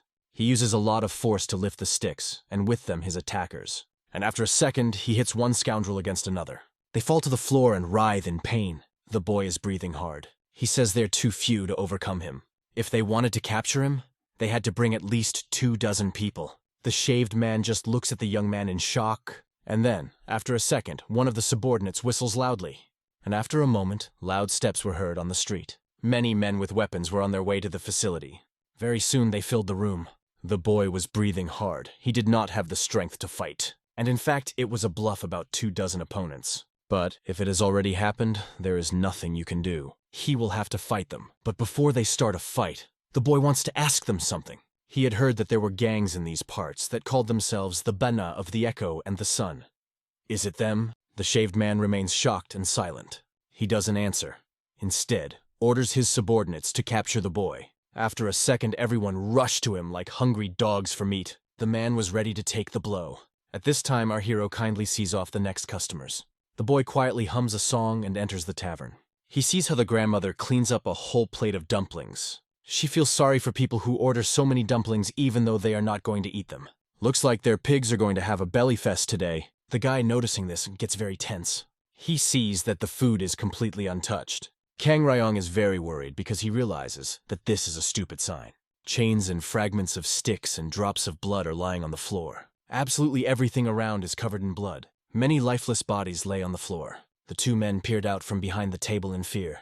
Fortunately, everything was fine with the girl. The exhausted hero also lay unconscious. They did not understand how he could do such a thing after a whole dose of sleeping pills. It's scary to imagine what would have happened to them if they hadn't given him beer before. The commander says to call for help. They will tie him and the girl and take them to the fortress. At this time, someone is drinking water. It was the same grandfather they met on the way in the forest. He seems to be resting now. Unexpectedly, he heard some noise and commotion. And so when he looked around, he was horrified. He saw a gang of big men carrying civilians on their shoulders. Grandfather was very scared for their lives. And he became even more angry when he saw a familiar figure. He saw that those bastards had captured Yoren. Anger boiled in his veins from this. Grandfather understood that it was necessary to act. The gray-haired man quickly ran back to his things. It was necessary to call for help. He ran down the slope. After that, Grandfather climbed the mountain for a very long time. He had a very strong shortness of breath. And then suddenly, he stepped on an unstable stone surface and his foot fell down. Because of this, he flew off the mountain. It appears to have been life-threatening.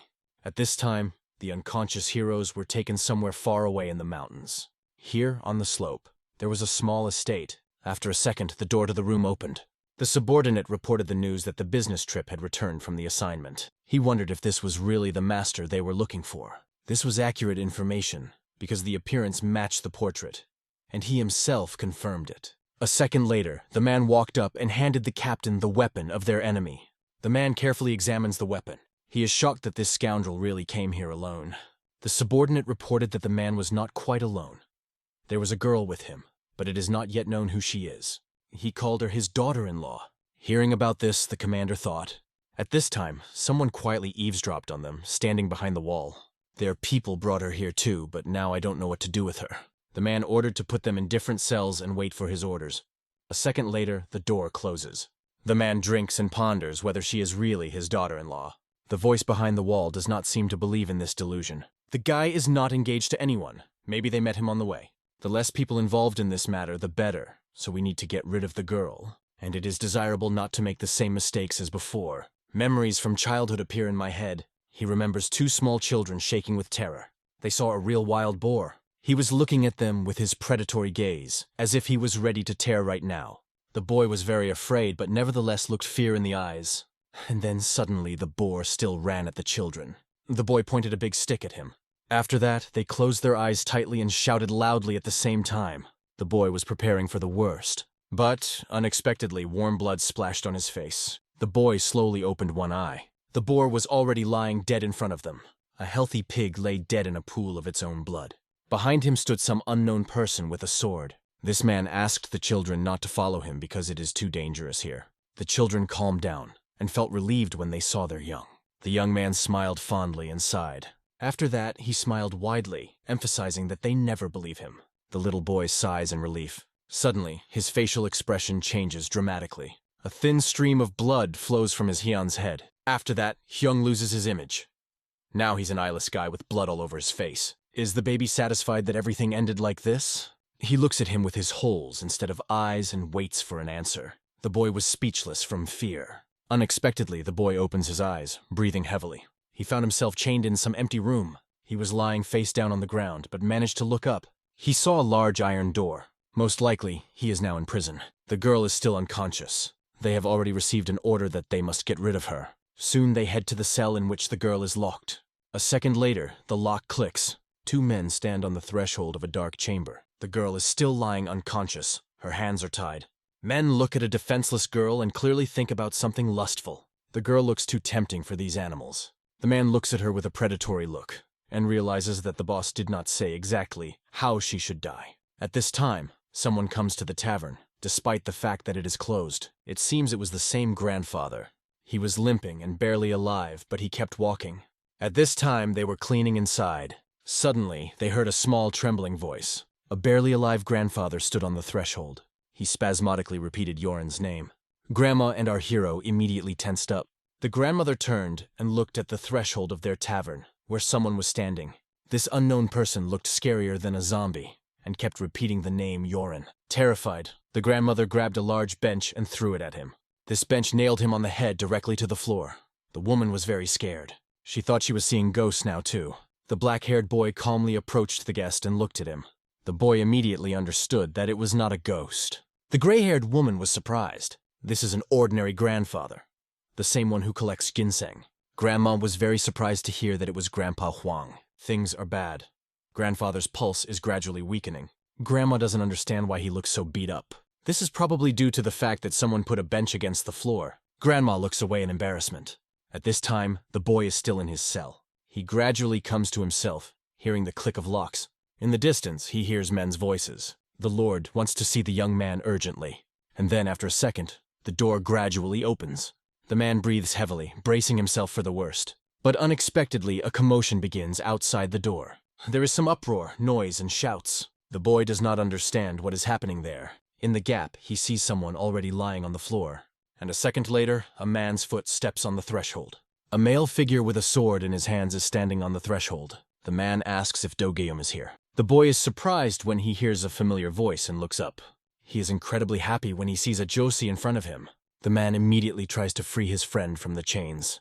Unfortunately, he did not have the opportunity to contact Golm. And then, after a second, the chains fall to the floor with a loud clatter. The man will explain everything later. First, they need to get out of here.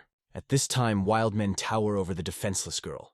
They carefully examine her, as if they were hungry dogs for meat. They can't wait to start the most interesting part. The scoundrel already imagines the dirtiest in his head. He did not delay long, but immediately grabbed her clothes, intending to tear them. Such people often keep all their money and valuables under their clothes. And so, after a second, they turn the unfortunate woman's clothes into rags. A necklace of some kind is visible under her clothes. Men do not understand what it is. It looks more like letters than values. Perhaps these are some kind of amulets. They don't understand why a grown man would wear such a thing, so they quickly throw it away. The scoundrels are going to check the sleeves and the belt, because that's where valuables are most often hidden. At this time, the grandmother sits indoors and thinks about what happened. Our hero is also very focused. They gave grandfather first aid. Unexpectedly, the grandmother gets up from her seat. She found out that Yoren is in the Yellow Rock settlement. Kang Ryong quickly ran there. At this time, the grandmother is very worried because they may already be dead. Grandfather just sits silently. The woman understands that a gang of echoes and sons is operating in this settlement. But if that happened, then this is their fate. Upon hearing this, the grandfather immediately begins to cry.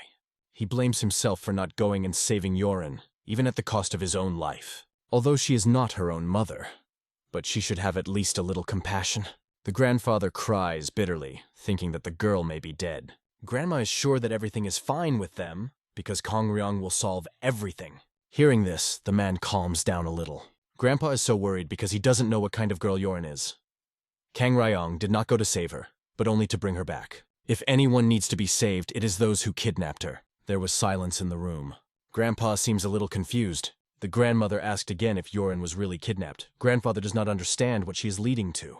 The woman cannot understand how this happened without any consequences. In any case, it is necessary to return her from there before it is too late. The main character quickly moved to the right place. A single guard stands in an empty corridor. The tied hands prevent the search of the girl. That is why, after a second, the scoundrels cut the rope that bound her hands. The man thanked. When he raised his head, he was startled by what he saw. A girl appeared in front of him and asked if he was going to save this girl. The man was very frightened and fell back from surprise. The girl, more like a ghost, looked questioningly at the man. She studied him carefully with a look that inspired fear and horror. If a man does not save this girl, does he want to harm her? The man gave a loud cry of fear. After a second, he took his weapon and decided to fight back against this monster. Blood splattered. But after a moment, something went wrong. The scoundrel ended up in an unknown place. Everything around was white. He began to look around, trying to understand. Where is he? Suddenly, the man saw something terrible in front of him. Something was approaching him. It laughed and giggled. A second later, many pairs of hands pounced on the bastard, and after a second, these ugly hands capture the man. They mercilessly tear his skin, causing severe pain. Gradually, they began to pull him down. At the end of the day, nothing is left of the scoundrel. The man watches his partner, who for some reason hovered over the girl. It seems to him that he has found something valuable in her. Suddenly, behind his back, the scoundrel hears some unpleasant and scary laughter. The frightened man looked back to see what those voices were. And a second later, a loud scream was heard. The guard did not understand what had happened to them, and so, as soon as the man opened the door, he shuddered with fear. Many monsters appeared in front of him, looking at him with greedy eyes. He could not move. Their red eyes were directed at him. After a second, a loud scream was heard.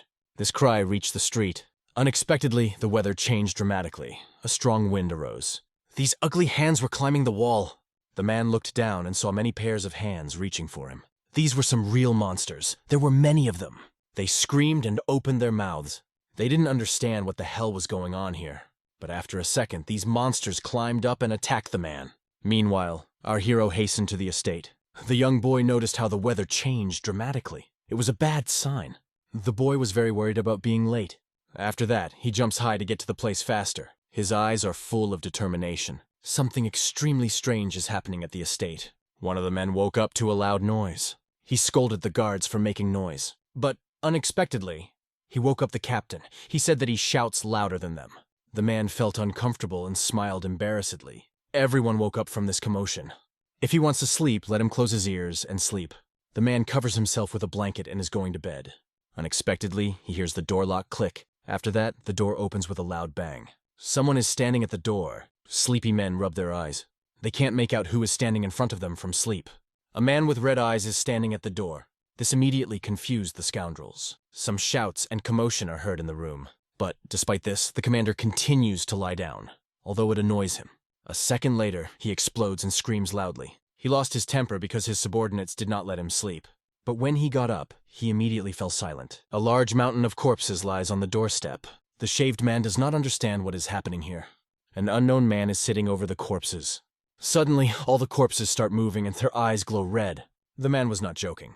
And so, after a moment, these monsters pounced on the unarmed scoundrel. All the corridors were empty, and the doors were broken and broken. Suddenly, people started coming out of the rooms. But were they really people? They all had red eyes, predatory look. At this time, Yorn was still unconscious. A spirit girl was leaning over her and singing her a lullaby. She lulled the girl. The spirit sang in its soft, pleasant voice. She raised her head, a smile appeared on her lips. Meanwhile, 2 men are on the run from this treacherous estate. It turns out that the Brotherhood of Wind and Dust has been attacked. You have to be very careful, because they probably already noticed the boy's disappearance. The boy is very worried about his father, but Ajosi quickly reassures him. It was very difficult, but they were able to escape to the vault on Mount Sodo. Some girl was crying and sad that there is no Hyung around now. But probably it is even better that he does not see these horrors. And so, when Ajosi did not find the boy at the meeting place, he went to the settlement of the Yellow Rock. The boy is interested in who led the attack. It was very dark, and the attackers were wearing masks, so it was difficult to see them. But without a doubt, they were sent by the Murim Alliance. Hearing this, Duhiam gasped, not believing his ears. Is this really the work of the Murim Alliance? But why should they attack them, if the Brotherhood of Wind and Dust is also part of the Alliance? And so the man begins the story. His father didn't want the boy to find out until he officially became a Brotherhood Master. He says that the Murim Alliance adopted the Brotherhood of Wind and Dust about 40 years ago. Up to this point, they were considered badass assassins who possessed great wealth. It is difficult for the boy to believe this story. The bearded man pauses before continuing.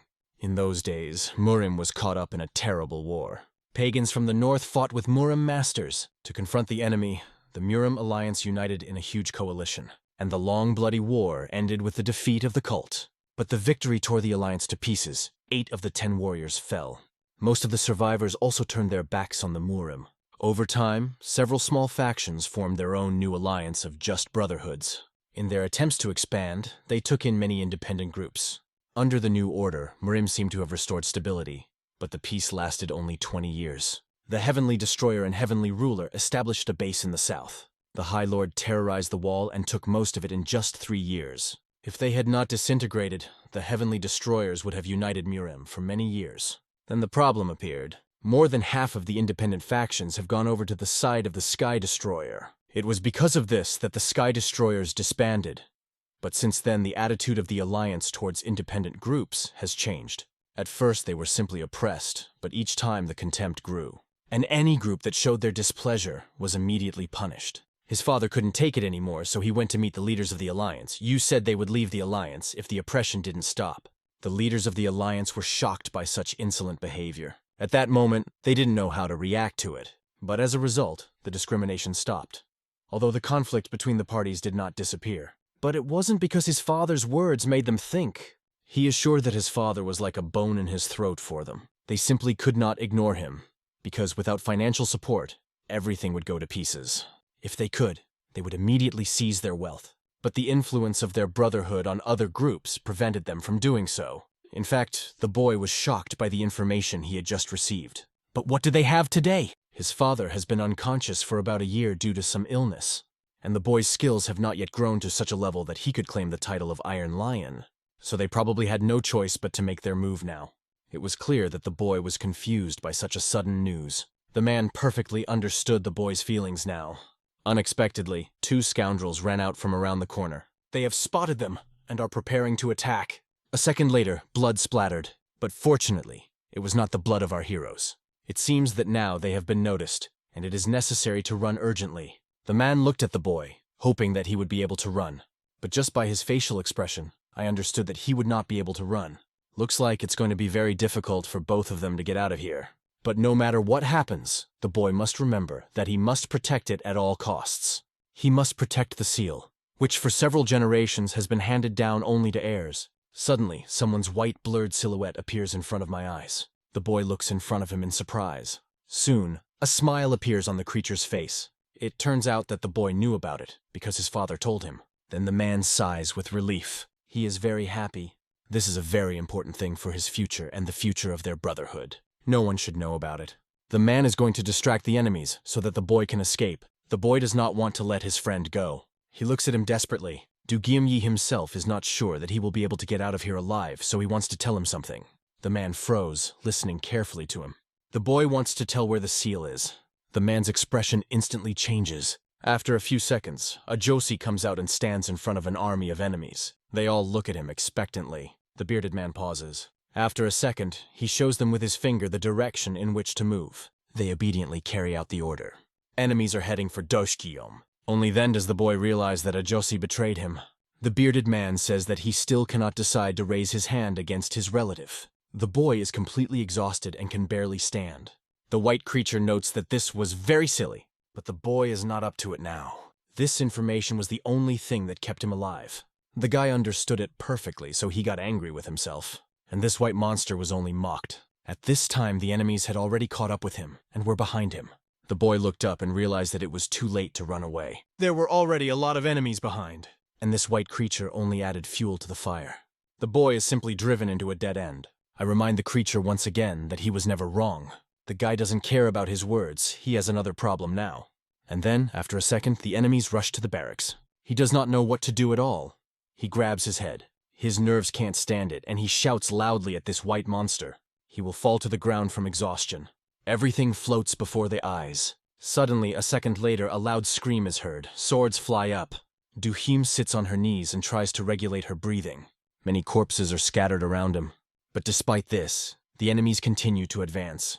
Although the enemies are very scary, where did the guy get such strength? A second later, our hero reaches for his sword again. The boy leans on him and rises to his feet. He looks at his enemies with a murderous gaze. They are not going to back down. Suddenly, somewhere behind, a sharp sword flew. This sword hit him right in the stomach. Such a strong attack about shocked him through. The boy clearly did not expect this. It seems that no one expected this at all. It turns out that a Joshi did it. The boy looked into his eyes for the last time. After that, he threw his head back. The man did it without an iota of compassion. He shouted at his subordinates to finish with the boy as soon as possible. Yes, after a second, the enemies rushed at the boy. The man looked at him indifferently. After that, he turned around and headed in the other direction. Someone is standing over our hero. How many times had this creature told him not to believe him? And that's what his pride and unwillingness to listen to advice turned into. The guy is still lying in shock. He raises his blank gaze to whoever is saying this. A second later, something shines in front of my eyes. The young man is not going to give up so easily. He grabs his sword. Everyone around is shocked that he has powers. The old man grabs the sword sticking out of his stomach. And then, after a second, he leans on it to stand up. He makes it look so easy it hurts to watch. The enemies are clearly shocked. How is the guy still alive if he was pierced through? Unexpectedly, the boy began to sniff. Enemies immediately rushed to him. They have already pointed their weapons in his direction. Meanwhile, the boy inhaled the raw smell of the cave and sour notes of sweat. A second later, the boy grabbed his sword and began to attack. He moved his sword quickly as he worked out their weapons. After a few seconds, there was nothing left of their swords. A second later, blood splattered. Despite the pain, the boy confidently stood on his feet. He could smell the pleasant smell of blood. Such words sent chills down the skin of the enemies. No one understood where such a terrible feeling came from. An hour ago, the boy could barely move, but now he confidently swings his sword. Now, our hero behaved completely differently. He himself approached his enemies.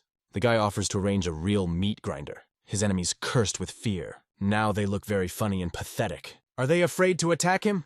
But after a second, the scoundrels rush at him in a whole crowd. It just brings a smile to the guy's face. Enemies attack him, but he deftly dodges. The boy dodges absolutely all of their attacks. Enemies are frightened by Duhayam's confident demeanor. A second later, blood splattered. Again. At the same time, a Jossi comes out of the cave. But suddenly, he stops right at the exit. He had a strange premonition and looked around. Unexpectedly, he heard a scream. This immediately caught his attention. He saw that something was being destroyed in the distance. The estate began to crumble. Screams came from there. The bearded man did not understand what was the matter. He had to find out what was going on there. At this time, the monsters filled the entire room. A lord was sitting in one of the rooms. He was very calm. At the same time, in the cave, the battle continued. More precisely, it has already ended. Victory to Dugioma. He licks himself greedily and is going to kill anyone who gets in his way. A group of armed men race through the middle of the street, their faces tense and ready for action. The thought did not leave them. A riot, an attack. What the hell is going on here? One of them was staring intently into the long street, trying to see something ahead. And suddenly, at the very end of it, a silhouette began to appear, which quickly attracted attention. The men immediately grabbed their weapons, ready for any danger. But it wasn't people who came out from around the corner. Completely different creatures. A dark, cold energy emanated from them, palpable to the bones. Weapons in hand, the group anxiously awaited the next movement of the creatures. Someone clutched a spear in their hands, squeezing it until the bones crunched. The others held the hilts of their swords confidently, ready for battle. But the horror intensified when spirits began to emerge from just under their feet. Shadows crawled and grabbed the living, turning them into a part of this darkness. One of the men fell to his knees, breathing heavily. His strength seemed to leave him. He tried to get up, still not recovering from what he saw a few minutes ago. The bodies of his comrades lay behind him, and the thick air squeezed his chest, preventing him from breathing. Whose work is this? He asked himself, looking at the approaching red-eyed spirits. Thinking that his comrades were still alive behind him, he ordered to prepare and keep calm. He added, "No mercy. No one should get out of here alive." Suddenly, a sword covered in blood came out with a whistle, reminding of danger. The old man opened his eyes wide, feeling a cold pain run through his body. Looking down, he saw a sword piercing his body, as if squeezing the last of his strength. Looking back, the man realized that his men were no longer behind him. Anyone captured by the shadows was turned into a mindless killing machine. He barely had time to turn around and swing his sword, cutting down several attackers. In his rage, he considered them traitors and without hesitation destroyed each one. He longed to exterminate them all, no matter how many remained. But the number of enemies was constantly growing. They were becoming more and more. However, the man continued furiously splattering their blood on the surrounding walls. The red eyes of the creatures gradually began to sink downwards. One of them in human form held his breath, as if thinking of something. He slowly lowered his burning eyes down as if remembering something important. A picture appeared before his inner vision, a little boy holding a girl in his arms. The girl was incredibly beautiful. Her appearance evoked warmth and memories. She sat on her husband's shoulders, and they laughed and joked cheerfully. But suddenly the man found himself alone, and a white wasteland spread around him. He shook his head, trying to see something in the void. He had to look ahead, and there he saw something unexpected. A huge tree with a rope that was tied around the neck of a silhouette hanging from a branch. The silhouette was barely visible, but its presence caused a heavy feeling. Looking closely, you could see long, graceful eyelashes that gave him a strange humanity. At that moment, it dawns on him who this person is, and shock takes over his soul. Not even a minute had passed when armed men, controlled by a dark force, appeared near the girl. Their faces, though they seemed like dark shadows, expressed a sly and sinister smile. There was no choice. He clenched his sword tightly in his hand, ready to act. Realizing who was hanging from the tree, he rushed towards the attackers with fury. Swinging his sword, he rushed forward, ready to deal with his enemies. Landing, he sliced through their flesh without hesitation or pause. One by one, the enemies fell, and he repeated this process without stopping. Letting out all his rage, he screamed without holding back his voice. The walls were covered in blood, and he continued his bloody mission. All this happened near the wall under which this terrible story was born. Only sharp spears remained as witnesses, indicating the dismembered bodies. A crowd of people gathered around, staring at the ground, not daring to raise their eyes. But when they looked back, their eyes were as red as those of demons. The crowd began to move in the opposite direction, as if guided by an invisible force. The old man sat with a cup in his hands, reflecting on the events. He questioned the other man about the words spoken by the young master, but it was difficult to understand the location because it was happening too far away. Taking another gulp of his drink, my lord acknowledged this as a great loss. In any case, he praised the man, emphasizing his efforts. At the moment when the lord was praising the interlocutor, another man suddenly ran in and reported. An uprising had broken out in the city. The people had risen to riot. My lord, pouring himself alcohol, froze, considering what he heard. Meanwhile, a lone shadow walked slowly through the dark cave, disappearing into the twilight. On her head was a large hood that hid her face. Suddenly he heard something behind him and turned sharply. But there was only an empty earthen dungeon with lanterns hanging here and there. He stared into the darkness for a few seconds, searching for something. But in the end he turned his head back and continued his way to the wooden door. The door creaked open, letting him in. He went further and, closing the door with a bang, moved forward. His path led to a certain room he was looking for. Opening the curtain, he entered the room, where he was greeted by luxurious courtiers. In the next room stood my lord in the company of two men. One of them emotionally reported that many of them lost their nerve, lost control, and destroyed everything around them. My lord watched the chaos in the streets in silence. There was only one thought in his head. What kind of witchcraft is this? Through the window, he saw how the streets were covered with the bodies of the dead.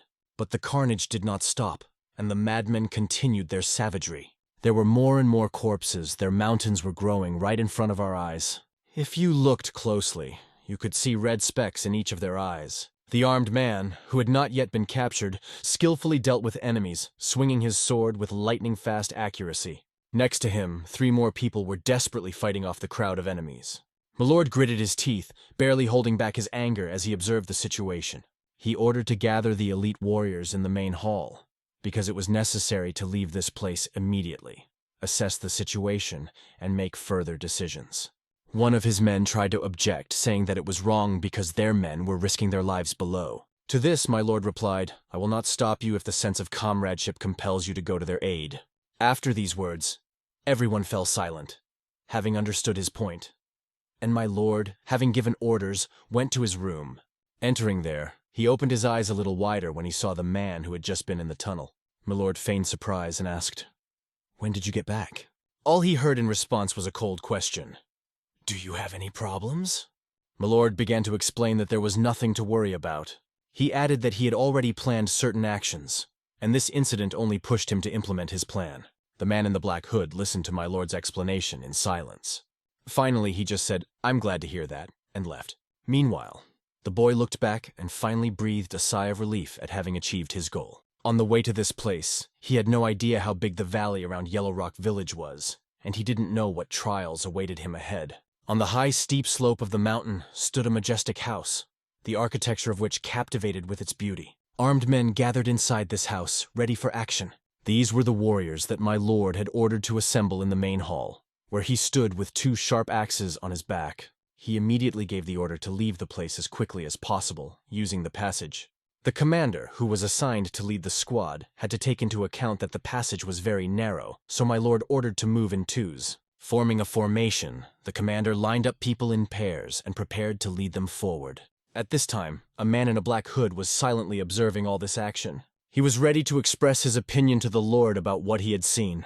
"It looks like a miserable escape under cover of night," he said with disdain. He sarcastically added that he hoped that one important person would not be disappointed by such a decision. My lord sharply replied that he was responsible for everything that happened on his lands, and warned him not to interfere. The hooded man exhaled and explained that those were just thoughts spoken out loud. My lord gritted his teeth again, holding back his anger. The man in the black hood looked at him with contempt. A lurking snake, a bloodthirsty warrior, he described the lord in his thoughts. A ghostly martial artist that even the valley shuns. Ruthless, cruel by nature, capable of sticking a knife in the back if it benefits. Meanwhile, the commander was already leading people to the exit. But as soon as the door opened, a silhouette appeared in front of them. Just a black shadow and teeth glinting in the light. The commander, with a scar on his face, opened his eyes wide when he saw this vision. And at the same moment, the air was cut by the whistling of metal approaching with incredible speed. Drops of blood flew in different directions, leaving red marks on the floor. The armed men did not stop. Their goal was one: to go further forward. My lord Blood Warrior and the black-hooded man heard these terrible sounds. Looking inside, they saw what was happening behind the walls. Fragments of bones lay underfoot, and the crunch of them was heard with every step. Entering, the boy mockingly asked, "Why are you all gathered here?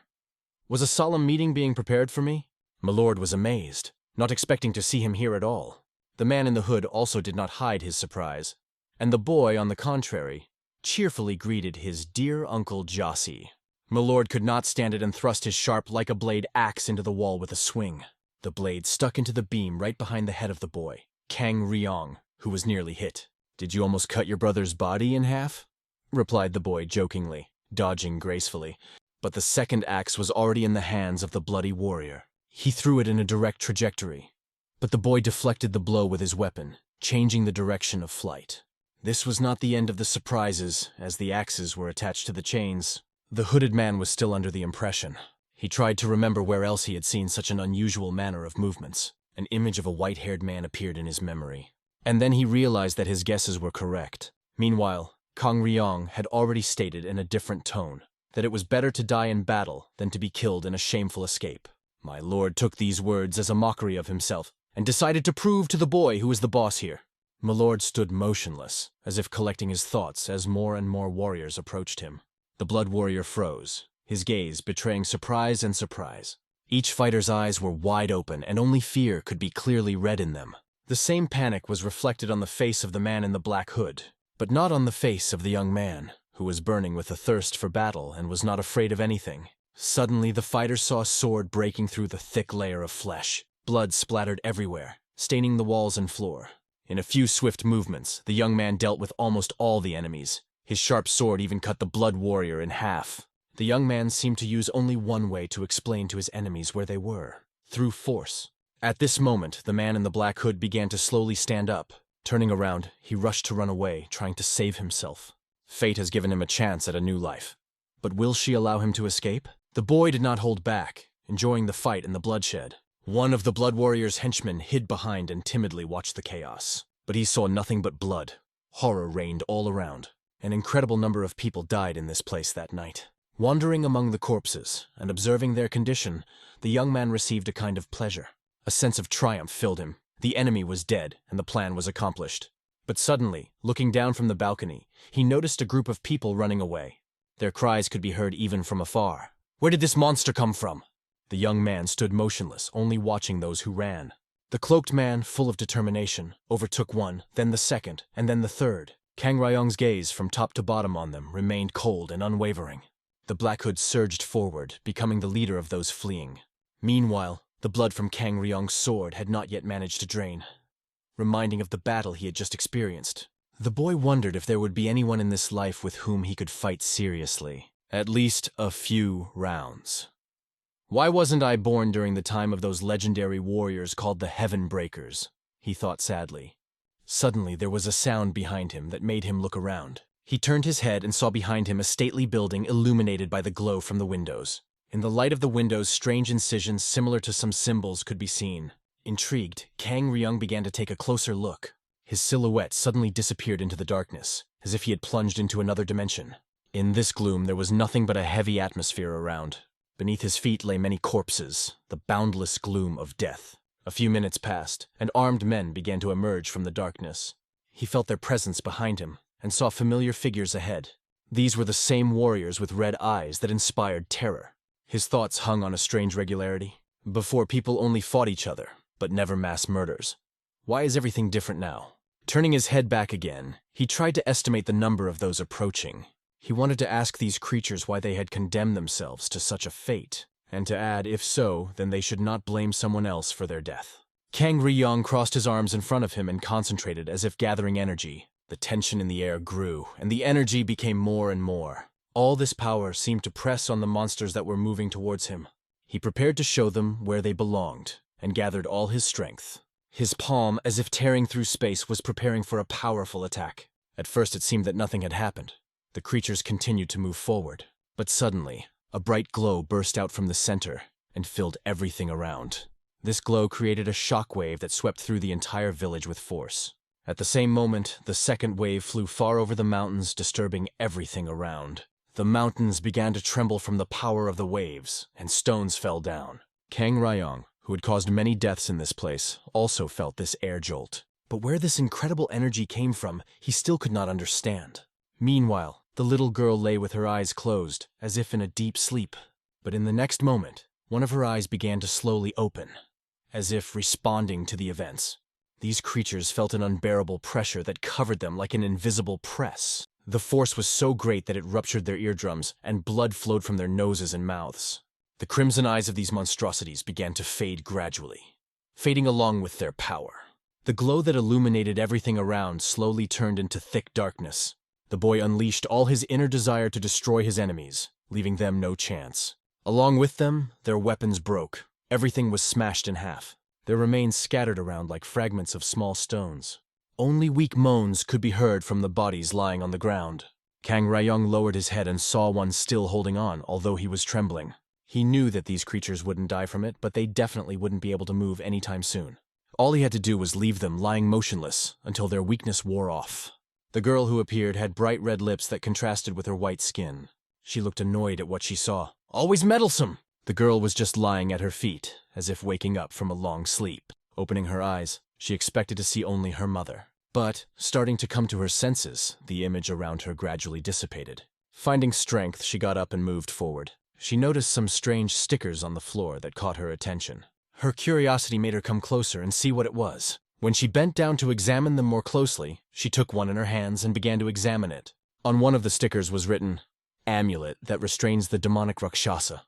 That's what the man-eating demon is called. Now the girl understood that what is happening around is a real mess. She decided to look at the corner of the ceiling and saw something really strange. It seemed that some energy had just hid in the crack, as if it had merged with her. Strange sensations overwhelmed her, telling her to run away as soon as possible. Wasting no time, the girl ran to the exit, listening to her inner voice.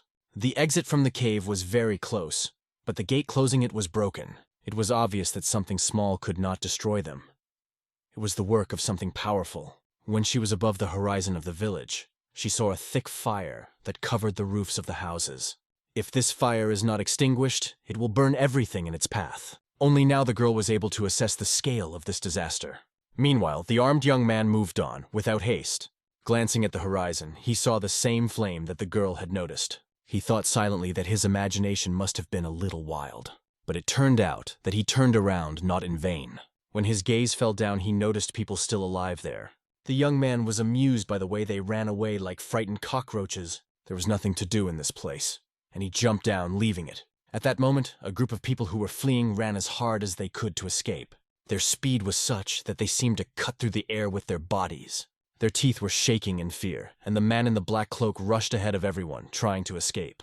Either he was wet from sweat from running or from terror, most likely the second. He could not understand where this fool Gyum got such incredible strength. Every now and then he looked back to see the rest of the people fleeing. But turning once again, he heard an explosion right behind the group. It was the same fool that my uncle called Gyum. Right in front of his eyes, Hyum smashed everyone who stood in his way. His deadly silhouette was fast approaching, inspiring terror. With just one blow, he easily destroyed entire groups of people. Ruthless in his power, he did not leave them any chance of life. Blood flooded those who were nearby, and there was no way to escape. The group was forced to stop and retrieve their weapons in preparation for battle. They decided together, if they are going to die, then with honor, and not while running away. Their plan was one, to cut Gyum to pieces without sparing his own life. But for Goem, it was only a relief of the task. Now he could just swing his sword without chasing enemies. One blow, a second, a third, a fourth, and almost half of the men flew to the side. The man in the black hood coldly assessed the situation, realizing that it was a complete collapse. It wasn't the same Hyom he had known before. In his eyes, Yom now seemed something completely different, almost superhuman. A ruthless monster that does not hesitate to destroy everything in its path. His sinister smile was terrifying. The speed and precision with which he acted amazed even experienced fighters. The man in the black hood realized that it was his time to defend himself. But even he knew, if Hyom had wanted to, there would have been no trace of him a long time ago. "I am pleasantly surprised. Didn't think you were hiding such fighting skills," the black hood said. He added that these movements and skill with weapons resembled his late brother's style. But in response, Hyom only coldly said that it was insulting. "I am Hyom, your own nephew, whom you poisoned, you scoundrel," he replied angrily. "Yes, you! It's as if he's been hiding behind that black hood all his life, traitor!" Guillaume was not going to kill quickly. Instead, he pushed him away disdainfully, like a rat. After that, he began to wind up the power for the next attack with his weapon. But the hood turned out to be quite agile and successfully deflected blows with his sword. Can he sustain this pace for long? It seems not. One of the subsequent blows left a deep scar that ran right across his face. The atmosphere around became thicker and more intense, as if before a storm. Hyam pushed the man down the high stairs so that he would come to his senses a little. It was a clear sign. Hume was trying to let him know where he belonged. Going down the stairs, he coldly explained that this scumbag had poured poison on him, which turned his organs into bloody pulp, and now he was rehearsing because of the scratch. The man covered his face with his hand, which was dripping with blood, trying to control its flow. Guillaume had not a single drop of respect for this scum. He crawled on the ground, muttering something under his breath and clutching his sword. A few minutes passed before Golem heard the following. "You pathetic fool! Your blood is the Iron Lion's trail to Guan. That's why I tried to destroy you, fearing your hidden abilities. But if I knew you were crazy, I wouldn't be in a hurry. Those abilities I feared only manifest in the days of the madness of the Brotherhood of Wind and Dust." The hood continued to mutter, but these words didn't mean anything to Guillaume. He was only interested in one thing. Was it true or not? He had waited a whole 10 years to take revenge, and now he demanded more effort from his uncle. The Black Hood, not holding back, called him a crazy bastard. But in the end, he himself begged to be killed, admitting his betrayal of the family. Hom raised his spear above the Hood's head, ready to deliver the final blow. But he was stopped by a loud voice shouting in their direction. The little boy was standing on the roof and clearly heard the word, "Stop!" He turned at the sound and saw 2 people standing over a third person who was kneeling. At that moment, Guillaume's face lit up with a joyful smile. He found what he was looking for.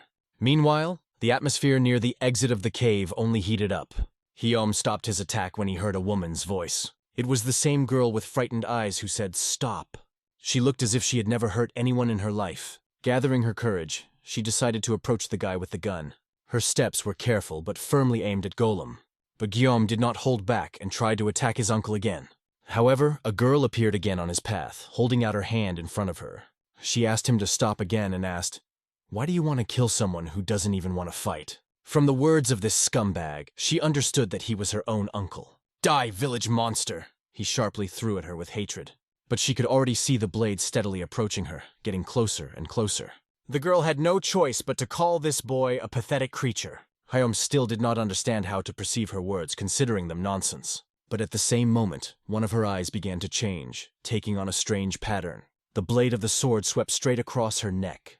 Blood splattered at the point of impact, flying in different directions. Blood dripped from her neck, soaking her clothes in dark red marks. But the boy saw not at all what he expected. Her neck began to regenerate, and what looked like tentacles sprouted from it. They resembled long hair, but were made of human flesh. With these tentacles, she grabbed one of the enemies. Splashing the liquid around, it swept away everything in its path. The same thing happened to the boy who began to immerse himself in this endless stream of liquid.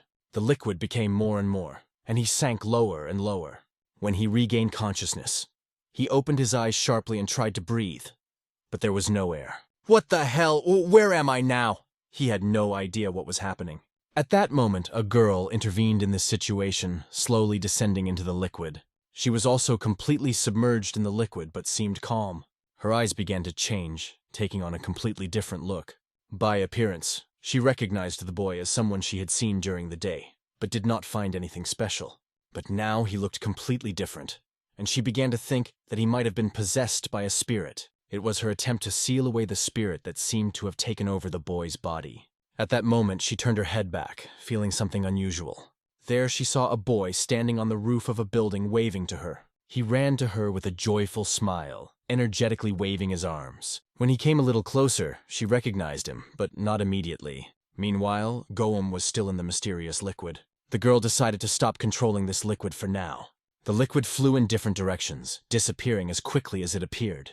The boy fell to his knees, finally managing to clear his throat, gasping for air. Unusual, strange sensations permeated him to the very bones. His neck ached excruciatingly, and he realized it was an illusion technique. When did she manage to use such a technique? He thought furiously. The very fact that the girl dared to mess with his head drove him mad. Meanwhile, the little boy, waving his hands, continued to run to the girl.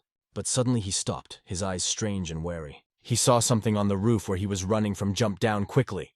So fast that it was almost imperceptible. He shouted to the girl, warning, "Be careful!" The girl just had time to turn back and notice movement out of the corner of her eye. Her chin was slightly caught by something that flew by with incredible speed. And the next moment, she felt a cold blade on her neck. A strong hand held a spear, and not one, but two. One belonged to Doc, the other to the little one who rushed to save the girl. Together, they parried the attack, preventing the blade from touching her throat.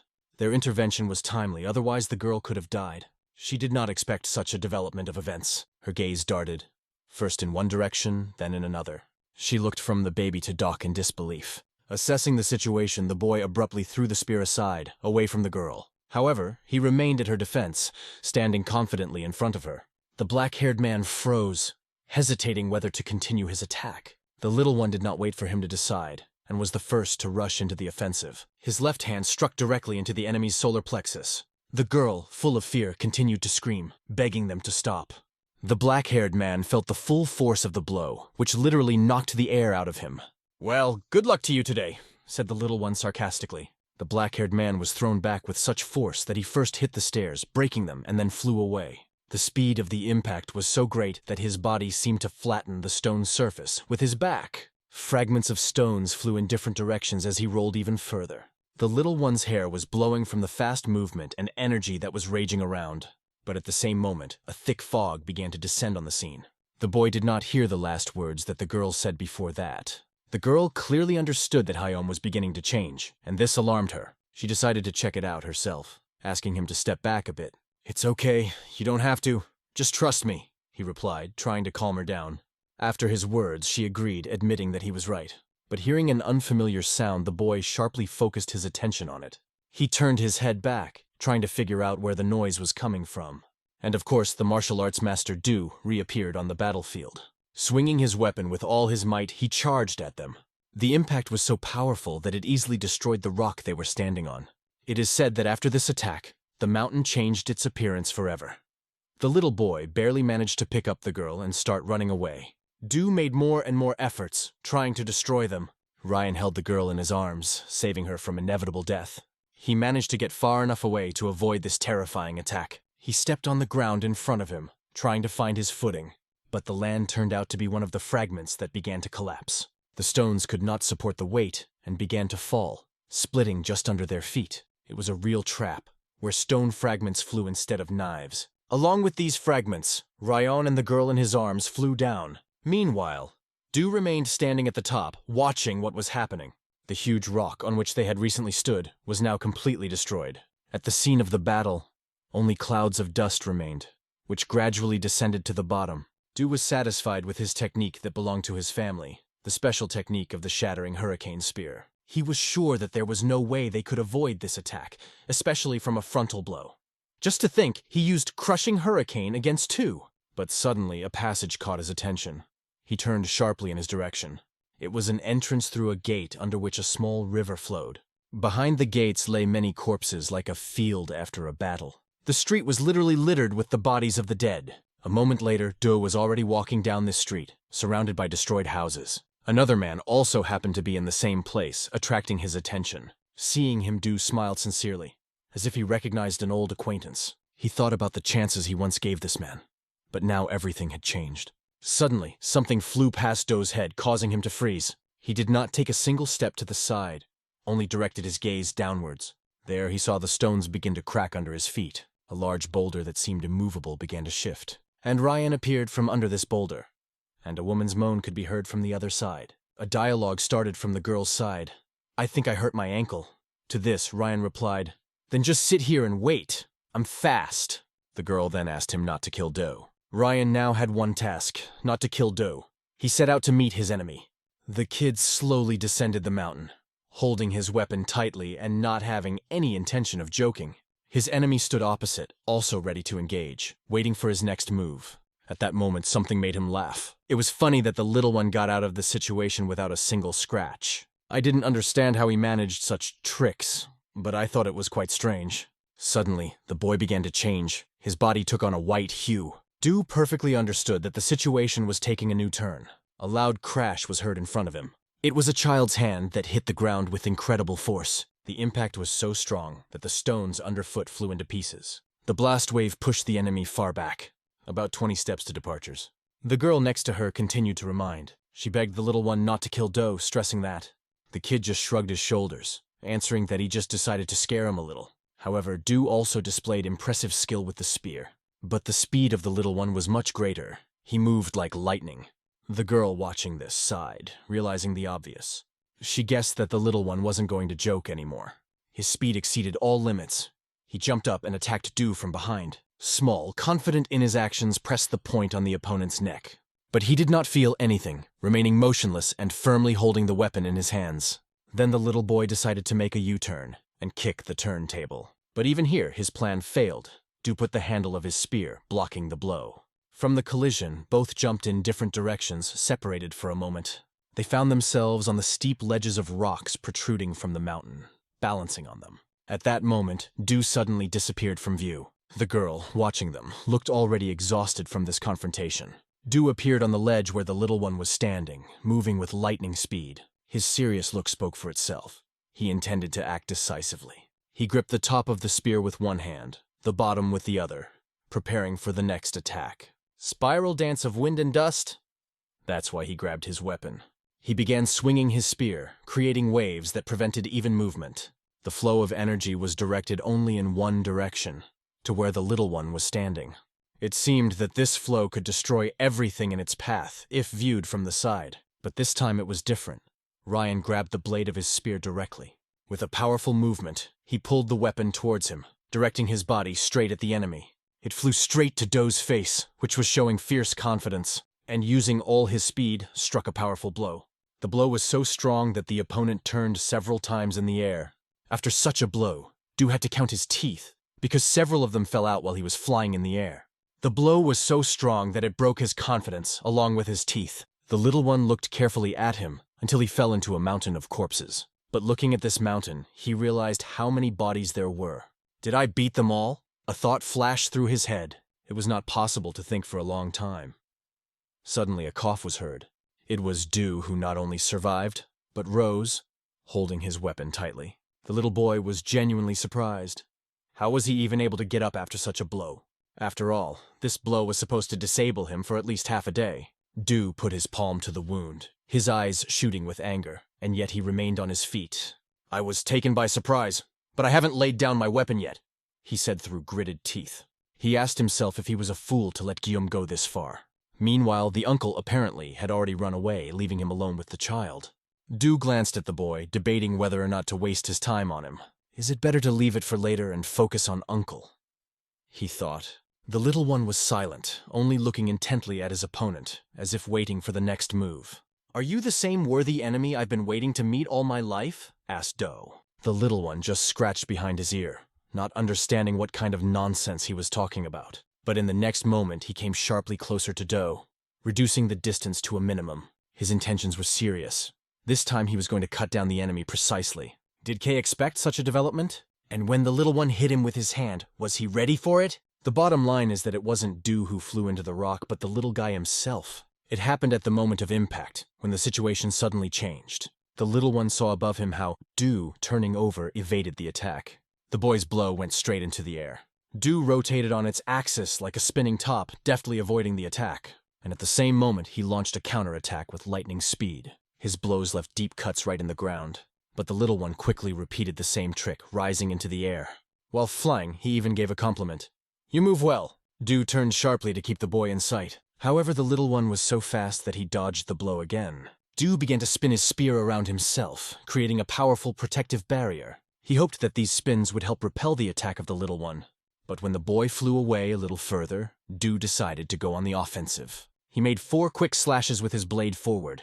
The little one, like jelly, dissolved in the stream, avoiding every blow. He managed to find a safe distance, dodging all the attacks. This allowed him to breathe and prepare for the next step. Taking a full chest of air, the little boy tried to keep his balance, although the enemy relentlessly attacked, giving no time to rest. Avoiding hits was important, but it wasn't enough. It was even more important to maintain balance by combining deflections and counterattacks. At some point, blood splattered in the air. Du managed to catch the little one during his swings, showing skill. The little one was right under the opponent's feet.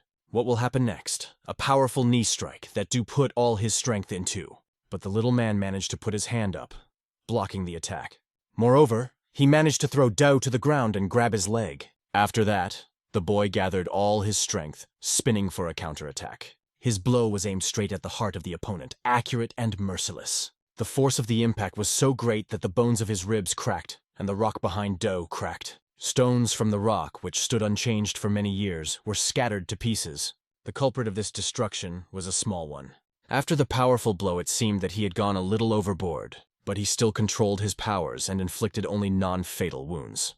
The little one wished the opponent sweet dreams and was going to say goodbye to him. No longer feeling threatened, he decided to just leave, but unfortunately he heard strange noises behind him. Could he get up? This thought flashed through his head instantly. Turning around, he saw a razor-sharp blade flying straight at him. Du struck with such speed that it even cut the ground. He was sure that this time everything was over, and the little one had died. But the little one, not understanding how Du came to his senses, already flew behind him. Du, turning around, saw only a leg that was flying straight at him.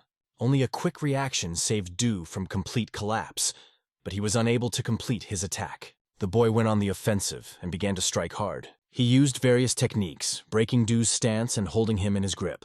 Grabbing him better, the little boy hit his head against the rock several times. Maybe these stones will help him breathe better, thought the little one sarcastically. And after that, he delivered a powerful blow with his hand, which completed the combination. This blow was so strong that it could literally turn the insides of the opponent. Is this enough? Du was lying face down in the stones, his spear lying next to him. It seemed that this time he was completely cut down, with no chance of continuation. The little one was sure that everything was over, and decided that it was time to move on. But as soon as he took a few steps forward, he heard the crunch of a tree on the ground. At the same moment, he realized that it was the enemy's weapon that had been activated again. Like lightning, the little one ducked, avoiding the attack as if making a bow. "That's it again, what the hell?" he thought with irritation. Du's silhouette reappeared from the cloud of dust like an inescapable curse. And again he attacked so fast that the little one had to dodge and jump back. The little one still could not understand exactly how this opponent moves. Du explained coldly, "The world is definitely an interesting place." He added that he had been desperately searching for a worthy opponent all his life. But before I've only met pathetic weaklings with undeserved fame. Du could not even imagine that a master of this level would be found in this forgotten hole. He pointed the spear at the boy and warned seriously, "You better take me seriously. If not, you will regret it." Concluding his speech, Du asked not to think about fighting at half strength. "I've been waiting 10 damn years for this," he exclaimed passionately. His main goal was to kill everyone and give them a taste of the hell he himself went through. "Give me more inspiration, baby," he said, channeling his energy with insane confidence. When Du tried to stop him, the boy didn't even pay attention to his words. He clearly showed that he does not care who is in front of him. "If you want to remain a martial artist, I simply advise you not to move for a while," the little one said coldly. Tu did not understand the meaning of these words and considered them only mockery. All that remained in his power was to call the child a fool. But even with his taunts, Du began to take steps forward, slowly, one step at a time. But the pain that hit his body was not slow at all. A sharp pain shot through his legs, and he fell to his knees, losing his balance. He lowered his head, not understanding what was happening to him. Drops of blood began to fall right between his knees. Blood was pouring from his nose, adding even more anxiety. The little one, looking at him, only said sarcastically, "Fool!" The boomerang effect worked. The reason for this was that the little one had unbalanced the key points in the opponent's body with his blow. If you continue the fight in this state, all the broken life points could literally explode. Your full recovery will take time, and when you do it, it's better to run away in all directions," added the little one, who could not come to terms with his defeat. With bloody hands, he began to rake the ground under him, as if trying to find strength. But suddenly the boy heard a familiar sound behind him, which made him wary. This time the attack was directed directly in front of him. Swinging his spear, Du tried to strike again, full of rage and desperation. The shot went a few meters to the right of the little one, completely missing the target. Although Do was shaking, his arm was completely broken, and protruding veins pierced his body, but he was still plotting something. However, it was clear that his attempts to move only resulted in chaotic movements. It seems that no matter how hard he tries, he won't be able to climb it. But Du, in spite of everything, decided to go ahead, against all the rules. Somehow, he found the strength to launch another attack. Rushing like lightning, he hit all the points of the little one's body. However, after flying a little further, Du was overcome with surprise. The little one stood completely intact and unharmed. It was just an illusion. He thought he was attacking the little one's body. But in reality, he just left marks on the ground around him. What to do now? Flashed through his mind as he realized that he was in a complete mess. His arms and legs swung powerlessly in different directions, and he simply fell to the ground. In this state, there was nothing to talk about. The little one exhaled, once again looking at the defeated opponent. But Do was still trying to scramble to get off the ground. Even after everything, he continued to move, as if invincible. It became clear to the boy. In front of him is an opponent with an insane damage zone and an unusual way of moving. His muscle structure and joint function were not like those of ordinary people, which was why the 5-ring punch did not work. No matter what, Du kept trying to get up. He even declared that the little one should not think of running away because, "I will still get you from under the ground."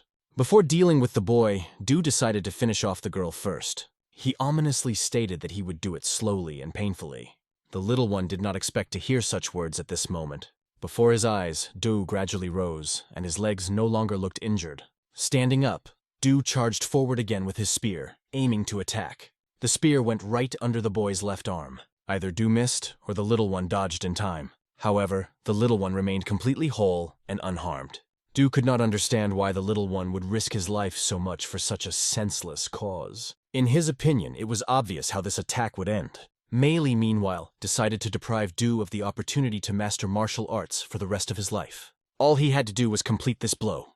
The impact was so strong that Do's head was noticeably rocked back, and the little one remained standing in place, motionless in his fighting stance. The impact was so strong that it transported Du to a memory of his childhood, when he, still a young boy, was found badly injured. Then he was brought to the doctor to somehow stabilize his condition because his body was extremely weakened. It was at that moment that the doctor first detected a shift in his Kai. This rare physiological feature is that the flow of Ki, which connects different points of the body, moves in the opposite direction, unlike in ordinary people. However, a high-ranking man present at the time impatiently asked the doctor to speak more clearly. The doctor explained that Do's body was unable to perform techniques based on internal Ki energy. It was a clear diagnosis, and the situation looked just like that. But what happens if he does try to use these techniques? The doctor noted that with a certain zeal in training, he can master some techniques. But the more often he will turn to them, the more the resistance to the flow of Ki will increase. Eventually, the backflow of Ki can become entangled and cause serious internal damage. Simply put, his worst enemy is himself. The doctor added that there would be no problems with weaker opponents. But what if the young master meets an equal or even stronger opponent? What happens if this enemy overwhelms him with both internal and external Ki energy? That's exactly what happened. He faced a worthy opponent on the battlefield. The opponent made his back crash into the stones. Blood flowed from Do's mouth, and his body was experiencing a frenzied energy overload. In the worst case, this could lead to a serious energy crisis. But the worst thing that can happen is his own death. The guy continued to impress with his powerful punches. These blows not only cut the ground, but also plunged the opponent's body deep into the rocks. Each attack seemed final, forcing the enemy to surrender. The kid was sure that he managed to reverse the flow of his opponent's Kai. However, he was careful not to touch the vital organs, leaving him a chance for a normal life if he was careful. Before that, he warned, "I probably shouldn't have touched me." Du remained lying under a pile of stones, almost motionless. His gaze was lost in the fog, unsuccessfully searching for a solution. In his past memories, there was a tall lord asking the doctor, "What now?" "Is there a cure? Is there any way to get his body back to normal?" Pan asked anxiously. The doctor replied that as far as he knew, This ailment was incurable. However, he remembered a story he had heard a long time ago. It was about a person with similar symptoms who managed to become normal. But that method was pure improvisation and required tremendous luck. The doctor warned that it is almost impossible to repeat it. Despite the skeptical warning, Pan shouted, ordering to tell everything to the smallest detail. The doctor began to explain. Kai needs to be brought to a state of overload. This was the first thing he reported, emphasizing the risks. Pan heard this and immediately called the method absurd. The doctor replied that it was because of this that he advised taking this idea with caution. However, Pan decided to listen to him to the end. First, all the tangled key points in his body had to be destroyed. However, 9 vital points were to remain intact. After that, the flow of ki connecting the 12 Wen key and the 8 stray channels was supposed to reverse, causing an explosion of overloaded energy. And at that moment, lying in the rocks, Do's body began to explode from the inside. He opened his eyes sharply, wide feeling the wave of pain that overwhelmed him. His bloody teeth gnashed, revealing all his inner pain and anger. The flow of wind around him grew stronger and stronger, creating a dangerous atmosphere. The kid heard a crunch and a crack right behind him, which was getting louder. The sound made him turn his head back to see what was going on. But looking back, he saw almost nothing. Only the shadow of a body that began to squirm. Do squirmed in unnatural movements, as if competing with himself. "I'll watch a little more," thought the little one, keeping his distance. He watched this terrible scene with an unpleasant feeling. What was happening to Do caused horror and disgust. It was really creepy to watch, because his body was changing before our eyes. The veins began to swell, became larger and spread over the entire face. They gradually took over the whole body, causing him excruciating pain. You could feel that pain as he squeezed the stones so hard that they crumbled into dust. "Won't it kill him? What will happen to him next?" thought the little one, watching. From the outside, it looked like imminent death. But there is one but. Even in the midst of all this blood and destruction, only 1 in 10,000 can be blessed by heaven and come back to life. The boy did not know this, so he decided to go in the other direction. But suddenly, a huge cliff appeared in front of him. This cliff was formed because of their battle when they crushed all the rocks here. But it seemed that this was not the end. The stones began to rise up. It flew higher and higher, gradually surrounding the child from all sides. Turning forward, he immediately understood who was behind it. Do stood in the middle of the flying stones that rose up in his wake. The kid looked at him carefully, perceiving the opponent in a completely different way. Before him stood someone who had chosen a path that was like a double-edged sword that had already destroyed countless martial artists who sought absolute power through self-destruction. But now the little one began to feel anger, and he is unlikely to restrain himself further. At that moment, the protagonist saw a familiar figure in front of him. But it was no longer the former Do. He had changed, finding himself in a new body. The little one even doubted whether it was a dream or whether it was all real. Standing before him was a white-haired man with long hair who looked majestic and menacing. His weapon lay on the ground next to him. He put his foot on the handle and in one movement lifted it into the air. It looked incredible. Without even making an effort, he began to spin the weapon in the air. And in an instant, like a swift wind, the weapon stopped as he grasped it in his hand. Lightning fast. The little one barely managed to track this movement with his eye. The white-haired man stood silently, as if studying his opponent's every step. But his silence concealed his intention to strike, this time from behind. Everything was decided by a second. The little one had to look around to see a bright flash. That flash instantly cut the rock in half with incredible precision. One move by Do looked like it was cutting through butter, not super hard rock. And this was no ordinary rock. Its rock was incredibly hard. The little one barely managed to jump in time, avoiding falling with the broken stones. He was lucky enough to bounce back so hard that he ended up behind Do. But Do felt every movement of the opponent as if he saw it with his own eyes. Another attempt to attack from behind failed again. Do dodged easily, and at the same second, he made a lightning counterattack. Fortunately, the flexibility of the little one was at a height which allowed him to successfully maneuver. If he hadn't maneuvered, everything would have ended the same as with that rock. Complete destruction. The giant hole from one blow to Ko looked incredible. The speed of his movements, similar to light, was the opponent's next trump card. He flew like an arrow along a well-honed trajectory, leaving no room for error. The little one dodged with the same precision as he readied his counterattack. But in order to strike, it was necessary to break through these lightning-fast movements of the spear. And this spear, by the way, had a point as sharp as a blade at the end. The main character almost found himself on the verge of being caught by it. The damage zone from Ko's blows was huge. They cut through even giant stones. The stones were left with deep holes from every movement. Taking a look at it, the boy understood the scale of the enemy's strength. Du, for his part, began to think that Kangryong was running around like a frightened mouse. He launched another attack, prompting the hero to dodge once more. This time it was a spiral dance of the wind. Du twirled the spear with incredible speed in different directions. These rotations created a huge tunnel in the stone, which the boy saw with wide eyes. Surprise overwhelmed him, but he did not stop preparing for a new maneuver. Gaining energy, the little one remained ready for any turn of events. A bright glow suddenly appeared in front of him, as if a harbinger of a new attack. Meanwhile, the whirlwind from the spear rose upward, shattering everything in its path in spiraling motions. A loud roar echoed around, and the lines of air created by the spear swept past the rocks. They crushed the stones as if a bird had flown through cotton wool. Under this powerful wind that he himself created, Du stood calmly and confidently. He was satisfied with his spiral dance, thinking that everything had turned out perfectly. At some distance from him, on his lap, sat the main character. That he managed to survive was a real miracle. To save himself, he had to create an energy barrier, because it was impossible to block such a blow with his bare hands. Even the bones of the little one hurt, and every movement was given with great difficulty.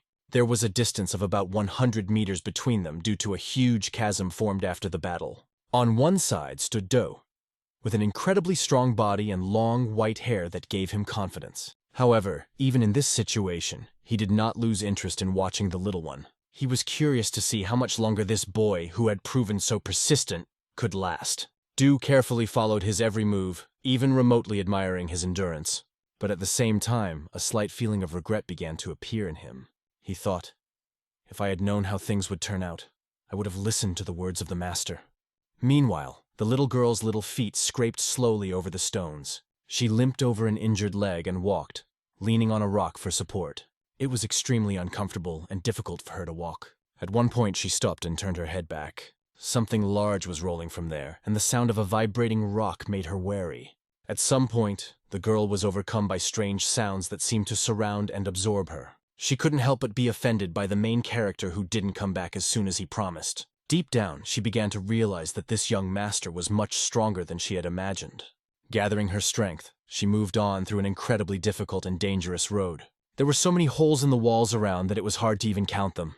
The mountains were cut open by the powerful attacks that took place here, leaving chaos behind. This place looked as if giant alien creatures had landed here, destroying everything in their path. Even houses built of strong materials were blown apart by the impact. At that moment, a loud explosion rang out behind one of these buildings. The two fighters stood facing each other, ready for another attack. It was they who caused all this chaos, leaving behind ruins. The main character competed with Do, and their fight reached incredible proportions. Their backlanding alone destroyed everything in its path. They smashed houses with their bodies, leaving new scars from each blow. Du even found time to mock the hero, demonstrating his superiority. Du even applauded, admiring how long the main character lasted. He began to ask about which brotherhood the little one belonged to. "How many warriors do you have that are superior to you?" asked Do. He promised that he would let the boy go if he would just tell the truth, but the hero remained silent, trembling a little. Du repeated his question, as if trying to provoke some kind of reaction. He didn't expect to hear anything special or even see any movement in response. But the main character began to stand up, scattering fragments of stones and rubble around him. He calmly explained, "The more powerful the opponent, the more difficult it is to fight him without killing. Especially if he's grown in strength so suddenly," he added. Biting his finger to the point of blood, the hero coldly suggested, "Let's start. This time I will show you my true power." Du grimaced, completely not expecting to hear such words and see such a challenge. Du wanted to ask the little one a question, but he himself did not fully understand how to formulate it. He was also going to admit that he wasn't fighting at full strength. "You held back from killing me because you wanted to know what fraternity I was in, right?" asked the main character. But this time he asked Do, "Show what you're really capable of." And hinting, he added, "Fight with all your might, don't hide anything." Du seemed to see something humiliating in this challenge, as if the kid was looking down on him. Du realized that he had just missed his last chance for salvation. "If you so desire death, I will grant your wish," he declared with rage. The little one just stood, calmly waiting for what the opponent would show. Around the white-haired man, the wind began to swirl like a hurricane. Forming a dense layer of air, Du was ready to pulverize the little one. The wind was so strong that even standing nearby became difficult. Despite the powerful current, the main character did not move.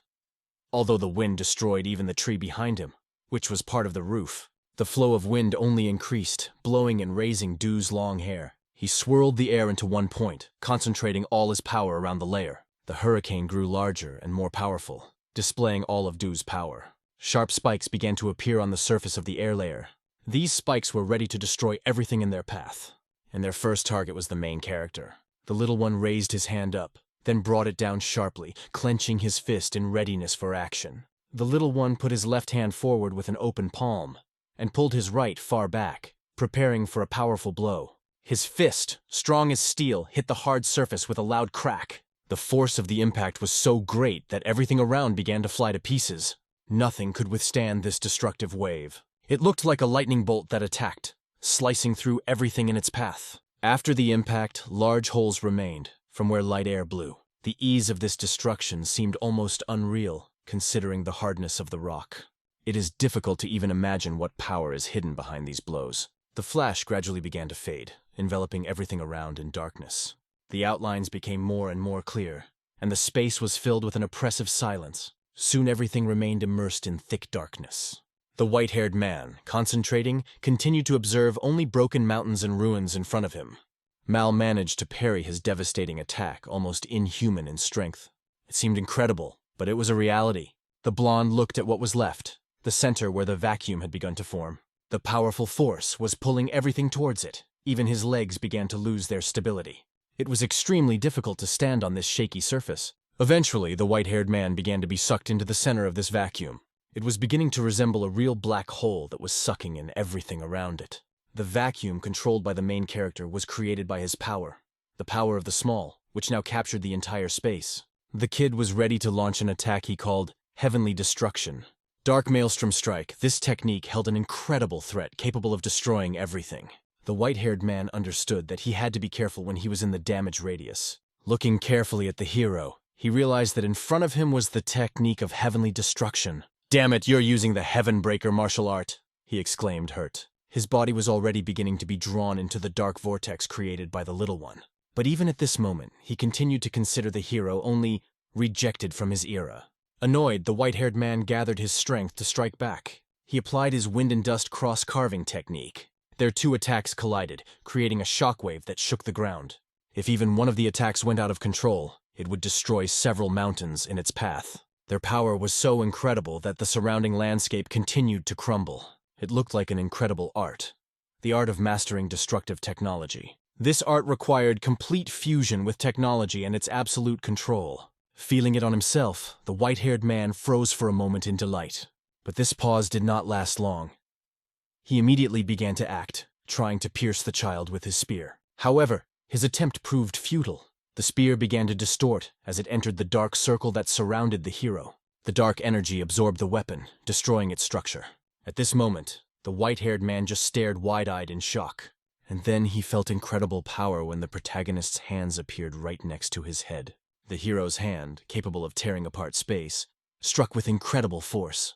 The impact made the white-haired man's head ring as if an explosion had gone off inside his skull. At the same moment, he saw the world in thousands of blurry pictures. The surrounding mountains seemed endless, absorbing his gaze, and the black hole created by their battle continued to suck everything around.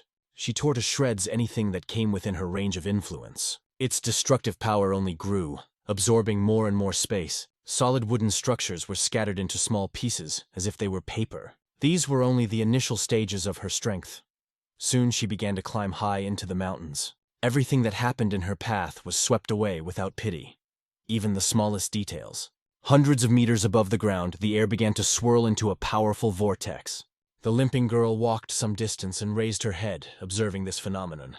She tried to understand what was happening there, but was shocked by what she saw. "Looks like they're having fun in there," she thought as she turned back to the entrance in front of her.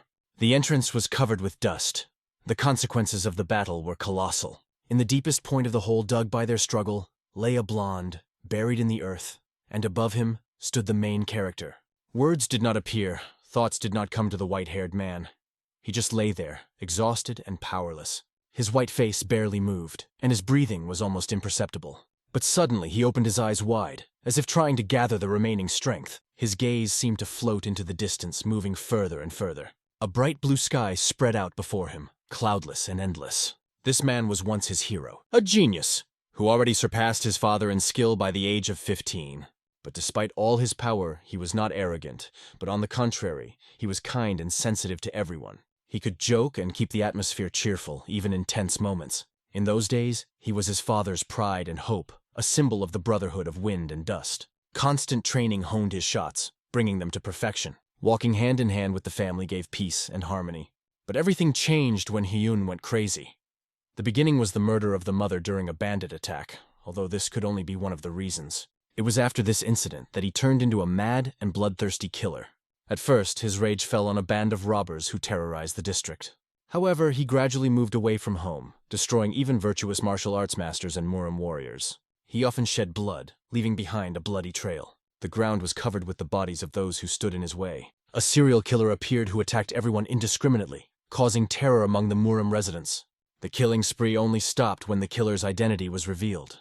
At that moment, a hooded man appeared, landing next to the milord. Their eyes met and tension hung in the air. A moment later, blood was already running down the sword, testifying to the ruthlessness of this moment. Hyun's hands were covered in blood, and his appearance was horrible. His entire head, face, and even his hood were smeared with blood. At that moment, his father caught him at the scene of the crime, and without hesitation subjected him to the death sentence. Milord had no regrets because for him it was betrayal. He threw Hyun into the dungeon, where he stayed for a long time. After years in prison, he became thin and emaciated, almost lifeless. Later, the young man found himself in front of the milord sitting across from him. Milord looked down on him, displaying his power. Hyun would kneel, bow, rise, and bow before him again. After his imprisonment, he changed, leaving his old self behind. At that moment, the older brother turned to him, urging him to be strong. He revealed the truth to him. Charity and justice are just empty words. You must do everything you can, use any means to become strong for the good of what you protect. Despite his young age, Hyun remembered those words forever. That night he stayed with his older brother. One of them was sitting at the table, and the other was already lying in bed, resting. The little fell asleep, but a soft muttering began to disturb him. These incomprehensible sounds made him open his eyes. The words sounded strange. Why do you hesitate? Kill him, shut up, I can't. Shut up, the black-haired man said loudly, as if talking to himself. And under these sounds, the little one started to get out of bed. He saw his brother in the room arguing with himself, saying that he had tied the knot and would kill no more. The black-haired man continued, as if addressing someone. Go to hell!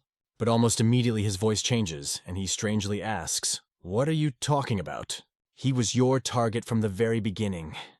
He was the one who left his mother to die because he was busy with nonsense like charity or thinking about what people would say.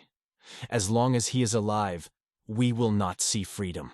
Kill him, my friend, and we'll go back to the exciting life we once had. The good old days, the black-haired man said, but he suddenly speaks quietly, as if in a difficult conversation with himself. Quiet. The little boy, having witnessed this, was very frightened by what he saw. In his fright, he accidentally made a sound as he pressed his hand to his face, causing the black-haired man to turn sharply. But as soon as he turned his head, the little boy quickly went back to bed, pretending that nothing had happened. It turned out that they were all wrong in their expectations. After prison, the brother became even more crazy. His madness was aimed at confronting everyone, even himself. He craved permission to learn the basics of the family's spearmanship, and he personally addressed this request to his father, bowing before him. With this, he showed his respect and loyalty, but his gaze remained heavy and worried. The father listened to his request, looking thoughtfully at his son. In response, he only asked to be informed when a day would be chosen for the start of training. At that moment, the black-haired man tilted his head with a sly smile, as if he had been waiting for these words. The little one who was next to him felt something disturbing, but he couldn't explain it. The kid couldn't think about anything else, except that his brother had finally lost his mind. But he also reflected that perhaps he needed to become stronger himself. There was a sound in the room as a cup with a drink fell to the floor and broke, spilling its contents outside. Hyun died on the eve of a practice fight, poisoned by a deadly poison. This poisonous drink was prepared by the uncle, knowing that his victim would die of massive bleeding. It was then that they discussed their insidious plan. Uncle took a small bottle of poison in his hands and carefully carried it. Little, hiding behind the window, watched it. The uncle poisoned his brother, whom he considered an obstacle on his way, and the only one who knew about it was the little one. The same bottle stood for a long time among the others as if nothing had happened. But one day someone came up to him and took him away. Soon the poison was already mixed into the drink. The boy saw it with his own eyes. But he was told that it was just a memory that did not belong to him. The white-haired boy he saw now held out a cup of drink. Holding it tightly, he raised the cup to his lips and drank the contents. He took several large gulps without looking away. The drink seemed so pleasant to him that he even smiled. "Everything is fine. I was waiting for this." "You tried your best to stop me," said the white-haired man. "Don't beat yourself up," he added as blood appeared on his smiling face. It flowed from the nose, flowing to the lips, and fell in drops on the chin. The cup with the drink fell out of his hands and broke, spilling its contents on the ground. In front of the child's eyes lay his brother, motionless and cold. This caused bitter tears to flow down his childish cheeks. When the father found him, many people gathered around the body, all looking at the broken cup and the dead young man. That's not true! The father repeated to himself, trying not to believe what he saw. He wanted to erase these thoughts, convincing himself that it was just a figment. Meanwhile, in Doe's mind, the picture began to unravel, revealing the true story. It was clear his uncle killed his brother, perceiving him as an obstacle. The poison became his tool to get rid of the young man. These memories brought not only pain, but also an understanding of the true picture of events. Suddenly, a bright flash flashed before Doe's eyes. The white-haired boy began to breathe heavily, chest, as if trying to come back to life. His eye opened wider, his gaze became sharper. A slight vibration went through his hands, causing his body to come alive again. "You always knew you killed your older brother," said the voice in his head. "You just couldn't accept it," continued the same voice embodied in the figure before him. This figure was over the body of the white-haired boy, as if extracting the true essence from him. It turned out that he was the white-haired one, his true self sitting inside that body. The figure took on the form of his brother because that was what he himself wanted. Everything that was hidden inside, along with his upbringing and memories, merged into this essence, revealing his true nature. Whether he accepts it or not, this truth will always be with him. He remained lying in this place, as if devastated by everything that had happened. His body was covered with a slight tremor, as if from an internal cold. The only thing he could do was clutch the mud mixed with stone fragments in his hands. Tears appeared in his eyes and slowly ran down his face.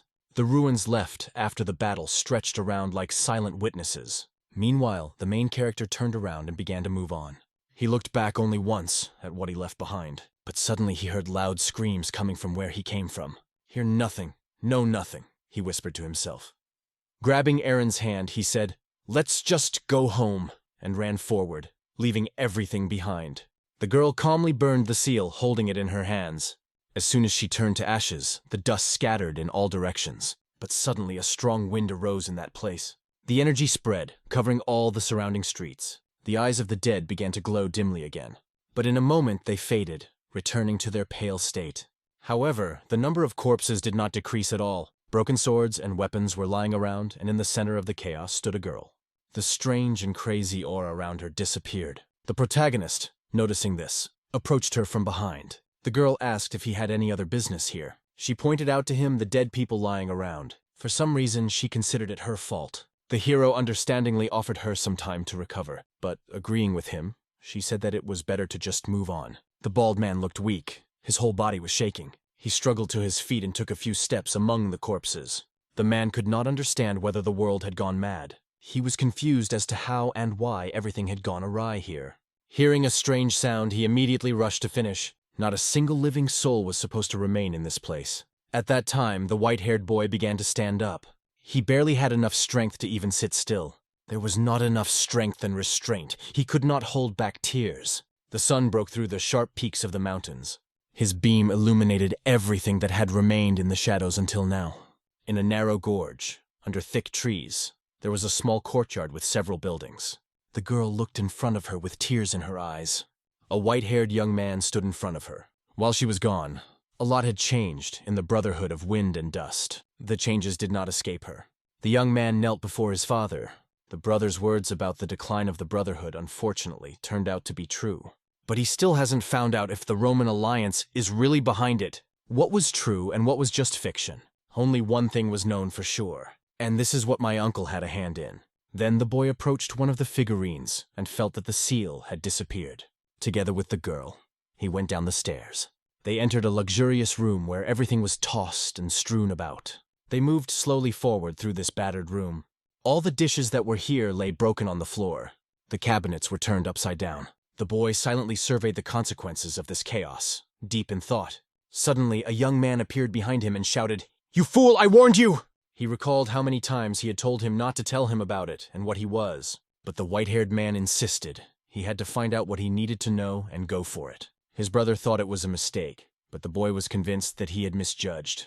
He charged that the ancestral wealth accumulated over the ages was lost to curiosity. However, at this moment, the boy firmly declared, whether to restore the brotherhood or destroy it is his choice. He warned him not to mess around with him, a young black man, again. He disappeared as quickly as he appeared, and a girl came out behind the boy. She turned to him, but heard only silence in response. Then, as if he had just noticed her, he finally turned his attention to her. What does he think? He stands for so long as if deep in thought. The boy only pretended to be uncomfortable. After making sure that everything was inspected here, he offered to go further. She didn't understand what this place was, but he promised to explain later. Meanwhile, the mountains shuddered and dust flew down in clumps. Together with the dust, the trees were crushed by the force of this chaos. A spear was firmly held in his hands. Behind him stood dozens of people ready for battle. They gripped their swords so hard that their fingers almost turned white. But this fear was the cause of their tension. The little girl was smiling widely, as if she had forgotten about the danger. The boy with the scars carefully examined his hand. He looked down, thinking that his strength was now a mere shadow of its former power. But with each step, his recovery became faster, forcing him to clench his fist. But suddenly everything around began to plunge into darkness. His brother appeared again, saying, "Just think, the guy with the heavenly destruction technique has become your savior."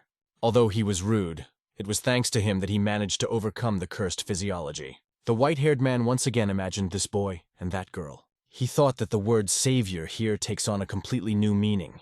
Then the brother explained that you have to pay for any service. Biting his lip, the white-haired man reluctantly agreed. He always paid for good or evil, regardless of the circumstances. But there was one but.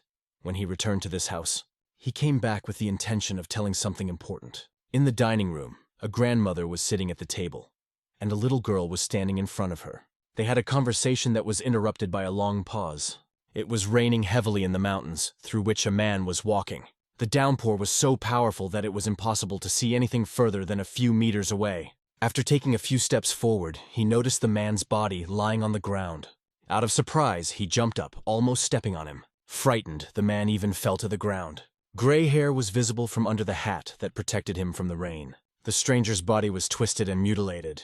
Numerous cuts, bruises, and blood were visible on him. The man approached cautiously to get a better look. Out of curiosity, he decided to check the pulse. Is he alive? Surprisingly, the stranger turned out to be alive, albeit in a terrible condition. He picked it up, putting it on his shoulder, and moved forward.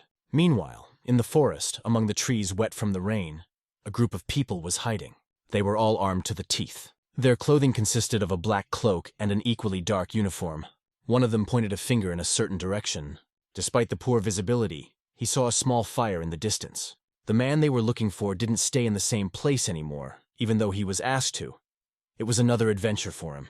Suddenly, at the entrance to the rock, the man heard strange sounds. It was the same group of people. One of them raised his hand to stop. Because the man by the fire looked like an old man, he made them suspicious.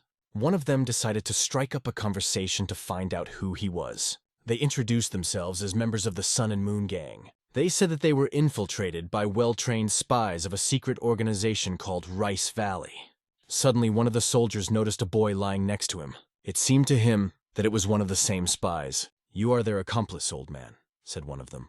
To this, the old man replied that he did not, and assured that they would deal with the persecuted themselves. He asked his men to solve the matter themselves. However, the old man who was sitting next to the boy asked them to wait. He admitted that he had nothing to do with what was happening, but he also expressed doubts that this young man was not related to the situation. His scarred face gave a faint smile as he added, "My granddaughter is now in Rice Valley."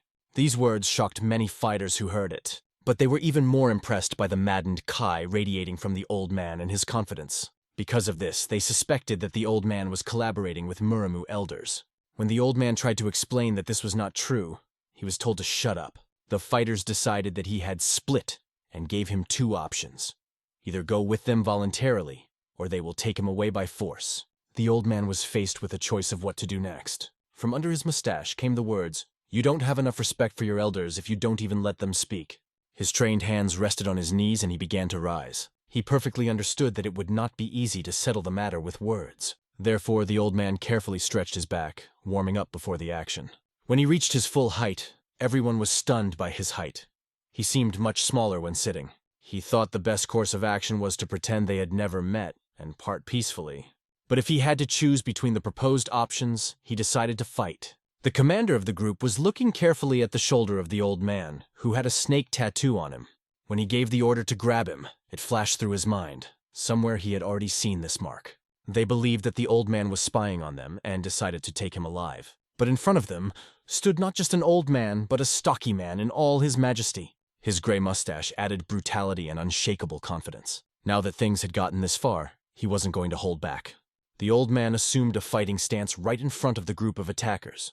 At the same moment, they felt a strong pressure that piled up on their bodies. The commander, standing behind, opened his eyes wide in surprise. Scar was only interested in one thing at that moment: how good the new spawn was. Before, only a small fire had been smoldering in this cave.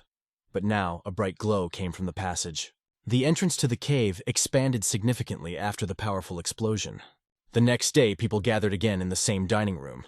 They discussed what happened overnight with the Sun and Moon Gang. Wiping the bowls clean, they lively shared rumors. Only minor members of the gang and Dan Gui, who had now become their leader, survived. But they made many enemies. Who knows how much longer it will take? Most believed that they deserved such a punishment for the atrocities they had committed all these years. At this time, their conversations were silently observed by the main character. Grandma looked out the window trying to check something. But by the time people finished debating, it was too late. The little one agreed to clean up after everyone, allowing the grandmother to go first. After some time, when he went outside, he saw an old gazebo in front of him. She piqued his curiosity, and he began to approach her. Suddenly, everything around began to plunge into darkness. A strange feeling filled his body, like a wave of inexplicable energy. All this seemed to be coming from behind the fence in front of him. The energy spiraled, gaining strength. What was happening looked incomprehensible and chaotic. Suddenly a voice was heard asking, "Remember this, their ki and yours have a common source," said the grandfather, sitting in front of the young man. "When you meet them, your body recognizes them faster than your mind." This picture flashed through his mind, and the fence in front of him began to crumble. The flash of energy was so powerful that everything around crumbled to pieces. The little one remained focused, realizing that all this was not just like that. He prepared to see the enemy, and he really appeared. Two hands clashed in the air with a loud splash. In this clash, the victory remained with the main character. He threw back the enemy, who flew back, destroying everything in his path. However, after combing the ground, the enemy raised his hand. He asked the hero to wait. The guy looked safe. He just sat and coughed, not showing aggression. As he got closer, he recognized that this was exactly what he had expected from the Skybreaker's disciple. The main character immediately recognized the boy.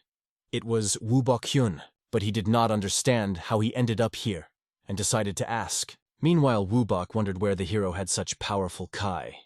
They went to a quiet place to discuss it. In a dark room, the body of a beaten boy, chained, hung on the wall. Soon, 3 men entered the dungeon. "Is that him?" the chief among them asked his wards. The one hiding under the hood turned out to be my lord. He was warned that this guy might lie to save his own skin. They even asked for permission to deal with him on their own, but the lord ordered to release the boy. Chains with a bell fell to the ground. Along with them, an exhausted boy fell to the floor. My lord, without showing his face, remained with him. The boy, barely breathing, began to say the words, "Heavenly Crusher." My lord crouched across from him, lifted his chin with 2 fingers, and asked him what he had just said. The boy, gathering his remaining strength, grabbed the lord's hand. Then he repeated, "I said, the disciple of the Skybreaker is looking for you." He squeezed my lord's hand so hard that the veins bulged out with all their might. But my lord did not feel pain. He was stunned by the received news.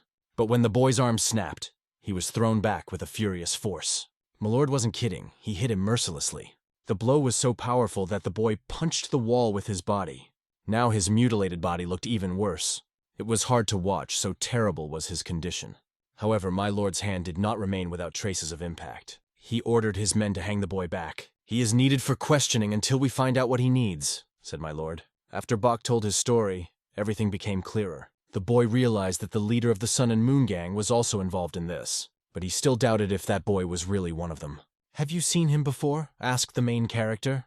Bach explained that he had seen him several times as a child, but the memories remained blurry. Besides, it was difficult to see him this time, because he was hiding under the hood. Bach only managed to feel the faint echo of his inner key. The little one expected that if he could feel her key now, he would be able to tell who she belonged to. But at the same time, he assumed that he already knew the owner of this energy. His facial expression spoke volumes for itself. Finishing the conversation, he returned to the dining room, and then he went to his house, which was on another floor. The girl saw him approaching and asked where he was. "Settled some things. How about you?" "I'll go back to work in the kitchen tomorrow," she replied, peering out the door. But when the boy was about to go on, she suddenly wanted to say something else. He stopped, looking up in surprise. "Are you hiding something from me?" she asked directly. "It's a mess. What should I say?" flashed through his head. Without waiting for an answer, she herself decided that he was hiding something, and immediately asked to tell the truth without delay. After a while, the light came on the first floor. The boy was sitting opposite the girl, holding a letter in his hands. He had a travel ticket and a map with him. This was enough, and he did not demand anything more from the girl. He held a tablet in his hands and looked at it carefully. Besides, she told him one more thing. His payment turned out to be even more than he expected. "I'll put it in the account. You'll pay when you get back," she said. But he thought, if he doesn't return, then he won't have to pay. And he set off. A voice was heard behind him addressing him. From above, from the roof, a young man called out to him, calling him a Pole. It was a guy with a sword under his shoulder who asked to bring him dumplings. The little one advised him to sleep better than to wander from idleness. "The more you sleep, the faster you grow," he added. However, after taking a few steps, the boy warned, "If I were you, I wouldn't walk this way. The guys you beat up last time seem to have sensed your presence and are now waiting in ambush under every bush." The little boy looked down at the long stairs carved into the mountainside. Soon, he was making his way through thick fog and tall grass. An unexpected sound made him stop suddenly. Somewhere nearby, something jumped and flew so fast that he barely had time to notice it. One person was already waiting for him in an ambush. The little boy barely had time to look up when it flew over his head. The jump was so high that it was almost impossible to catch it among the trees. "I had to jump to the side to avoid being hit. Sometimes it is better to leave a place where danger is waiting for you." He approached the giant stone, staring intently ahead. His eyes were focused but alert at the same time. After a while, he relaxed a bit. He looked away from the stone and began to look around. Nothing seemed to be there, and he decided to just keep going. However, someone was carefully watching him from one of the caves. It was an old man with a scar on his face who could hardly be called old. Just one look at the little one allowed him to appreciate the level of his skill. At such a young age, he was already a master. I wonder what his mentor, the Heavenly Crusher, was like. At that moment, an unconscious body began to move behind him. The big man got up. As a child, he probably would have made him punish himself for dishonoring the Black Snake's name, regardless of who his opponent was. But considering his daughter's merits, he decided to make an exception and let this young man escape. He ordered his rabbit to return to him if the opportunity arose. After a while, Scar collected his things. The woman begged him not to go because he had only just arrived. Patting her on the head, he calmed the girl down a little. He explained that he was going on a journey to collect rare healing herbs for his old and sick friends. He added that he should have returned a long time ago, but delayed because he wanted to be with her and her mother. Yesterday he received news that one of his friends had become worse. Even she had nothing to object to these words. The plan sounded convincing. Oddly enough, it worked, and she hugged him tightly. He pressed her to him with his strong hands that knew what battles are. After a while, they led him to a path in the forest. The granddaughter shouted after him, saying goodbye. She begged him to come again. Even the big guys couldn't hold back tears while seeing him off. Soon he disappeared into the distance, walking further and further. Meanwhile, in the main character's house, there was a light on in one of the windows on the 3rd floor. The main character was sitting in the room, who had not yet had time to clean up. Suddenly, a voice rang out from nowhere. "Well, why are you hesitating? Are you afraid of losing?" came the next question. "Or is it because of that little promise you made to the girl?" "Of course not, I will go," the hero answered firmly. Pulling out a box from under the sofa, he asked this stranger not to worry. Opening it, he saw several things and took them in his hands. He mentioned that he had sold all his weapons to pay off the valley. Grandma turned her head back after hearing the news. At that moment, the girl was looking at her, also being in the room. Today, the little one brought unexpected news that caused some discomfort. The grandmother was so surprised that she cried out loudly when she learned that he was going to leave. They sat down at the table to discuss it, and the kid explained that he wasn't quitting. He was just asking for a long unpaid leave of absence. He emphasized that this vacation is necessary because he needs to go on an important business. In response, he heard only silence from his grandmother. Then she asked more deeply, "And where are you actually going?" "Honestly, I've never been there," he replied. "And how long will it take?" The grandmother did not stop. Scratching his eye, he could not give an exact answer, only saying that he would know when he got there. "Are you going to come back at all, or not?" asked the grandmother in a hoarse voice. The little one immediately answered a clear, "Yes," but then his confidence wavered, and he explained that he planned to return, but couldn't guarantee it until he got there. His insecurity made his grandmother so angry that she slammed her hand on the table. "What the hell did you do on vacation? We have so much work to do, and you don't even know if you'll be back!" She was indignant. Grandma set him simple conditions, either work or quit. Her gaze shifted to the girl, and she asked if she knew about his plans to leave. At first, the girl could not gather her thoughts and began to mumble something. But her insecurity betrayed her, and her grandmother became angry with her as well. However, the boy suddenly announced that he was going to quit. This stunned the girl, who could not believe her ears. His serious tone added even more tension to the situation. Grandma's eyes nearly popped out of surprise. She began to examine the child from all sides, questioning what he had just said. She asked to repeat, looking directly into her eyes. It got to the point where she climbed onto the table to look him up and down. "Forgive me, mistress. I will never forget your kindness," he said, explaining his decision. That was all he wanted to say without further explanation. But the grandmother, bursting into flames, ordered the girl to bring her a club. Meanwhile, the mountains were covered in thick darkness. Several people walked up to the giant barn door and began to enter. A few more fighters were waiting for them inside, and they joined them. One of them sat in the center and asked the guests, "Milord still in the training hall?" "Yes, master, everything as usual," two of them answered. However, he himself began to doubt whether he had made a mistake in this situation. What if the series of recent incidents was just a misunderstanding, he thought. But he decided that it was not important now, and ordered to gather wild dogs. They were ordered to be on the alert until the risk had passed. A figure in a white cloak sat by a luxurious fireplace, silently gazing into the flames. Under the hood, through which only darkness could be seen, the soft words echoed. "Come, disciple of the heavenly crusher." The main character thought it was a dream, but even here he instinctively looked back to look back. But apart from empty tables and benches, I didn't see anything unusual. After saying goodbye to this place, he went outside, but heard a shout overhead. "Take it, Fai!" and received a bag on the head. The girl threw him a gift, but that was only the beginning. "It's some travel money from Mom," she added. They worried that he would not starve on the way. The little boy gratefully accepted their gifts and asked to convey his thanks to the landlady. He was about to leave, but the girl called him, asking him to stop. She questioned whether he was really lying when he said he wasn't sure about his return. The hero honestly answered that he would not be able to say for sure until he got to the place. "Then don't go," she asked, looking down at him from the second floor. And hesitating, she added, "If I ask, will you stay?" But she immediately smiled and joked that it was just a humorous attempt. The hero once again thanked her for the gifts and set off on his way. She looked over at him as she thought to herself, "It's useless. He wouldn't believe it even if I told him." The little boy was already walking between the huge trees, lost in his thoughts. A bag of food given the day before hung on a stick behind his back. Before his eyes stood images of people with whom he sought to deal with. He set off to meet the sunset and the incredible adventures that lay ahead. Wild Dogs. Part 1. A group of people was getting out of a boat, standing near the pier. Among them was the main character, Kang Ryong. He was greeted by an incredibly beautiful landscape, mountains over which a flock of birds flew. The day quickly ended, giving way to dark night. He sat down under one of the rocks to get a little warm. Hanging his head, Kang Ryong instantly fell asleep. On the second day, a man carrying hay on a bull brought him up the road. However, the path suddenly diverged in two directions.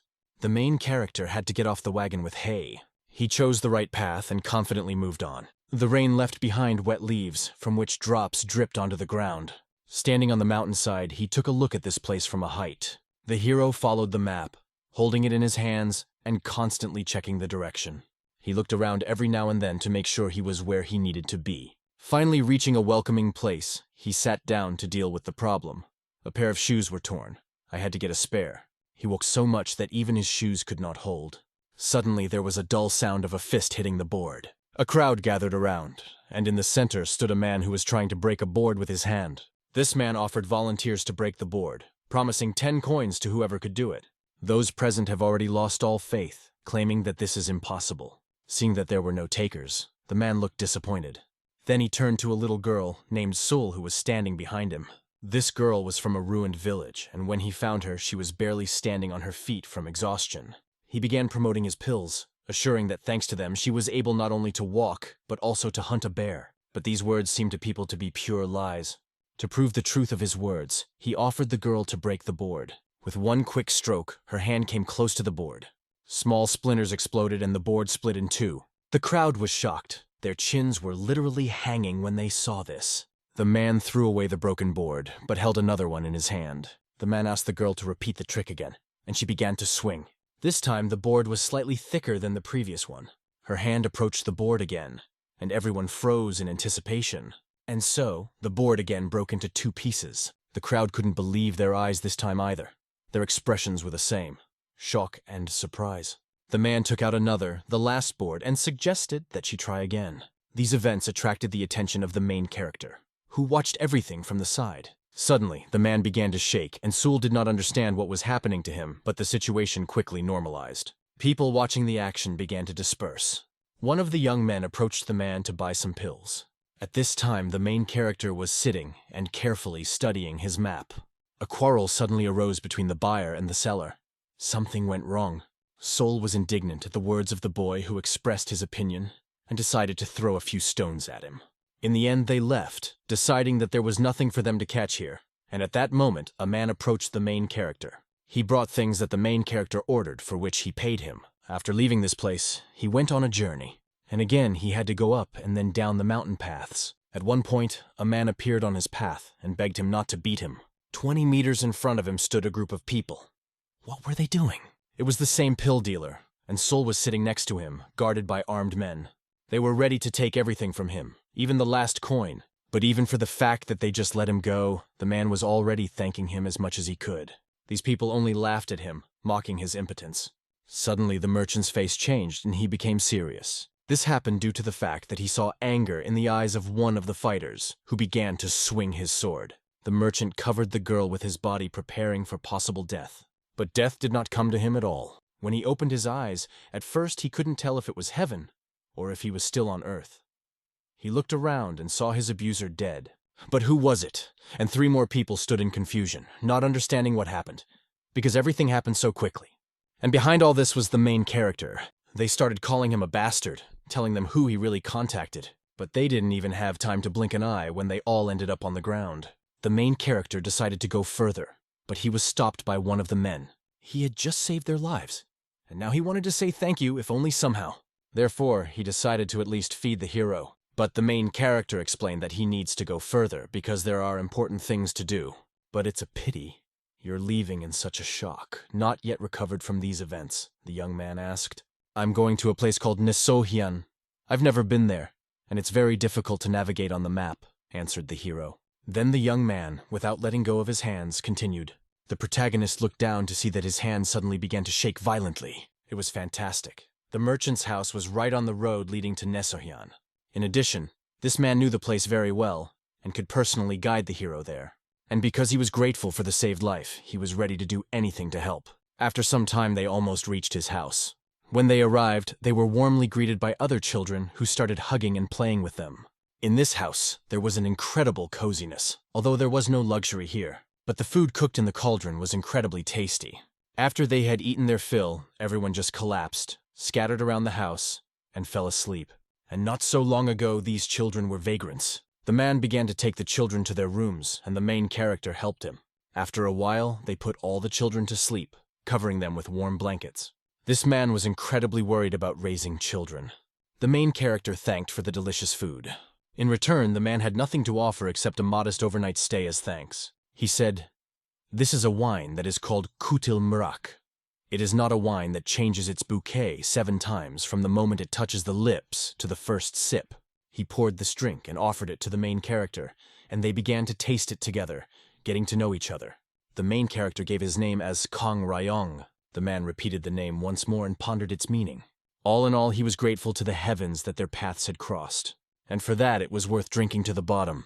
They both went out for this drink, tipping their glasses so that not a drop was lost. The man spoke about the fact that these children are not his relatives. He picked them up here and there during his travels. He found one as a baby who, from birth, struggled for survival, wandering from one village to another, not even knowing his age and name. He found the second as a baby, when he was sucking the breast of a dead mother who had died of the plague in one of the villages, and he took the third, after her parents sold her to wandering acrobats to pay off debts. He paid for her, and took her home. At this moment, the protagonist smiled. It so happened that in his native village there were people like this man, and he remembered both them and these children. He considered this way of life commendable, because he recognized that he himself would not have been able to live like that. The children were already asleep, seeing pleasant dreams. However, the man himself continued his story, explaining that he did not come to this on his own. He said that his childhood was not much different from theirs, and that is why he cannot pass by those who need help. However, his upbringing was somewhat different. A problem child, no one needed, who lived in constant fear of being killed at any moment, the man began. He had to do everything possible and impossible to survive because he was forced to become stronger. Theft, robbery, kidnapping, assault, even murder, things no human should do, were part of his daily life. Those days, I was more of a wild beast than a man, he added. The boy felt something familiar in his story, like a call from the past. He continued to listen to the crackling of burning wood. The man remembered that if he had not met Biko, he would have continued to live like this. But at this moment he suddenly fell silent, quietly pouring the drink into the glasses. "And who is this Biko?" asked the main character. In response, the man remembered his savior, the one who saved his soul, with deep respect. He said that it was Biko who taught him that even trash like me can change his life. He also mentioned the rumor that someone from his past was heading straight here. Then he asked the guy across from him, "Why are you going to Nisokyan?" The little one answered simply and honestly, "To make sure that the head of this place is exactly the person I'm looking for." An awkward silence fell between them. Each thought about his own. The merchant admitted that he had said too much and asked, "When did you begin to suspect me?" The protagonist began to take his hand out from under his sleeve. "Such a strong man, and you asked some scum to save your life? It would be strange not to suspect anything," he explained, pointing to the marks left on his arm. The merchant just smiled, realizing his mistake. When he heard that the hero was leaving for Nesoyan, he unconsciously clenched his hand tighter. However, the main character did not consider him an incomprehensible person, and did not understand that the merchant aimed at him until he drank the poisoned wine. What the merchant didn't expect was that the little one was training to counter martial arts that use poison, including enhanced countermeasures. But the merchant believed that he had every reason not to allow him to enter Nesoyan. He decided that he should prevent this. But the boy clearly explained that it was not his decision. After a while, they were standing on the street, far from the merchant's house. Faced with each other, the main character thought that it would be better not to fight, but he understood that nothing could be done. Otherwise, there will be no passage on his way. This merchant will not let him through. I had to rush into battle like lightning. And at this moment, the main character Kang felt the power of his opponent.